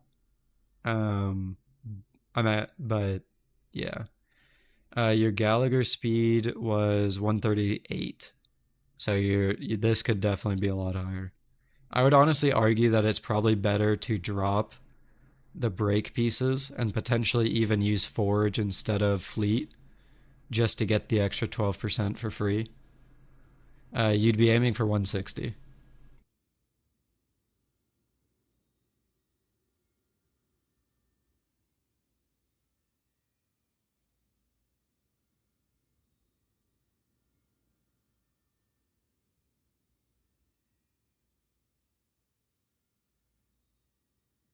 Wait, does Pride would not have what the traces are? Am I blind?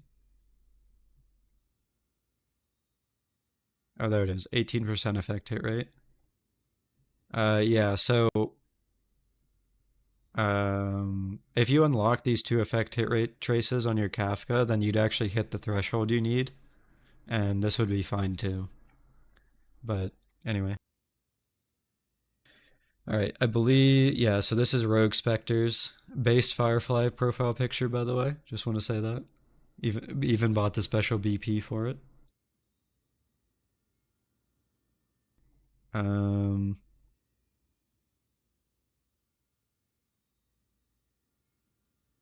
Rogue Spectre, do you use this just because it has Sam on there, or do you not have the Herda one? The light cone, I mean, sorry.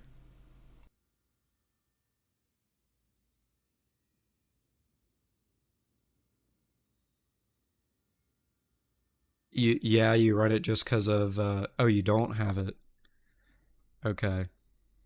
Um, you might want to get the Herta one because that attack is quite low. But yeah. Oh, you're trying to get it? Okay. And then no, I'm not talking about our cope or wait, do you mean never mind. I think I misread that. And then the other thing is you just need to get some speed boots, man. I definitely brake effect, but the brake effect is nice, but I would much prefer having speed boots than having 19% brake effect here. Yeah, definitely a slow process. If I had three wishes, what would I wish for? I mean, do you mean in general or what? Harsh Deodar, I would definitely do Gallagher. Gallagher's really strong.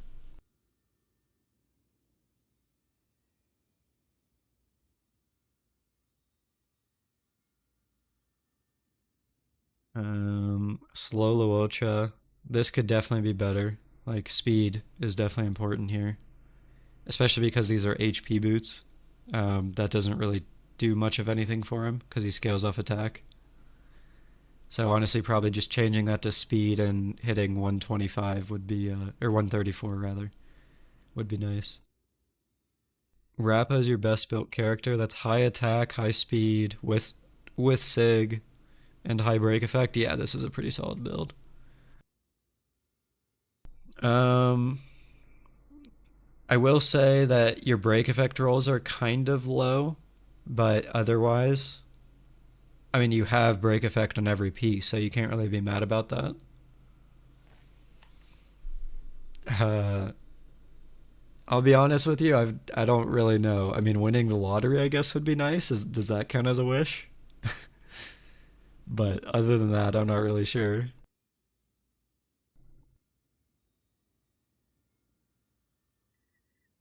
Um, Probably same thing I mentioned to Thaddeus earlier. Or no, it wasn't Thaddeus. Who was it? It was Wizmaster, I think. Getting a higher speed sparkle would be nice. This is actually, I mean, it's not a bad Jingliu. If you have Sunday, then this crit rate is fine.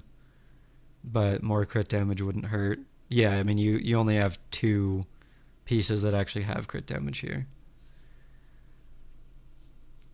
Why win the lottery when you can wish for a luck manipulation ability? That's honestly true. Like, wishing for a special ability might be kind of neat.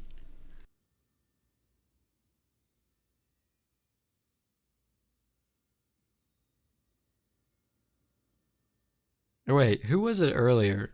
Someone had a slow sparkle. It wasn't Wizmaster.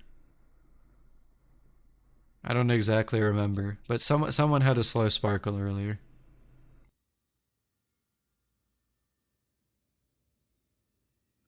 Doing Genshin or HSR only? Do you mean like content wise? Content wise for now, probably just HSR. On stream, assuming I continue to stream, I might do more Genshin, but yeah.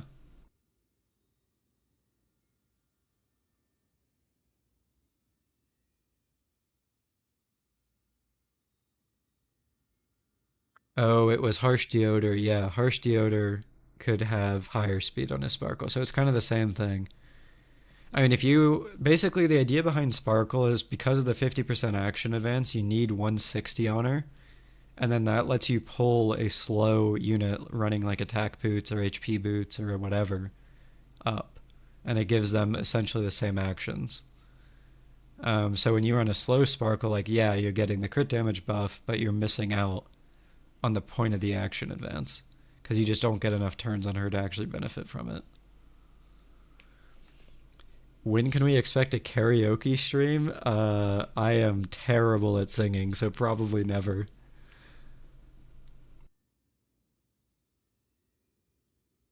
The most I've ever sang has been like singing to the radio, like when I'm driving my car or something like that. Your Lingsha build's pretty solid. You have enough speed here. I mean, obviously more is better, but it's enough. Decent amount of break effect. Yeah, it's not a bad build, actually. Fast Ting Yun, or Fugue, I guess. That's good. Honestly, your builds are pretty solid apart from, I would say, Topaz here. Sparkle just needs more speed. And then Firefly just needs speed boots. But other than that, honestly, I think you're chilling. Let's see, who was next? Alter Bliss, I don't know if you're still here, but I can take a look real quick. And then after that, I guess Tails.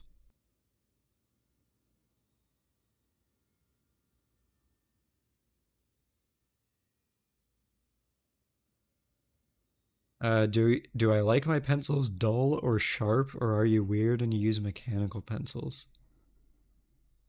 Hmm. Can I do a Genshin account review? Sure, if you want. I don't mind. That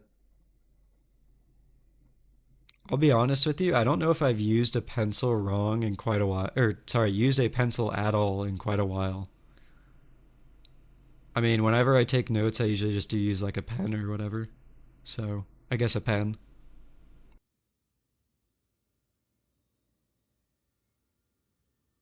Alright. It doesn't seem like Alter Bliss is here, so Tails, where was yours? Did you send it here? I don't remember. There it is.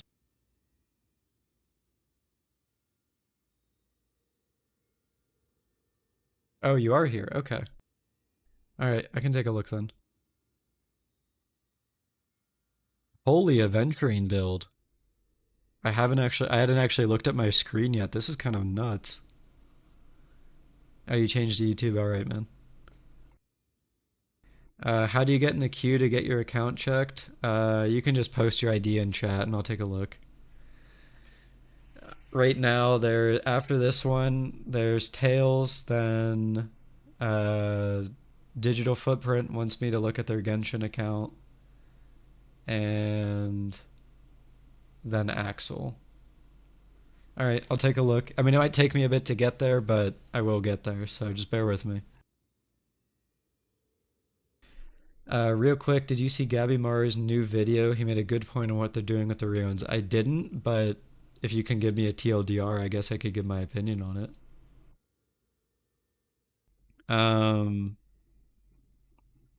I'll be honest with you, Bliss. I don't know if there's a point of you actually running an imaginary orb when your build is catered more towards like all-inning defense, if that makes sense.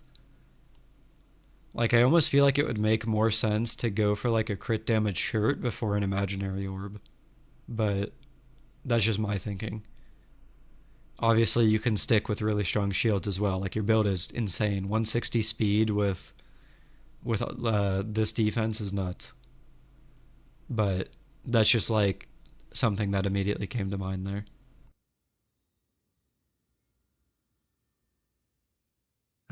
Sunday. Oh, you have just enough speed. No way. The 133 with a decimal. Hitting, you just need some defense on the speed boots and then you'll swap. Yeah, that's fair.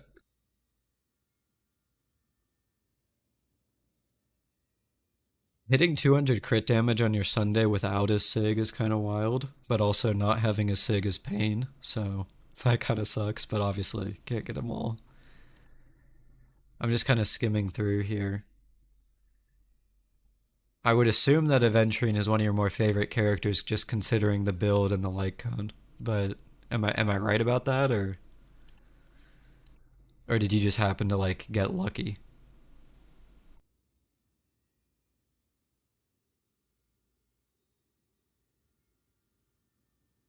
Nice. Yeah. It's pretty based. Super Break Denier also based. I just noticed this. Let's see. 160 speed Jiao Cho. That's pretty good. I mean, I'll be honest, I don't even, like, people run, like, Winset Jiao Cho and stuff like that, but I really don't even think that's necessary if you just hit the speed threshold. So this is actually nuts.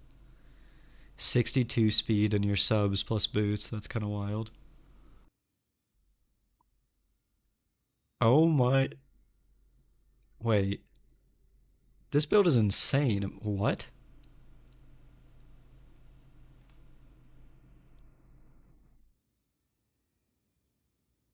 I mean, apart from your hands, I guess. 90 crit rate?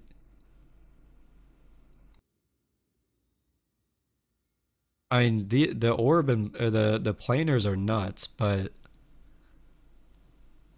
that's I mean, this is a good shirt. I mean, it could only be better if you had attack percent as one of these subs.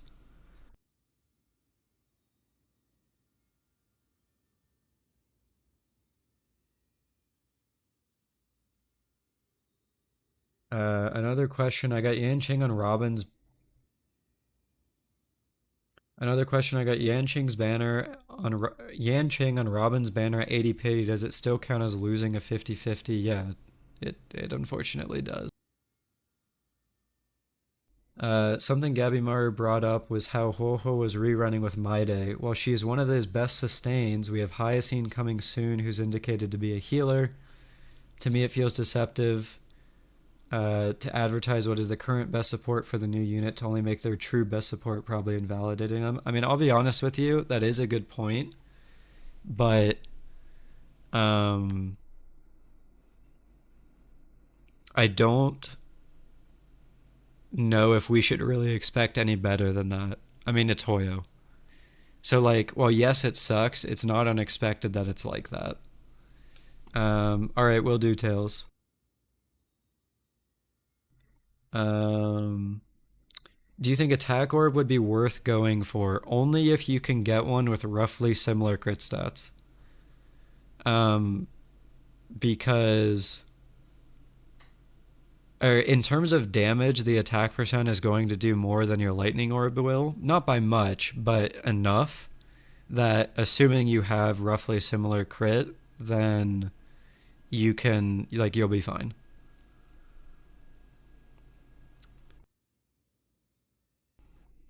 I'll be honest, with the crit rate you have, realistically, you could maybe even drop a tiny bit. Like, if you had, for example, like, I don't know, one less crit rate roll, 24 crit damage but no crit rate, yeah, I'm not sure if that would entirely be worth it. Okay, what would that make you? Let's see. So you'd go down to 72, but then you'd gain 6 crit damage. So you'd be 72, or 7 crit damage, I guess. 72, 187.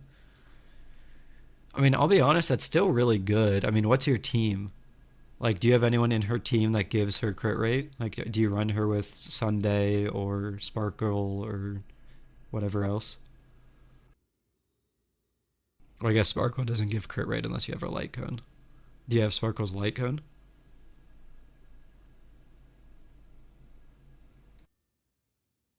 Sundays for 30, yeah, that makes sense.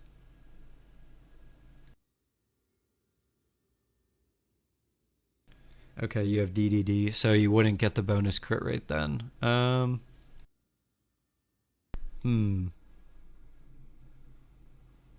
That's a tough call, I'm gonna be honest. You might have to, like, plug that into, Oh wait, I said 72 crit rate? No, you'd be at 82 crit rate. No, that's actually fine. 82 crit rate, but on an attack orb.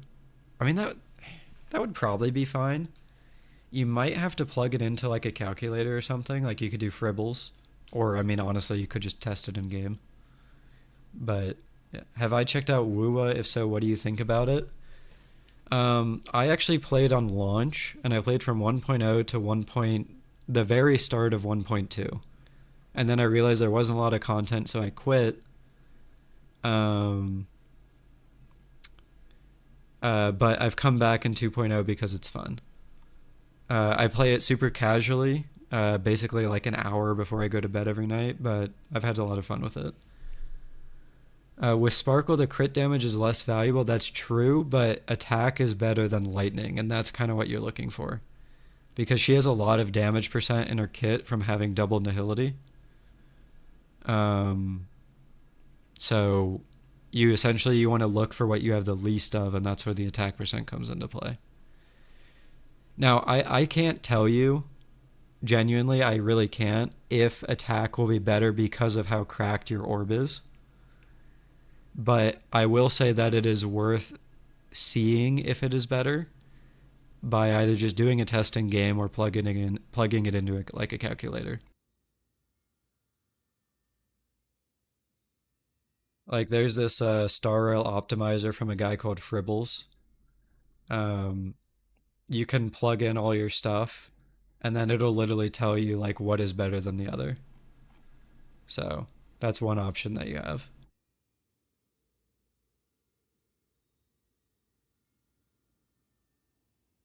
Let's see. Really good Kafka build. Really good.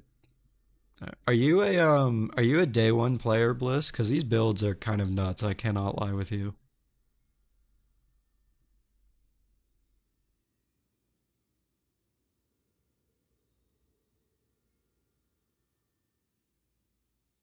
I mean, I would honestly say your worst one is probably Jade here. But even then, it's like it's good enough. Like you have high crit rate, and then you make up for it with her trace and your light cone here. Okay, so you quit from a few patches. I mean, that makes. But you've been playing for pretty consistently for a while now, which makes sense. You just pulled Jade's Herboza. Yeah, that makes sense. I mean, I'll be honest with you. Like with her talent or trace rather, like giving like 150 crit damage or whatever it is, like this build is fine. Like she's one of those characters that you focus more on crit rate anyway. So, yeah, solid builds. Um, let's see, what else do you have here? Or who is next in line, rather? Axel, I think, yeah.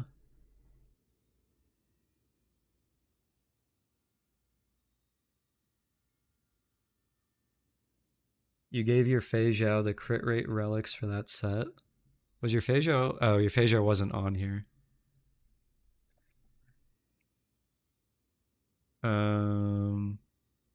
Oh right, Tails was before Axel. Sorry, Axel.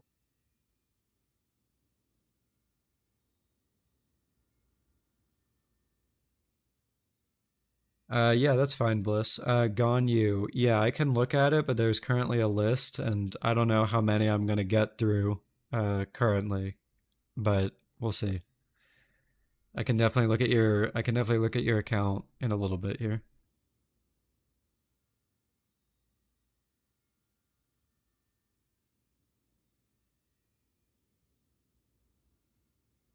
I kept looking through my Robin's planar set, and I know why I kept it on Ageless is because that sphere has 11 speed. Oh, I must have missed that. Jesus. I mean, even then, though, it's like. I feel like your Robin would be going after people, so you'd probably want it to. Like, you definitely want to activate her skill before. Like, that's kind of the whole idea behind Von Whack. It's just you need to hit the threshold of like 120 speed or so. All right, Tails, let me skim through here. Your Sunday. She goes right after Jiao Cho and your Acheron team. Okay, that's not that bad then.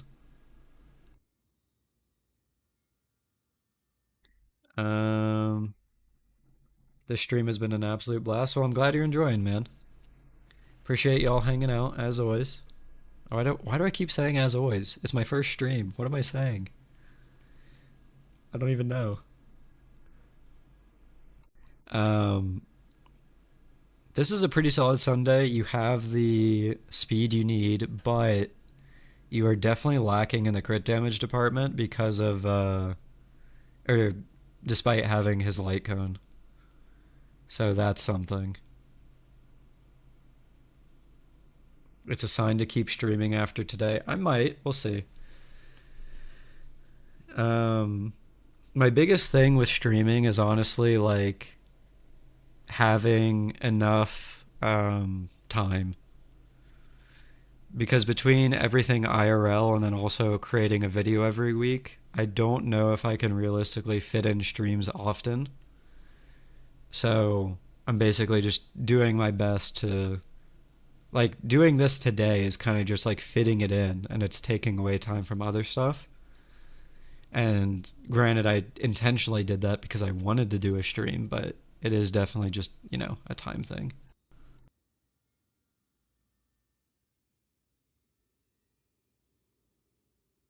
Let me know when you've reviewed the people in queue so I can get my other characters reviewed. Because you're listening to the stream as background noise. Alright, dude. Will do.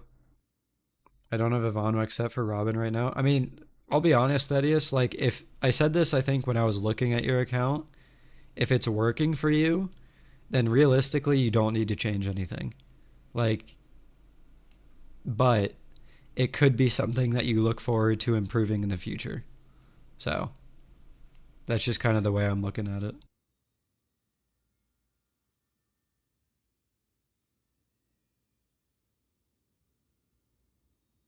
This is a pretty solid Jing Wan, especially because you have Sunday to make up for the crit rate. Although, oh my, you got saved by decimal points here. 134.3, 134.9, no way.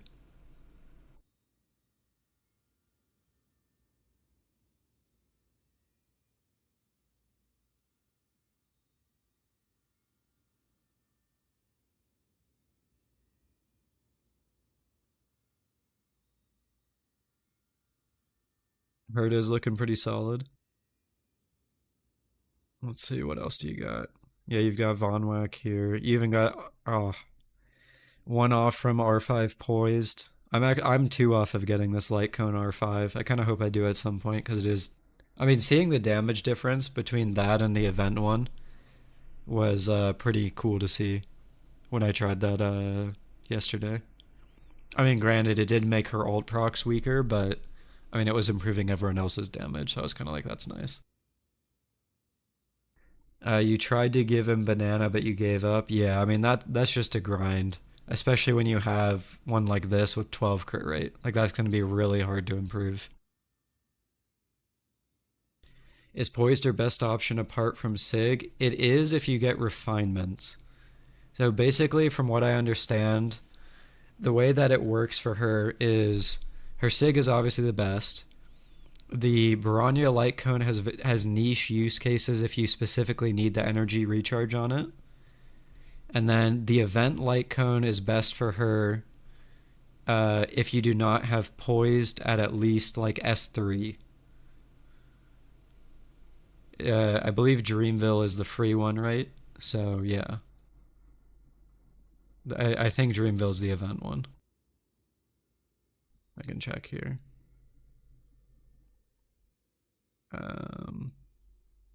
Wait. No, that's not the free one. This would be the one you're looking for tomorrow's journey. So this is the one this one is better than Poised until you have at least like S3 Poised.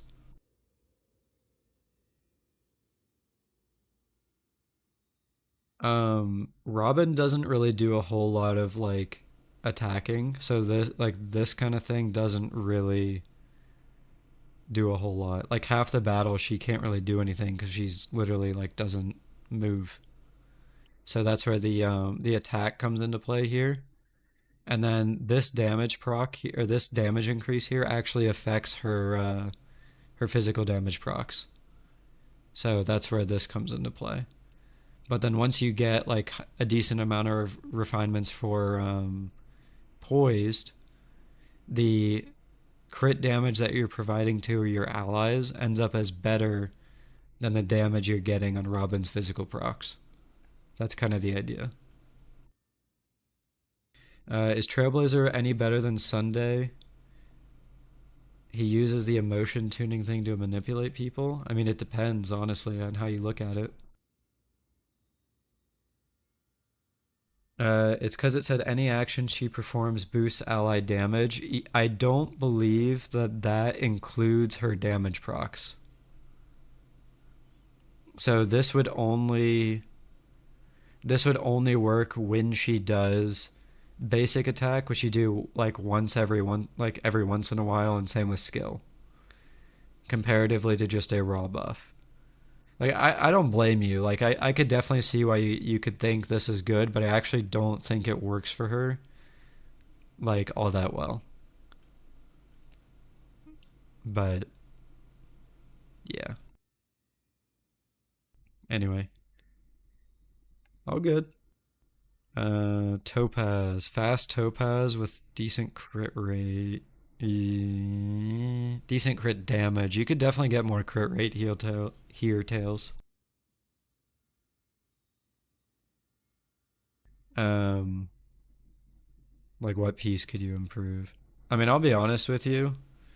This piece being swapped out for crit rate might, with like a crit rate piece with crit damage, might just be better.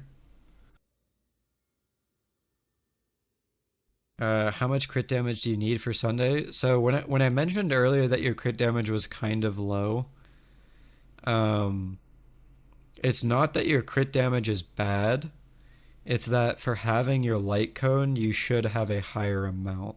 Like this is fine. 200 crit damage is fine. You can't go wrong with this amount. But I would expect someone that has his light cone to have at least like 220, 230. Digital footprint, yes, that does sound perfectly fine for a Genshin character.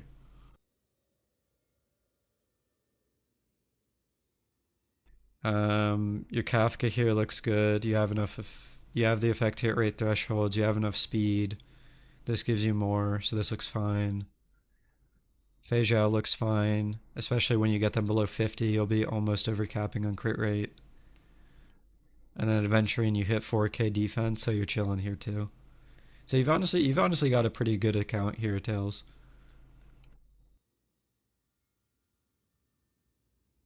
I think that was everything. Yeah.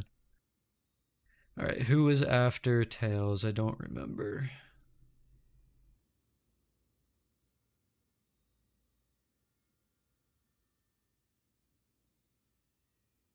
Oh, it was Axel. All right. Here we go.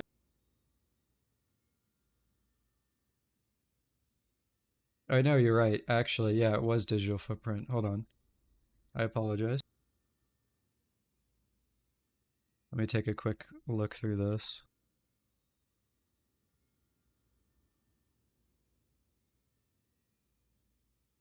Yo, Hints21, thanks for the follow, man.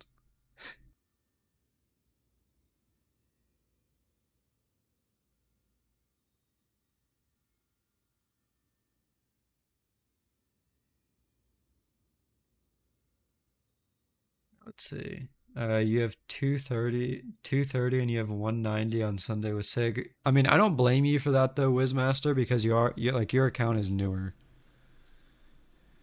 Fix Sunday crit damage, swap Topaz's Chet Beast to crit rate with crit damage substats. Yeah. Tails, that sounds good there. A free to play meant to pull on light cone banners. I never have, and I only have 10 5-stars, out of which 5 are the standard banner. I would only roll on light cone banners if they are like one of your favorite characters. Yeah, hints. I'm not an affiliate or a partner yet, so you can't do anything like that on Twitch. But I appreciate the thought. You're free to play and you have 2 6 plus 9 limited. Yeah. I mean, it honestly, part of it depends on luck as well. Can't really deny that, but yeah. Digital footprint. Is this intended to be a DPS Nahida?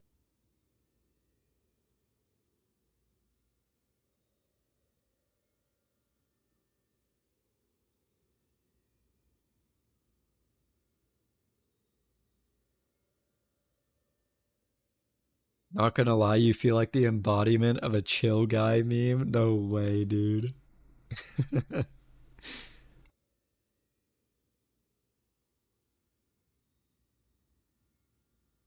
Hold on a minute.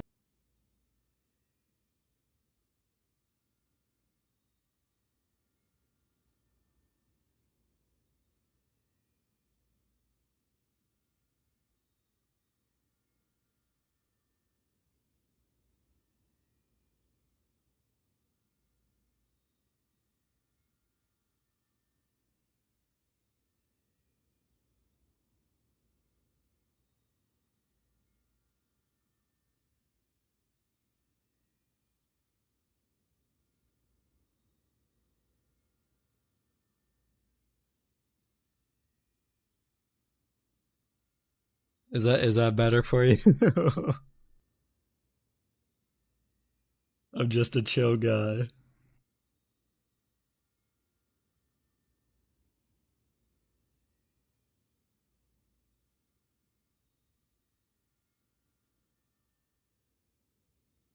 Yeah, I wonder who that is.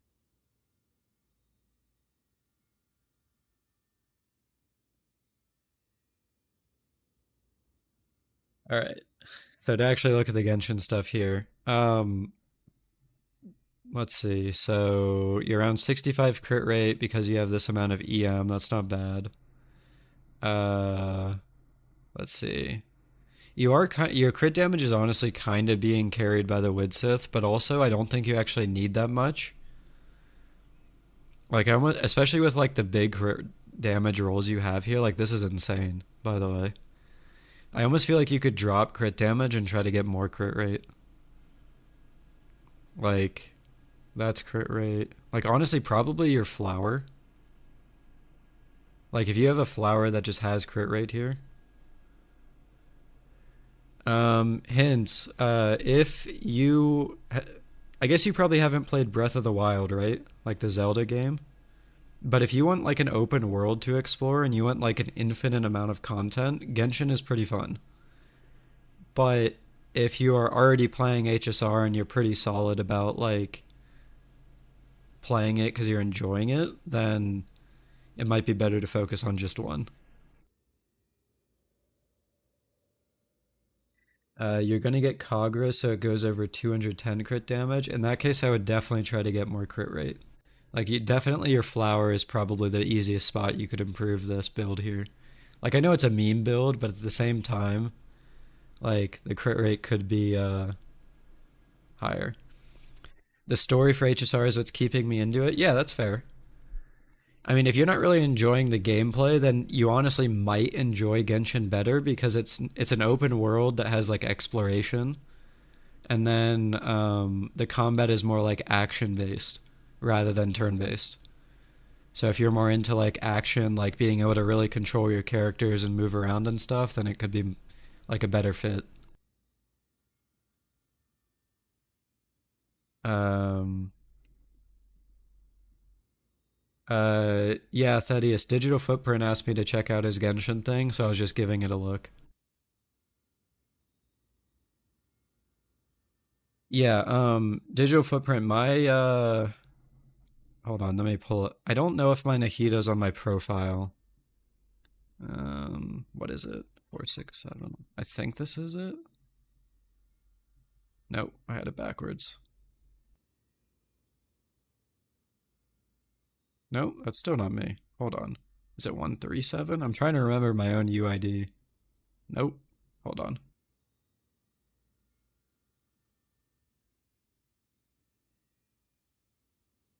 Yeah, that's fair hints. Local man struggles to remember his own UID for Genshin. 437167. There we go. Oh, I don't have my Nahida up on here.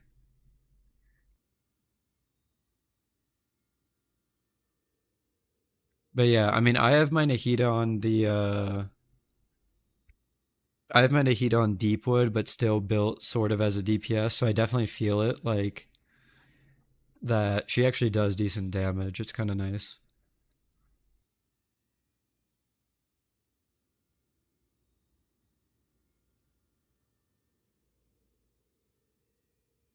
Alright, let's see. Mavica build. Oh, this is a pretty solid build. Although, your attack is kind of low. Oh, you're on an EM Sands, that makes sense. I mean, apart from just leveling the weapon so you get more attack, then, yeah. You think your Himiko has been a huge help, and honestly, you might keep her for a long time, but I haven't really found anyone else that equates, if not is better than her. I mean, it depends on what you're looking for, because, like, if you need a fire DPS, I'll be honest, apart from Firefly, there isn't much better. But if you're looking for a general DPS, then there's quite a few. Like, Aglaya running right now isn't bad. Herda that was running just a little bit ago is really good. Next patch, there's My Day. Hold on.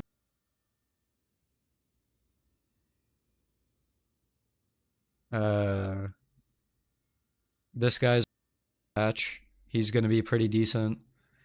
So like it kind of just depends. Like you just kind of have to pick one that you think like looks cool and just be like, all right, I'll invest in them and make them as strong as my Himiko is. It all just depends on like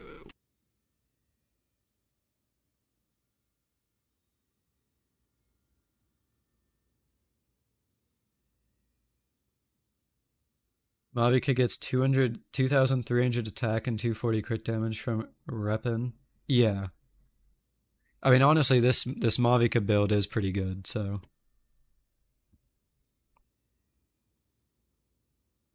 Alright. I think Axel was next. How much longer am I planning to stream? I'll be honest, I've streamed a lot longer than I intended to, so I might kind of wrap up these account reviews and then just kind of call it there.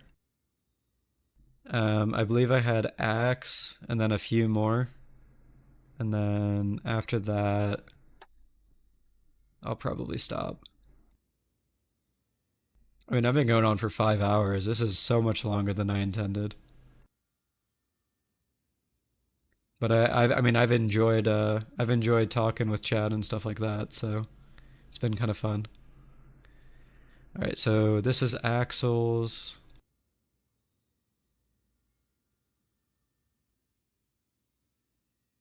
I don't know if Golden Killer Cat is still here, but that was one more. I'm just scrolling back through chat to try to find some IDs here. There was Ganyu. That was one more.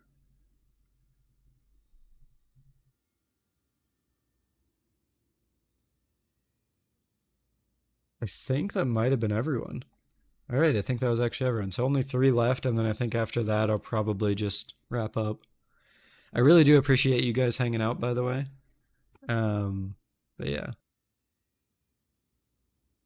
Yeah, I can see that. It's just odd that she's the only really good firefighter versus the other good crit hitters. I think my biggest crit is Diong. I'm assuming you meant Dan Hang.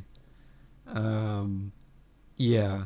I mean, really, you just kind of have to roll, I'll be honest. Because if I'm not mistaken, you're a newer player, right? So you kind of just have to pick a character, find out if they're like a crit DPS or whatever, and then go from there. Game Explain, yes, I will be keeping the VOD up. I mean, I don't think I've said anything crazy here, so it's not like I have a reason to take it down.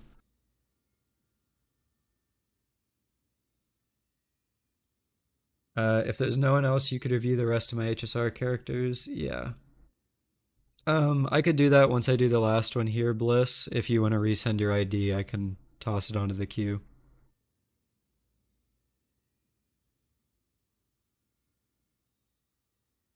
All right, so Axel. Let's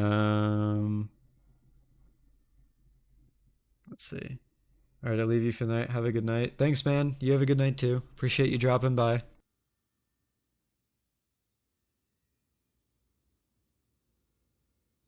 All right, I'm just gonna skim through these here. 02, what's up, Mood?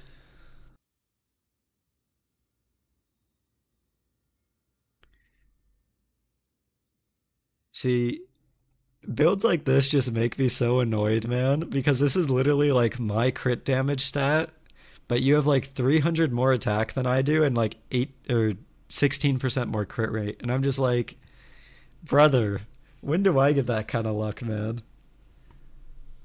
The flower on your Acheron? Do you mean the head, the 618? Yeah, that's pretty sick. That is a really good piece, yeah. You are not a dedicated Acheron, brother. I shit you not. I spent 2 months straight in the Acheron domain doing nothing but farming Acheron pieces. And my build is like This is the best I could get. 2 months straight of logging in, farming that domain, and closing the game. And this is all I could get. Like, this is awful, man. I'm so mad about it.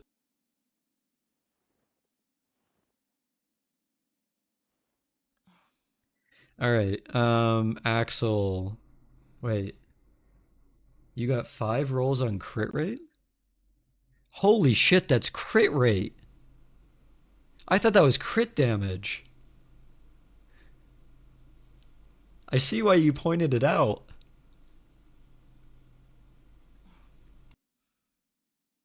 What the hell, dude? No way.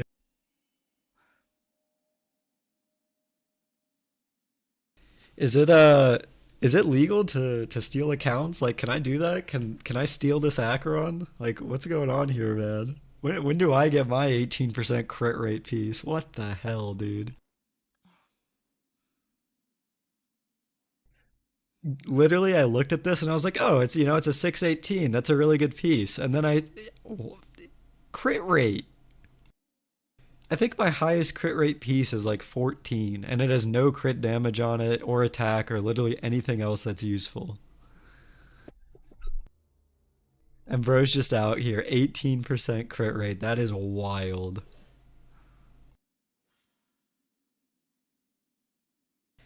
Zero two, by the way. Some people in chat wanted me to take a look at their characters and stuff, so just doing some skimming through, basically. What do you run Fast Sunday for, by the way? Is that for your Herda or?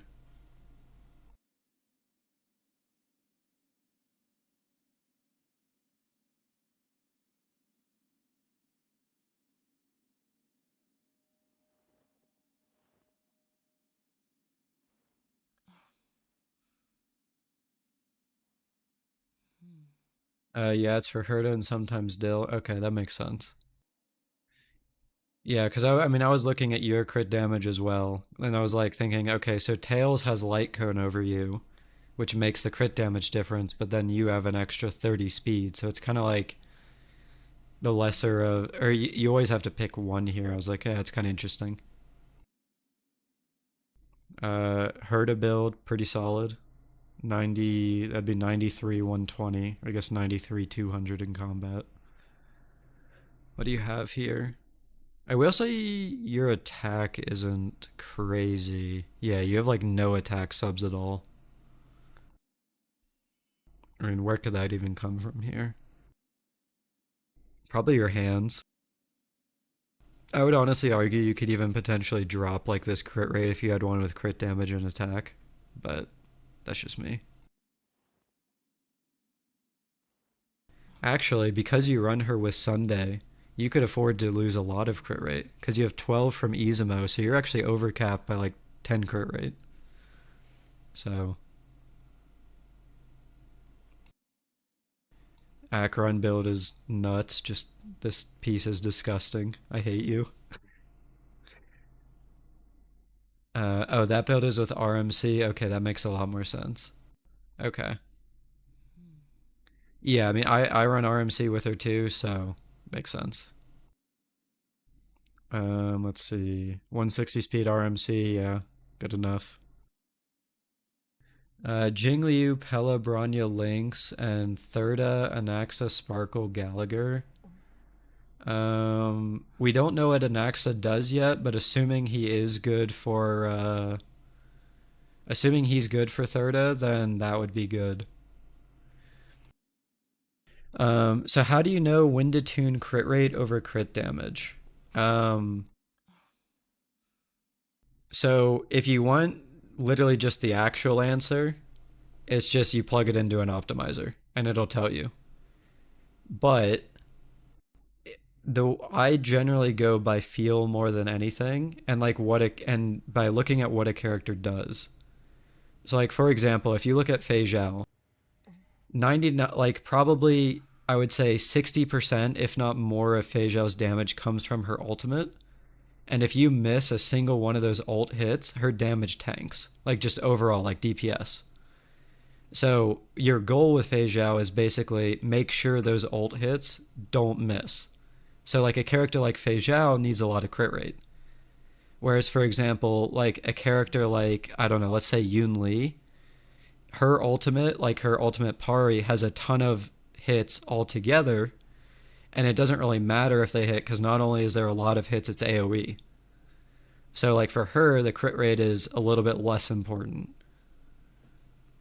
So like it's kind of just like you have to feel out what a character does and like how much of their kit is affected by different parts, like Fei Zhao for ult and someone else like might be a skill damage user like Herda and stuff like that.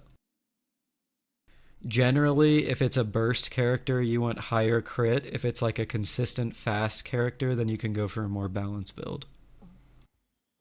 If that makes sense. Ultra Kill Stream Win. I haven't actually ever played that game. HSR is a lot more technical than I thought. I mean, it's only as technical as you want it to be.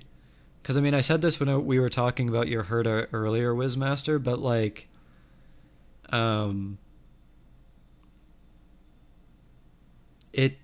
if you can clear now, then it really doesn't matter what your builds are, because you're clearing. But if you want to know the nitty-gritty of the game and, like, learn how to speed tune and do all the extra stuff, and like know like who needs what crit and who needs what speed and who needs what crit damage and how to match them, that kind of stuff, then not only does that let you like play the game in a different way, but also it can help you like clear at lower investments, if that makes sense, I guess. You're clearing because you have the meta units with OP SIGs and super good luck. That's fair too. Sometimes luck is a part of it. Let's see. Another fast Ron May. That's 2 in one day. I have not actually seen many fast Ron Mays. What's your break? Holy. You are well past the threshold of break you need. Do you ever run into problems where your Ron May just dies? That is very low HP. Oh, your Ron May's benched. Okay. I weep for super break. Alright, fair enough. Based.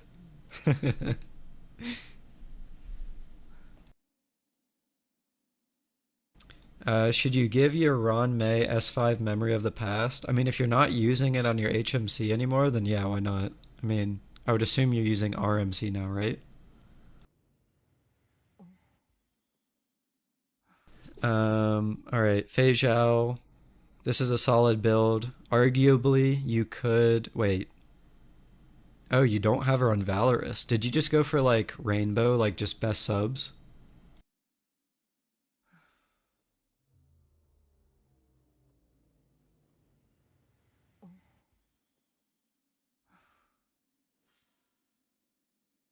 Oh, you never really farmed it. Okay. I guess that makes sense because you never needed the super break pieces, right?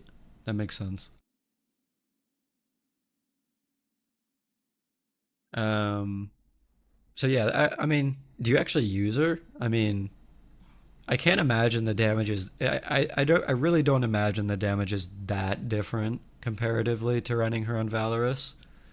But like if you get salvage, it might be worth you like trying to craft those pieces. Just a thought. But I mean, obviously if you don't use her, then it doesn't really matter. You did use her this MOC with Topaz, yeah, then it wouldn't hurt. I mean, it never hurts to try and look for investment and that kind of stuff. But also, I mean, you really can't go wrong with rainbow sets. Like, this build is fine. Robin build. Oh, slow, super slow Robin.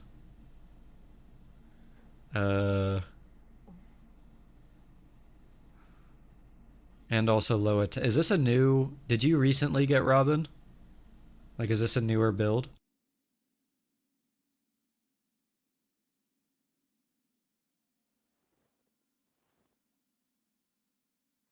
Oh, you got her on release. Do you use her that much or no?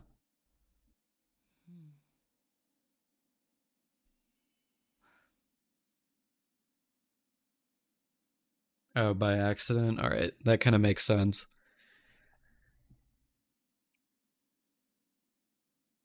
Is Sunday rerun gonna be in the 3.2 patch? Yeah, probably. I'd be kind of shocked if it wasn't. Um, I gotta use the bathroom real quick, so I will be right back, and then I'll continue on to the next characters here. Give me a sec. BRB.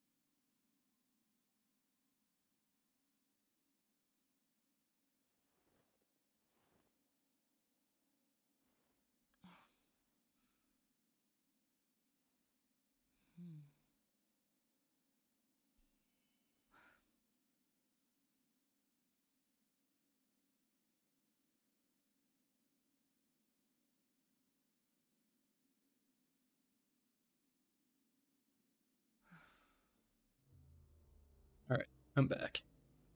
To finish what I was saying before I left, yeah, I mean, if you really want to know, I mean, leaks will happen in what, like, how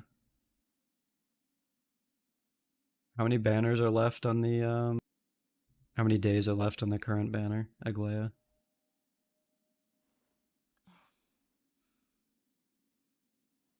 Let's see. So there's currently 9 days left on Aglaya's banner. I mean, realistically, that means beta is gonna start in like probably, if I had to guess, 11 days for 3.2, and then we'll know Castrese's kit, and then at that point you'll know what or whether or not she wants Sunday or not. I mean, there's no harm in like waiting and just being like, all right, let's see what happens. So.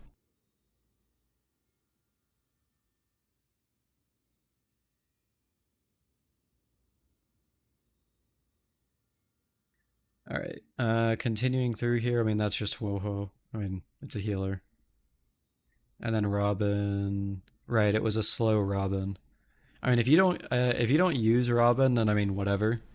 But I will say that this is low attack, and also you need 10 more speed. But other than that, I mean, you have the right set and everything. So. All right. Let's see. Who else was it? Prozien. I don't remember who this was. I apologize.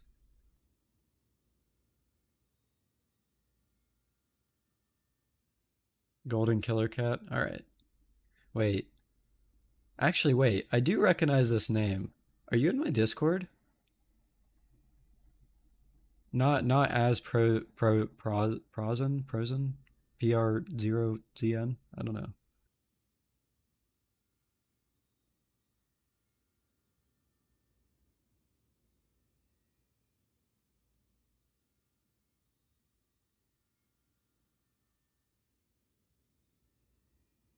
I'm not sure why that name is familiar, but either way.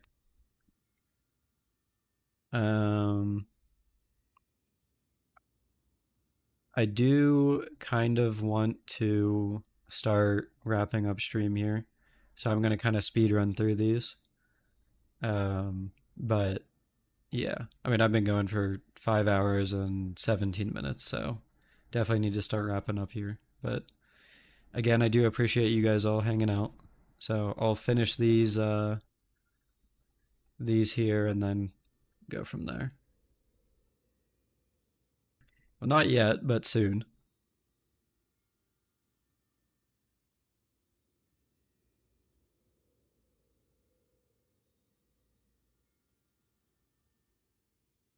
All right. So for your Fei Zhao here, so I was talking about this earlier when I think when I was talking with Axel, or wait, no, I don't remember who it was. Oh, Wiz asked about crit rate and stuff like that. But Fei Zhao is one of those characters that you kind of want as much crit rate as you can get. You run her with RMC, so a bit more crit rate there. Okay. I would assume you also run her with Robin for the action advancing, because otherwise running attack boots would kind of be scuffed. Bro's been saying the stream ends soon for half an hour already. Okay, listen. I did say I was going to finish the reviews.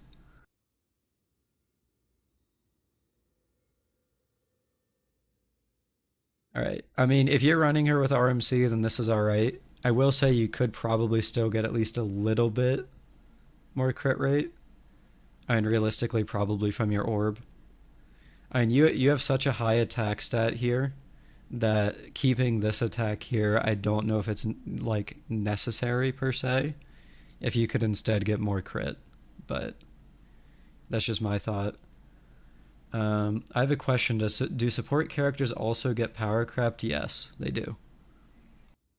The easiest example is Sparkle and Bronya getting power crept by Sunday, but I mean, you could also look at, for example, like if you consider a sustain a support, I mean, Linksha basically power crept everyone. So, and same with Aventurine before her. Notice your chat about Sunday's rerun. I'm sorry, I did not see it. Hold on. When you mentioned Sunday's rerun, I thought of a reason why people look out for leaks. Is because at this point, rerun banners are so unpredictable. Like, to be honest, Sunday's rerun in 3.2 is too early, but he's a support. I do agree with that, but at the end of the day, again, I hate to keep repeating myself, but this is Hoyo. So they don't really care about the timeline of reruns if it makes them more money to rerun something sooner. So, like, if Sunday is Castaris's best support, then they are 100% going to run him with her, so that all the people that coped by saying, "Oh, I'm not gonna go for Sunday now," will go for him later on that banner.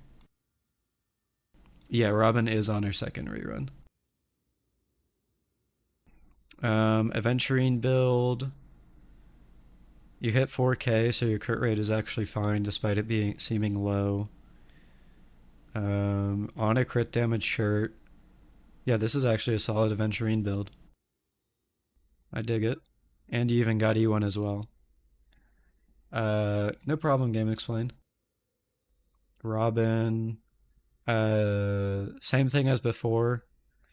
You definitely need at least a little bit more speed.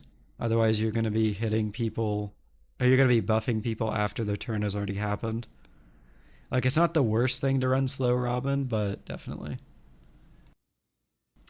0-2. If you want me to do it, then I will, but I'll definitely make that the last one. No more after that, so.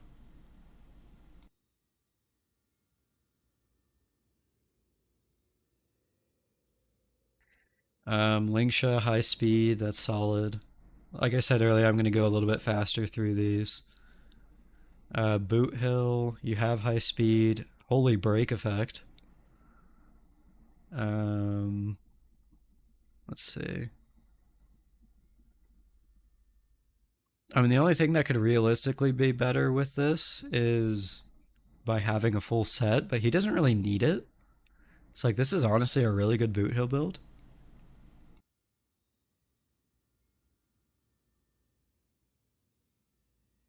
You dozed off during stream, lol, woke up to see it still going. Yeah, I'm still here, 5 hours, pushing almost 5.5. Appreciate the watch though. I'm assuming this RMC is still in the process of being built. 02, yeah, I don't mind, no worries. You can still send your ID. Yeah, that I can definitely see that, yeah.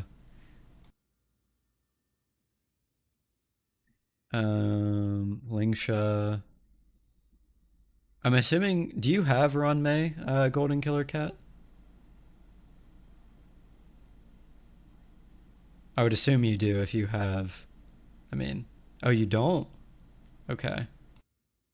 If you don't have Ron May, then I would try to hit 160 speed on your Tingyun. Or wait, no, hold on. Does Solitary Healing give speed? I don't actually know. Nihility. Isn't this just energy? I think it is. Oh, there it was. Break effect when you release. Yeah, no speed here. Yeah, so I mean this is honestly probably the first thing I've seen that would just be like an easy kind of slam dunk improvement. If you could get to 160 until you have until you get Run May, then this would be an easy improvement. You can just post your ID here. ID here 02. I am so jealous. Dude, what is with these people in my chat all having these cracked ass Acheron builds when I'm stuck here with just garbage, man? I am so jealous. That's like the third or fourth one that's just been like banger Acheron build. Come on, man. I've been mocking you in Discord. This was made within a week. No way. You wait, actually you got this build in a week?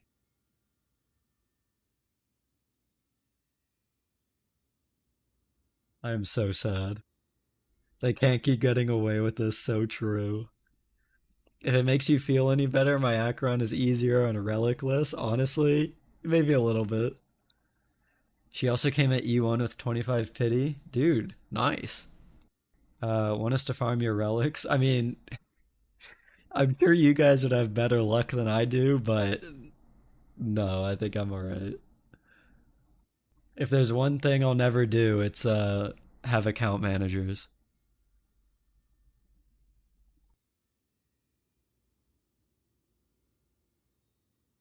02, did you ever send the ID somewhere? And also thank you for the follow, by the way.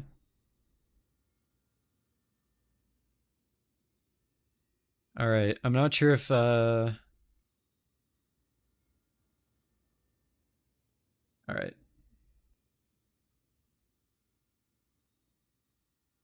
Thank you for sending. I'm not sure if Ganyu is still here. I apologize it's taken so long to get here, but I will look through it. Alright, again, sorry for taking this long. Thaddeus, I did say that 02s would be the last one. I do need to wrap up stream at some point.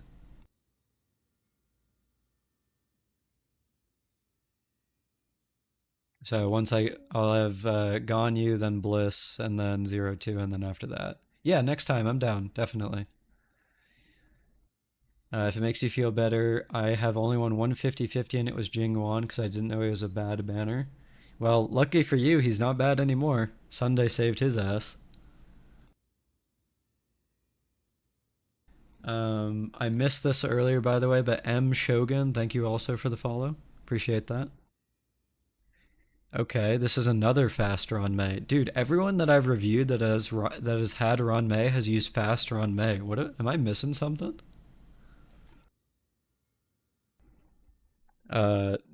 Thanks, Anne? Question mark?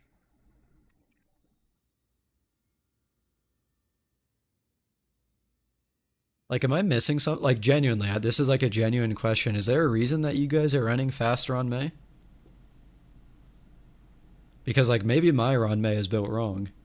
Like, I actually don't know.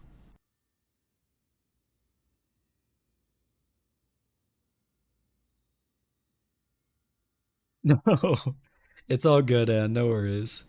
Because your friend told me to. All right.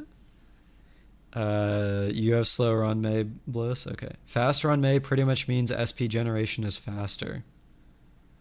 I mean, does it though? Because don't you have to spend you have to use your skill more often, right? Right. The buff lasts less. I've always ran slow Ron May because the people I ran her with preferred uptime rather than anything else.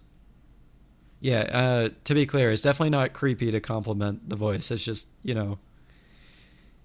compliments aren't something people always get, so.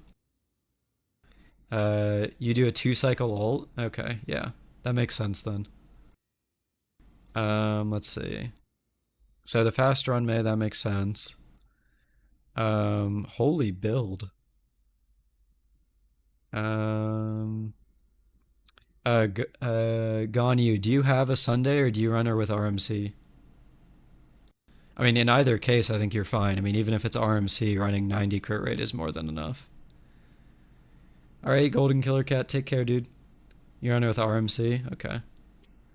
Let me see. So you got an 8-10 with attack, that's crazy. A 10-10, that's crazy.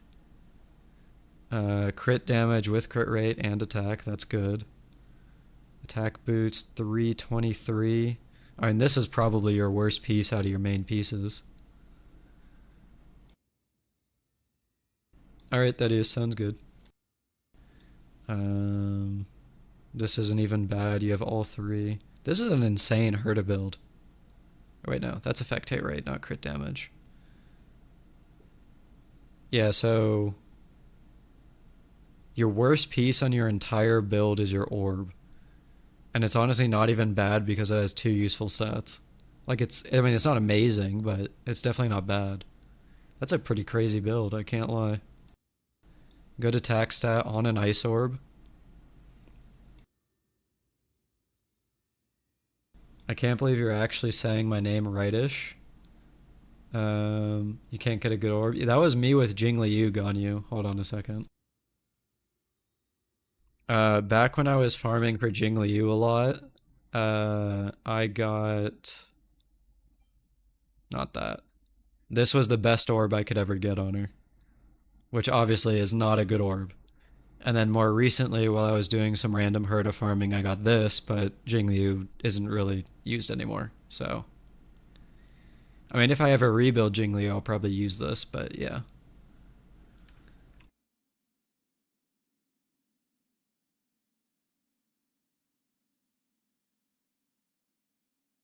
Let's see. So yeah, this is honestly a crazy Herta build. I think I tested an Ice Orb on my Herta, and I was at like 3.2k attack. So I mean, you've got me beat there as well. So that's pretty solid. Crazy Ting Yun build, good speed. You do have enough break effect with Forge. But only if you're against Fire Weak, though. What is it, like 220? I think it's 220, right?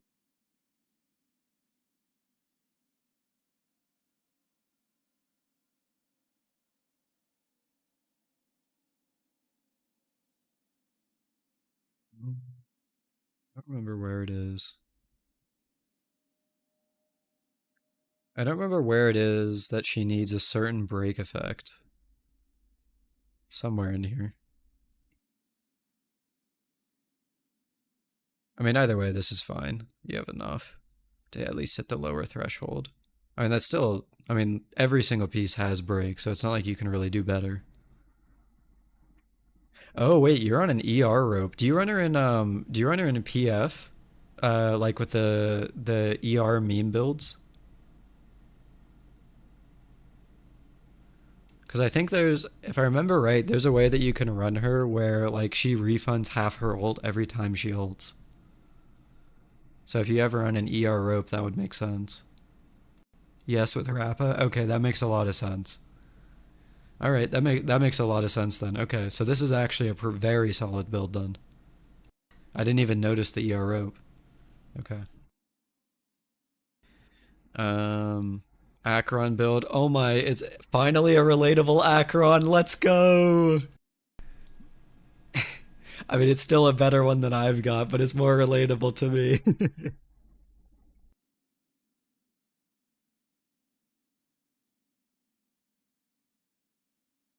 Someone broke the chain. Yeah, I guess so. Let's see. Really good Rappa build. You have good enough speed. You're on the right set here.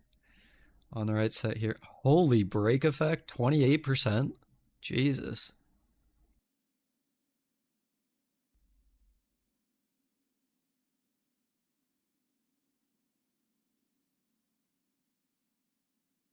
First time chatter, Afo Tim. Yo, what's up, dude? Wait. I recognize that name. Do you watch Afo Tim? Do you watch Tuhu? I feel like I've seen you in his stream chat before. What's up, dude? Does Rappa need 160 speed or is 154 good enough? 160 is better, but I believe there is a threshold at 150. It's around this number, so I think you're fine. And I mean, realistically, like almost, yeah, literally every single one of your pieces has speed. Like, you're not going to replace this one even though it has low speed just because of the break effect numbers. So you would have to cope that you get more speed here for like you to even like think about hitting that. So I feel like you should just be like, all right, this is a good enough build. And just kind of like, you have really high break effect and you're like, okay, so that's like fine. Cause I mean, it would honestly be hard. I mean, you could get a better orb, honestly. Like if you had an orb that just slammed like speed, like if you got like a 10 speed orb, obviously, yeah, you could swap to that because losing 5 break effect isn't the end of the world. But on the other hand, if you got like an orb that kept 4 speed but had like, I don't know, let's say 16 break effect, then I would say that's fine too. Like to keep around a similar speed threshold. Sparkle. She is someone that does want 160 speed, I will say.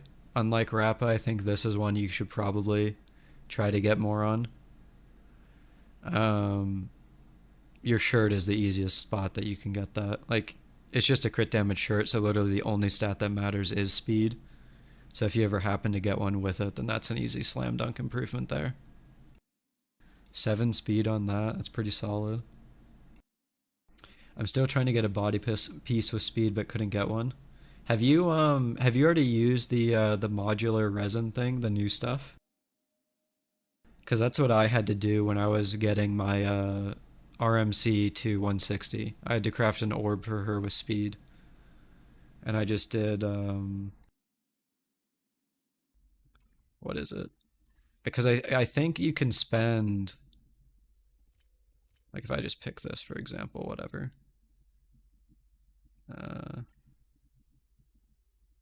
Yeah, I think if you just pick one substat, it only costs 1 of these. Whereas if you did 2, then it's 4. So like if you need one specific stat, I don't actually think it's a bad idea to go for something like this. So you would just do like crit damage and then speed, and you would have what you need.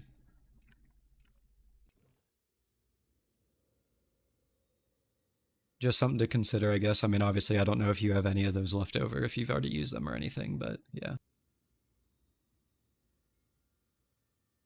Let's see, Fujuan. Oh, this is actually pretty impressive. You hit 8k without her Sig. That's actually a really solid Fujuan build, and you have high defense. You already used it on an ice orb for Herta, but it rolled worse than my current orb. That is a shame. But unfortunately, that is the nature of RNG. Isn't it better to save for 4 and get 2 good substats? I think it depends. If you are a new player, that desperately needs something, like something specific, I would say yes. But for example, someone like me, I've played every day since the game launched, so what I'm looking for with builds is very specific. So if I need something specific, I would rather just spend the one thing to get exactly what I need than spend 3 extra for something that could honestly just roll terribly, if that makes sense. Because like if I literally I need an orb that has speed to complete my build, then it makes a lot more sense to me to just craft that orb than to be like, okay, let's get an orb with maybe another subset that could be useful. Because I mean, speed is the only thing I need. That's just an example, but that's how I look at it. The one use feels safer because you can still get bad RNG and rolls, definitely, yeah. ER Rope with speed substats on Lukasha is a pretty good investment of self-modeling resin. Yeah, I agree with that, yeah. Anyway, this Fujuan build, like I said, this is actually insane. You have high defense and you have really high HP, not Honor Sig. What's up, pal? Welcome in. Let's see, your Fei Zhao. Do you run your Fei Zhao with a crit support at all?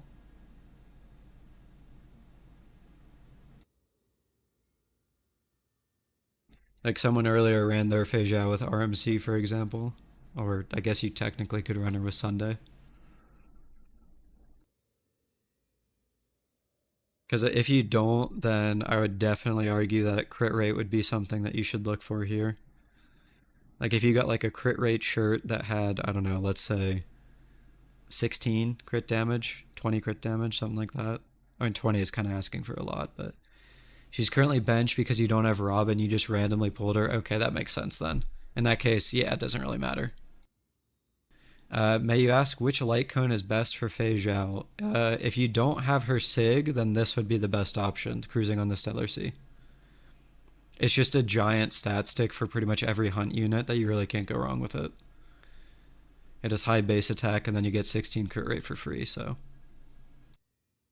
This is from the Herta store, by the way, so it's free if you're not sure where it's from.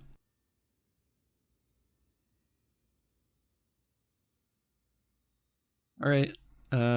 Okay, Bliss, I don't know if you're still here, but this is a different batch of characters. I see you change your Dan Hang build as well. No problem, dude. What light cone is best for Fujuan? If you don't have her Sig, probably the Herta one. I mean, the Herta one gives you crazy sustain because it gives you a shield. But I'll be honest with you, there's not... I mean, you could... Oh, Gepard's Light Cone? Gepard's Light Cone is pretty good. If you run Gepard's Light Cone on her, that means that instead of running like a defense main stat piece, you can pretty much go all in on HP. And then if you don't have Gepard's Light Cone, the Herta Store Cone, then honestly you could just go for like a generic defense one. No problem, by the way, Ganyu. Landau's Choice? No, that's actually something you don't particularly want on her. Because you don't actually want your Fujuan to get hit. Hold on.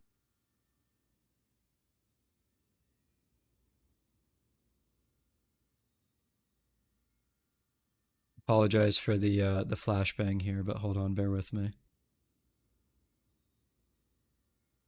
For those of you that don't know, because I mean Fujuan hasn't been ran in a while, so the way that Fujuan's calculations for like her damage mitigation works in this game is that, let's say you have like a Sela. Excuse my shitty handwriting. Let's say you have a Sela and then you have your Fujuan.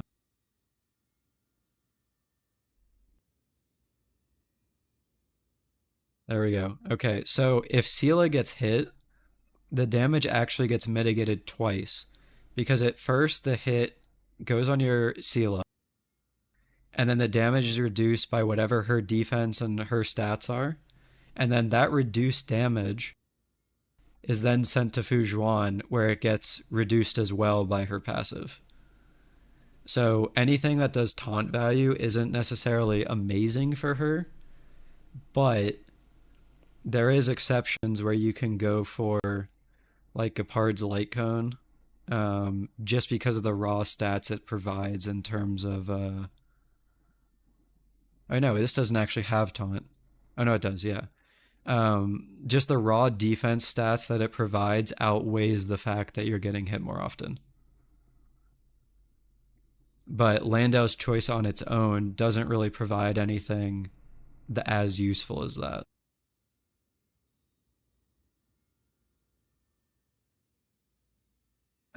Anyway, back to looking at this here. Robin build. Wait. Oh, physical orb. Is this a DPS Robin build? Kinda based, I can't lie.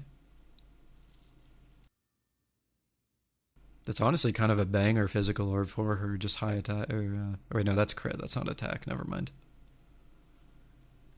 I always mess up the symbols looking here. It's like, oh, you have sword here. That's attack. But then you have sword with a lightning symbol, and that's crit. And then you have the upside down sword, and you're just supposed to remember that's crit damage. Like, I feel like they could have picked better symbols here, but maybe that's just me. Let's see. Holy... Wait, and that's on the new set, too.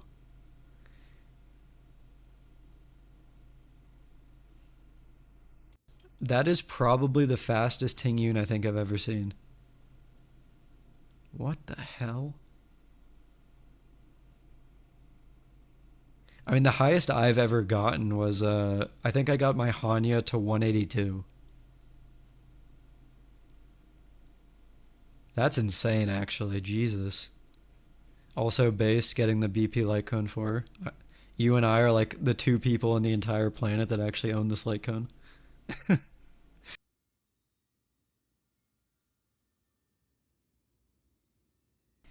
Fei Zhao. That is a banger build. I will say your attack is low, but, I mean, insane crit stats. You grabbed that light cone too. Nice, nice. Quid pro quo Woho. Fast Woho. Okay, I'll be honest with you. I've considered making a fast Woho before, but I've never done it because... Look at the orb for Fei Zhao. Jesus. That's something I'm jealous of. Let's see. For comparison's sake,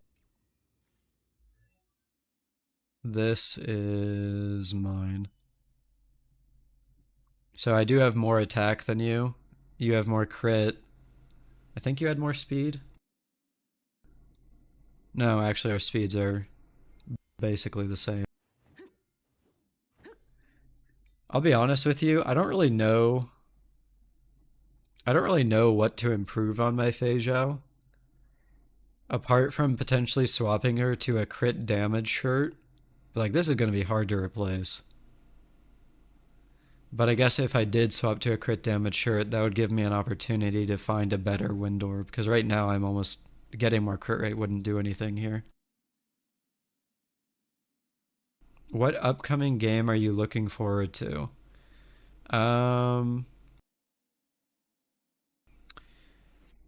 What am I looking forward to? I'm willing to give Azur Primilia a shot, but there's some weird character designs in that game, so I'm not entirely sure about it. Apart from that, though, I'm mostly looking forward to Arknights Enfield. I was a huge Arknights fan, OG Arknights. So that's mostly what I'm looking forward to.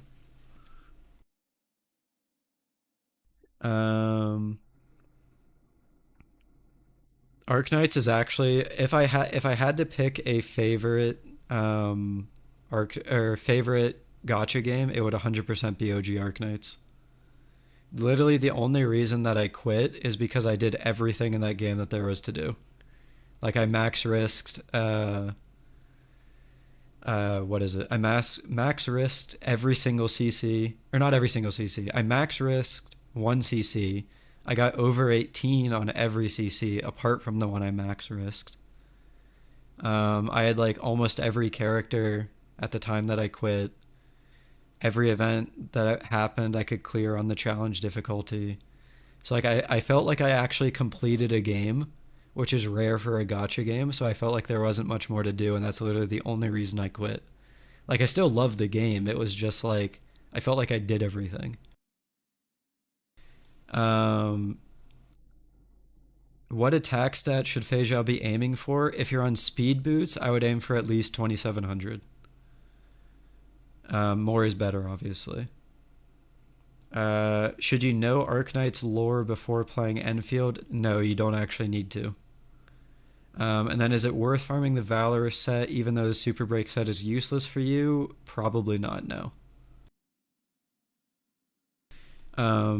I think the follow-up set on its own, I think, is probably like within, if I had to guess, 10% of the Valorous set. And because your substats are so insane here, I realistically don't think it would actually be 10%. It would probably, 2% worse. Yeah. Because of your substats, genuinely, I think that this would make up more than enough of whatever Valorous would give you if you swap to it. So, let's see. Arknights, I heard, has great power creep in that the power creep is manageable. Yeah, so you can literally clear every single piece of content in that game, including the end game, with 3-star units. And for the record, there are 6-star units in that game. So, I mean, that says a lot on its own. Like, the power creep in that game is basically, like, there is power creep. There are units that are undoubtedly stronger than others, but that does not mean that it invalidates older units, whereas a game like HSR kind of does. So, yeah, W alter. Yep. You are ready to watch hour-long vids to know everything. So I will say that the lore of Arknights is actually really cool. So if you're like a lore head and you really love it, I would honestly still recommend watching those videos, but it is not necessary to watch those videos. Does Robin buff Firefly, or do they not work with each other? They don't really work with each other. If you really wanted an action advancer, you'd probably be better off running, like, I don't know, like Sparkle Sunday, something like that. Generally, Firefly wants super break units, so you would go like Harmony main character, Ron Mei, Ting Yun, stuff like that. And not normal Ting Yun, to be clear, sorry, Fugue. Her old form. Dark Souls lore, cool. I do actually like the Dark Souls lore. I've watched more than a few videos on that. I'm definitely not like even remotely close to an expert by any means, but I do enjoy it. Okay, yeah, so I wanted to ask this earlier about when I saw your speed on Huohuo. How do you feel about her buff up time? What's up your way? Base PGE emote.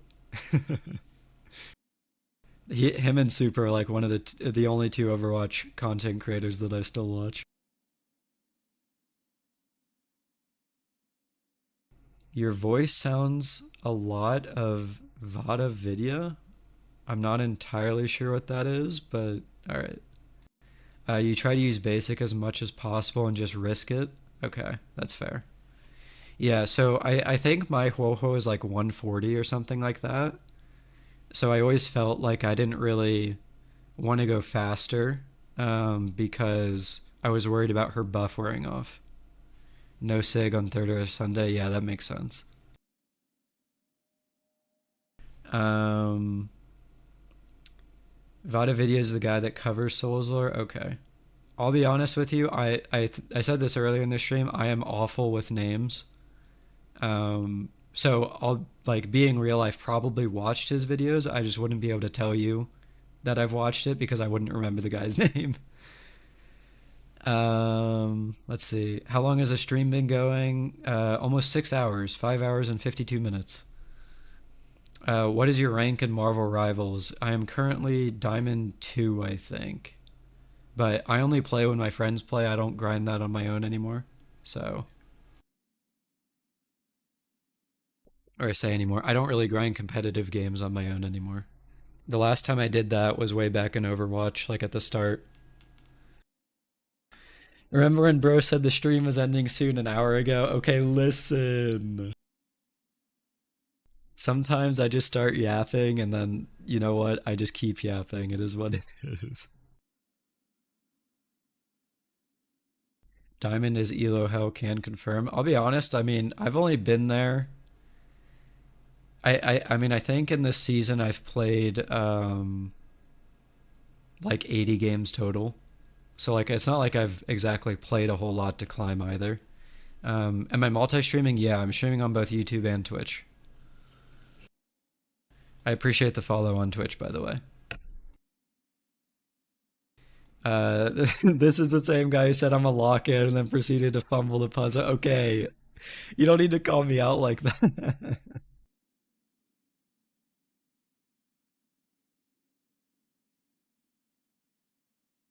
Let's see. Blade build. Wait, this is actually kind of nuts. Considering you don't have a SIG, this is like really high crit rate.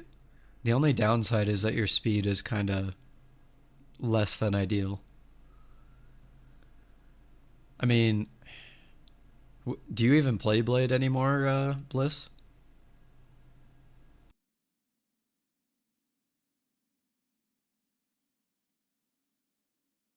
He's been benched since forever, so you don't bother. Okay, that makes sense, yeah. Would you pull for older characters if Hoyo buffed them in a good way? Absolutely, yeah. Um, let's see. More stalling tactics here. Let's see, who would I pull here that I did not pull for? Let's see. I would potentially get Jingliu Eidolons. If Jiao Cho was usable outside of Acheron teams, assuming that was his buff, I would probably get him.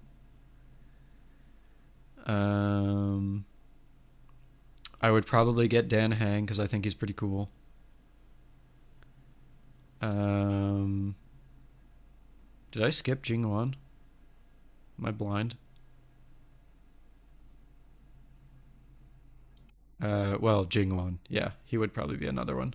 So there are a few characters I would definitely roll for, assuming they got buffed. Yeah. Let's see. Sparkle, you hit 164. You hit 164 on speed set. Jesus. I was only able to hit one. Wait. And you have DDD. Nice. I was only able to hit 164 with Rainbow set.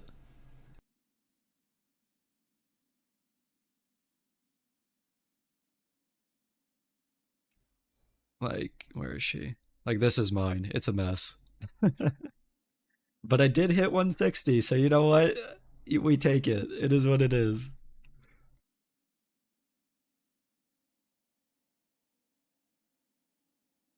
She can get 174 with Rainbow, yeah.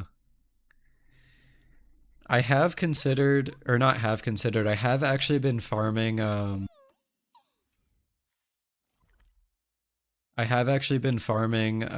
Windset recently, because I want to try to not only get, like, Serval on Windset, but also potentially a Noxa if I decide to get him in the future. And then, I want to see if I can transfer Sparkle off Rainbow to Windset, and then I can run DDD on her.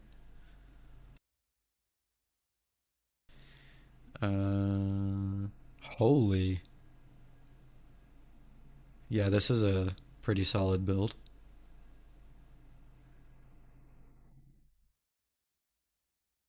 I mean, it is two piece. Like, arguably, yeah, it would be nicer to get like a 4-piece, but also the imaginary 4-piece is kind of meh. Another bench character, that's fair, yeah. It is a really good, like, this is an insane build, though, even though he is benched. Is Jiao Cho's E1 good or just okay? Let's see. I don't know what it is offhand. Allies deal 40% increased damage to enemy targets afflicted with Ashen Roast. Whenever inflicting Ashen Roast on an enemy target via triggering the talent's effect, the Ashen Roast applied is increased by 1. Yeah, that would be pretty solid.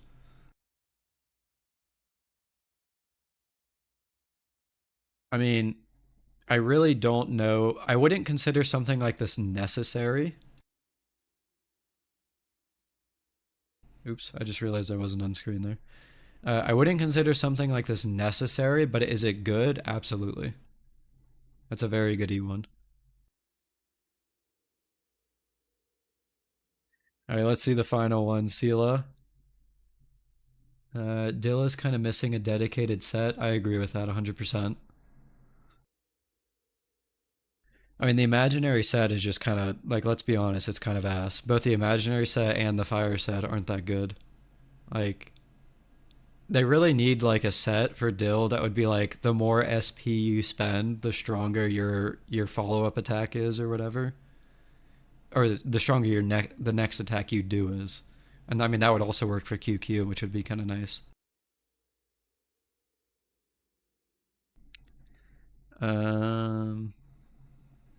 This is a pretty solid Sela build. That orb is nice. Enhanced basic, yeah.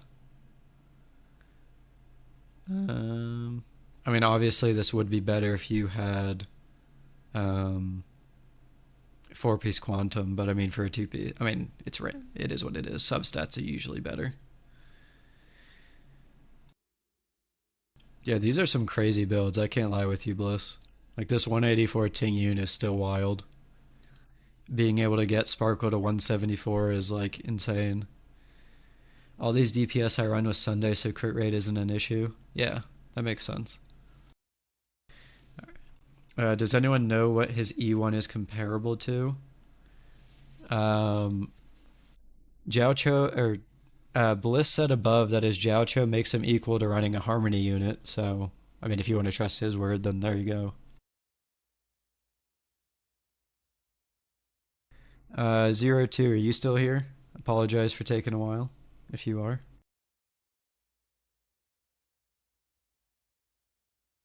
Alright, cool. So let me skim through here.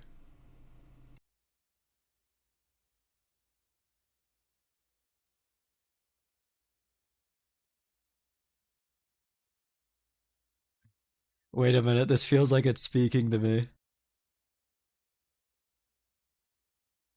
I hate waiting for my turn. I apologize for making you wait. Stream so long it'll last till 3.1. When are you planning on streaming next? Honestly, I'm not sure. I mentioned this earlier, but it really is just a time thing. If I feel like I have enough time to stream, then I will. But if I'm busy, then obviously I can't. So if you aren't in the Discord yet, feel free to join there. I'll always post if I ever do want to go live. And I'll definitely give at least a day's notice or so. Hold on a second. Let me find my links here.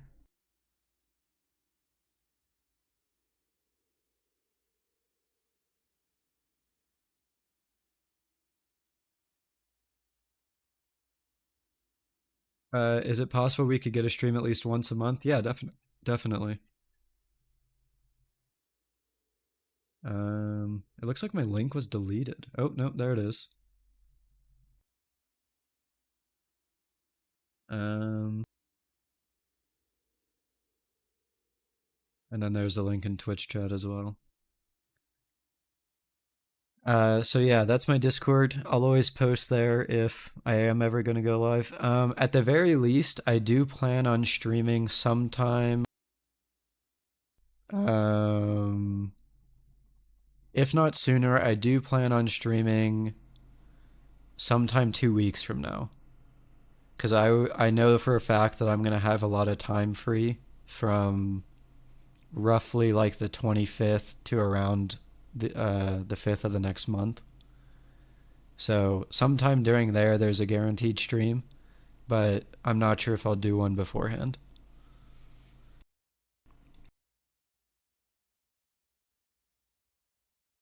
All right. Anyway, back to builds. All right. Let's see. Holy break effect. That's a lot. How much does our light cone give again? Is it 60?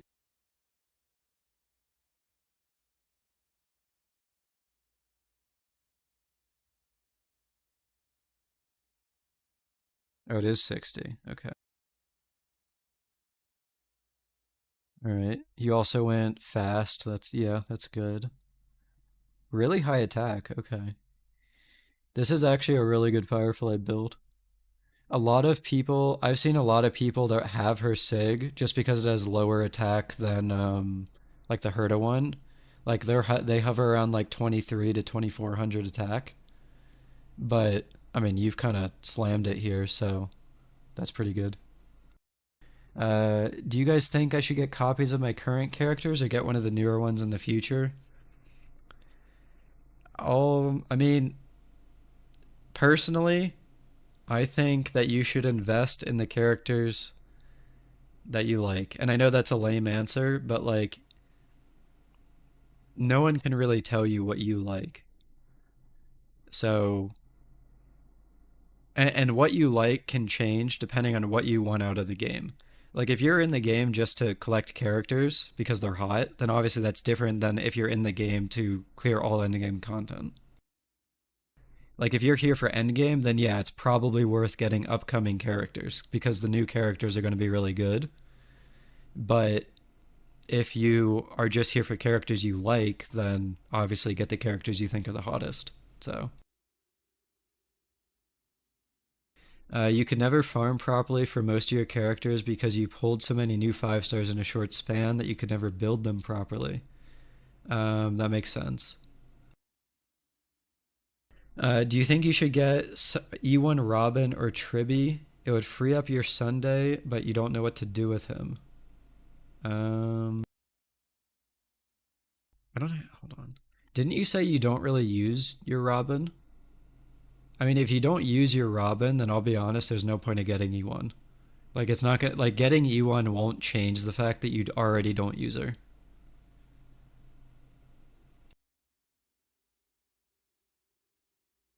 Oh, you do use her. I'm sorry. Okay.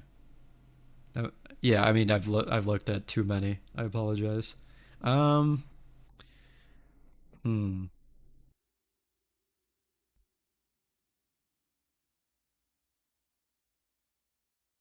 I mean, if we assume future characters will be built around, I guess, Herta, and we also assume that like Anoxa is the Jiao Cho for Herta in the same way Jiao Cho was for Acheron, then it might be worth getting Tribby because I would imagine Herta's best team is probably going to turn into Herta, Anoxa, Tribby. But that's just me assuming. Obviously, it might not be that way. So it could be worth you getting Tribby. Last 4 patches like 4 or 5 new 5 stars. I see. If you want a direct comparison, Bliss, hold on. I can actually show you what E1 Robin did for me because I got that yesterday.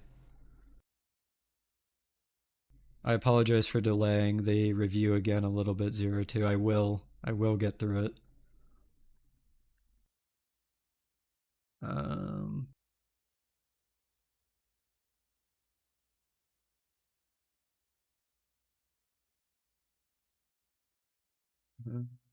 Wait,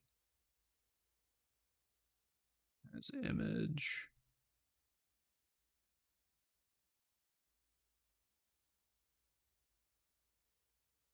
Okay, so I tested before and after I got E1 Robin. Your alt is E1 Robin and it feels good with Aglaya, but I don't know if it's worth skipping a character for a dupe. I mean,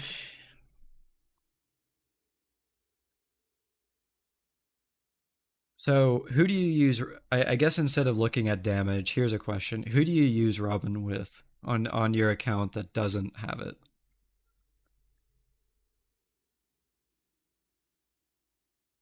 And then furthermore, is the character you use her with one of your favorite characters? Like, is Fei Zhao a favorite? Or Acheron?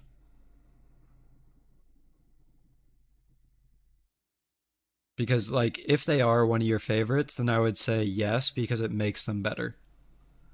But if you just, like, if Fei Zhao or Acheron are just characters you use, just because, like, you know, they're good, then I would say probably not.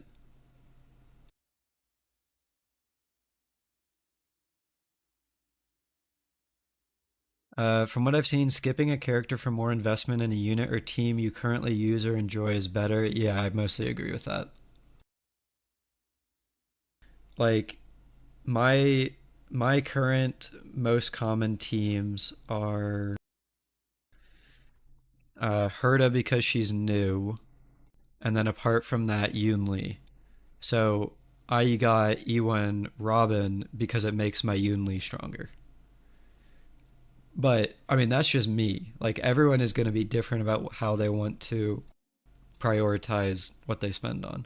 Like, for me, I see value in making my favorite stronger, but someone else will be like, well, you know, I'd rather just get the other character.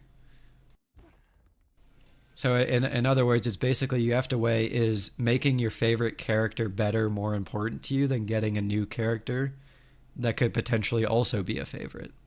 So I mean, that's just that. I mean, that's just how I look at it.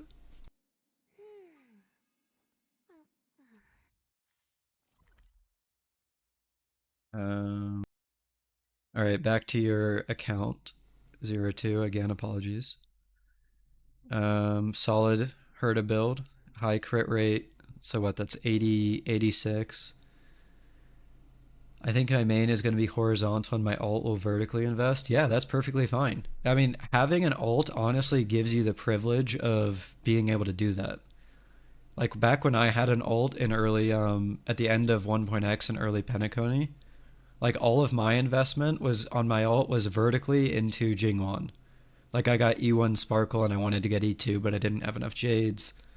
I tried getting Jingwan's light cone. I invested a lot into him, so that was my like vertical investment. Whereas on my main, it's a little bit different. I've gotten a much larger variety of characters. I want an E6 Firefly, but that's a huge investment, even though clearing everything is pretty easy. Yeah, that's fair. I mean, if they're your favorite, I mean, you can do that. It would just obviously require you to skip other options or other characters.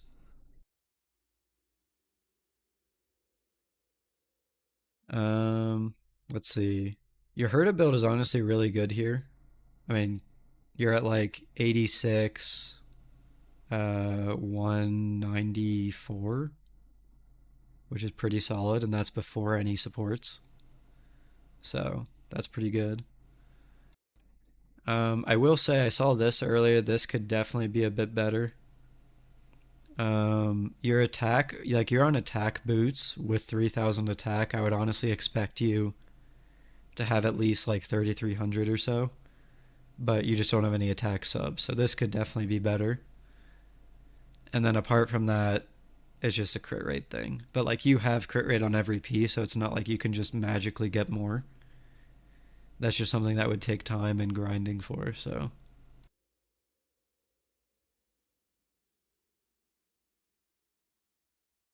Um, I gotta go to bed. Thanks for your first stream. Dude, thanks for hanging out. I appreciate all of you guys coming here and watching the stream for as long as you guys have.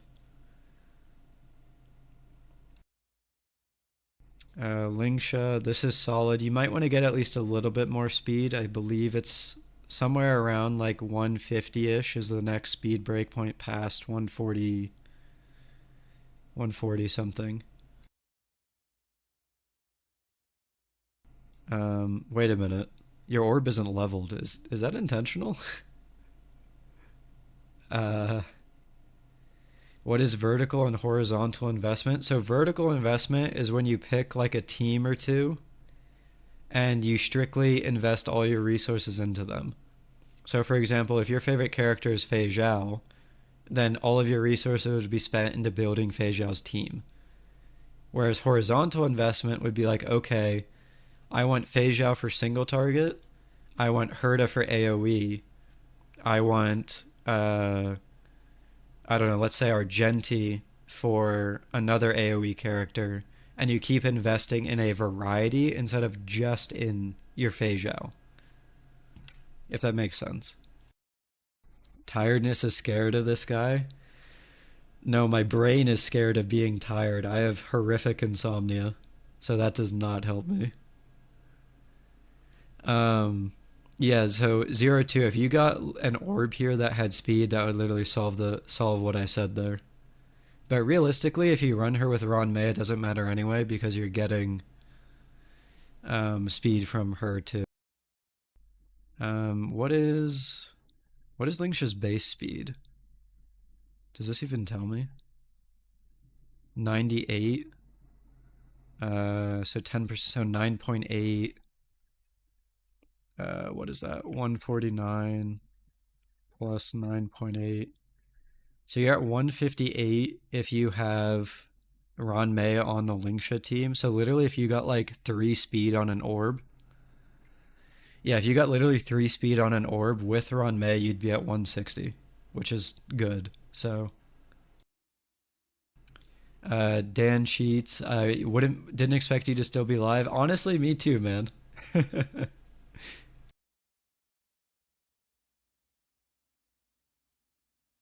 How long do you think Super Break will stay relevant for the rest of the game? So I don't know how long you've watched my content for. But I made a video a few months ago talking about Super Break. So 3 months ago. And oops, I did not mean to click that. Anyway, and one of the things that I said was that, or one of the things people were arguing with me in the comments about was that Super Break will eventually fall out of relevance because they're going to shill something else. But my argument is that Super Break is a mechanic that's intrinsic to the game. So they're never going to make it bad. They're just going, like, sure, we might not see characters for it for a long time, but eventually we're going to see characters back in the Super Break niche again. Because like if you go into hold on a minute. It is definitely struggling. I agree with that more than it used to, but like if you go to, hold on. There's a noble domain in here. Simulated universe. Yeah, so if you go to a noble domain and you start a run, literally you get to pick Break as one of the archetypes. Like, to me, there's no way that they're ever gonna like make Super Break like terrible, because it's literally an intrinsic part of the game. Like, to the point that they're literally labeling it as one of the main damage types. How power creepable will the current Super Break DPS be? Will they just add better Super Break multipliers on the new DPS? I think they definitely could.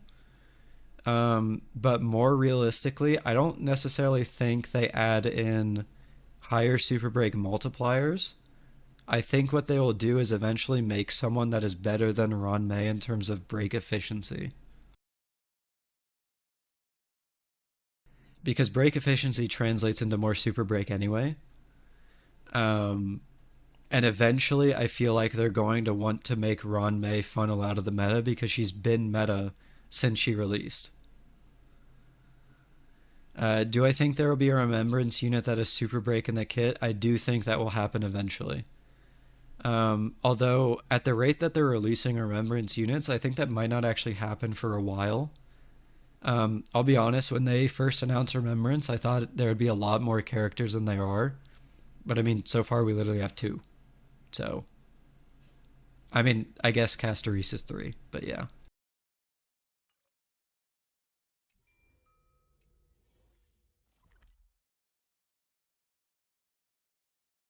All right, finishing up here. I'm kind of late, but do you think they will remove My Day's auto? No, I doubt it.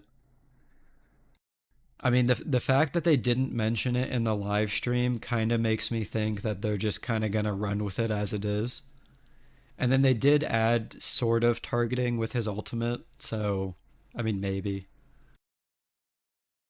Do you ever think they may add super break to older units like Zhuai?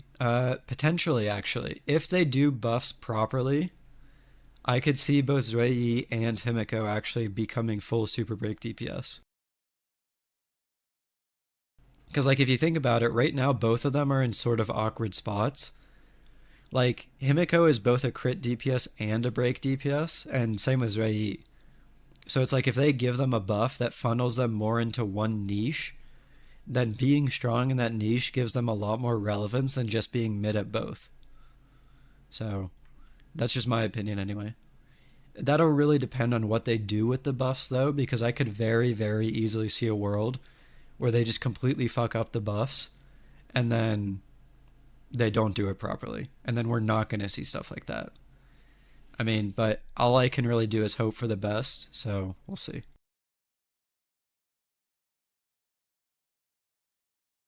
I used Rei before Boot Hill. She did 400k break damage. Yeah, she is not bad, but if you compare Rei having to charge up an ult to do 400 break damage compared to Firefly being able to do that with her skill at E0, it's kind of a night and day difference.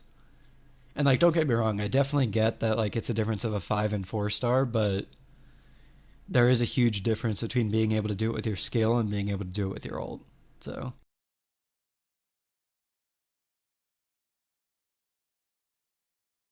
um, 02, I'm assuming that you run cruising on your Sela, because if so, this is a really good build. Because 56, so 66 plus 6, so you'd be at 72, 202. Yeah, that's actually a really good build. And then your attack, yeah, that's a pretty good Sela. Do you still actually run Mono Quantum? Or nah? Like I see you have E2 Sparkle here, like that. I mean, that ain't too shabby.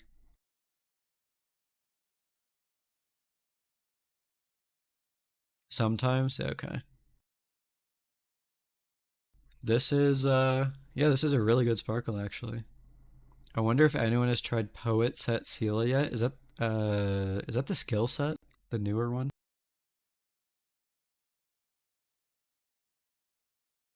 Uh, it's here somewhere. Wait, no, that's Scholar. Wait, which one is Poet?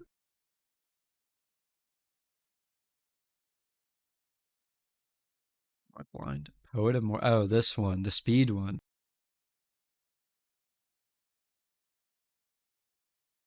Um, I'll be honest with you, that actually might be kind of interesting. She needs E2 for Poet to work. Couldn't you also do speed boots though? Because like normally people run attack boots Sela, but I feel like you could honestly just run speed boots if you don't have E2. I mean that I don't know. That's just me assuming, but yeah.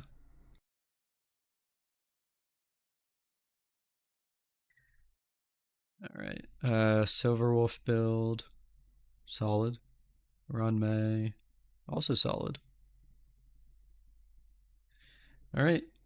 Yeah, these are some good builds for those of you that sent in your IDs and stuff. Thanks for the free content. It was fun looking at all the different builds people have rather. Speed won't work because their speed needs to be below 110 before bat. Oh, right. Yeah, sorry. Yeah, that makes sense.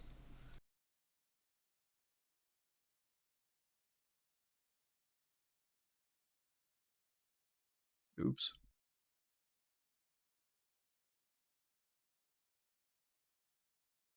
All right, y'all. It has been 6 hours and 22 minutes of my first stream, and I think it's finally time to end it. I really appreciate all of you guys showing up. It's been a lot of fun. I've enjoyed yapping, enjoyed talking. I will definitely be streaming again. As I said earlier, if you want to know the next time I stream and also any videos I release on YouTube, feel free to join my Discord. Let me link that again real quick. Hold on. There's my Discord linked in YouTube. And there it is linked again on Twitch. And then let me link my YouTube channel again real quick in the Twitch chat.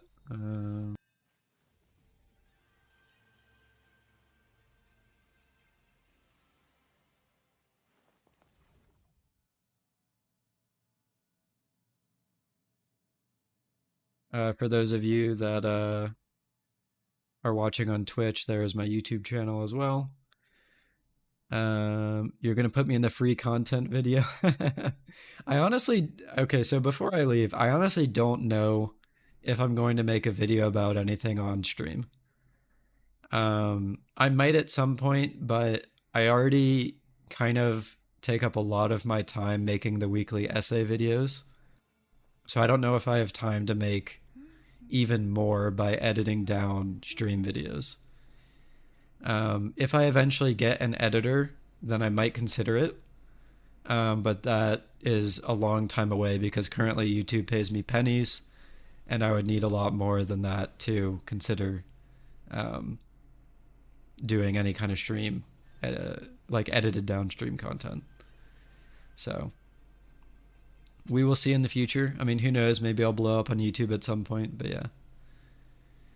Could you at least post the highlights and fails? I mean, again, it's more just a time thing. Like I do a lot of stuff IRL, and then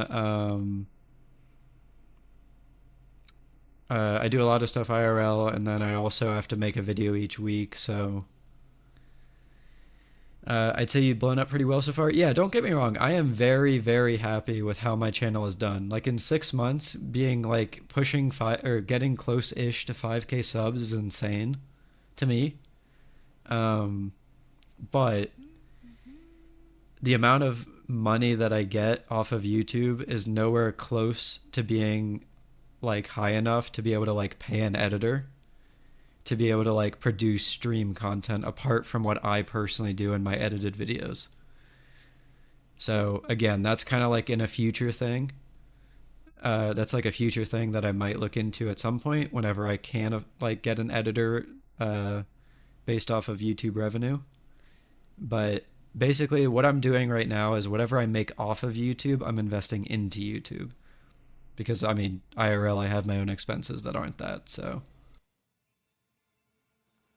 But yeah, I appreciate the kind words. I appreciate you guys all hanging out, especially the ones that were here the whole time. You guys are actually insane. Thank you very much for watching, and I will catch you guys on the next stream. See y'all. Bye bye bye bye bye bye bye bye.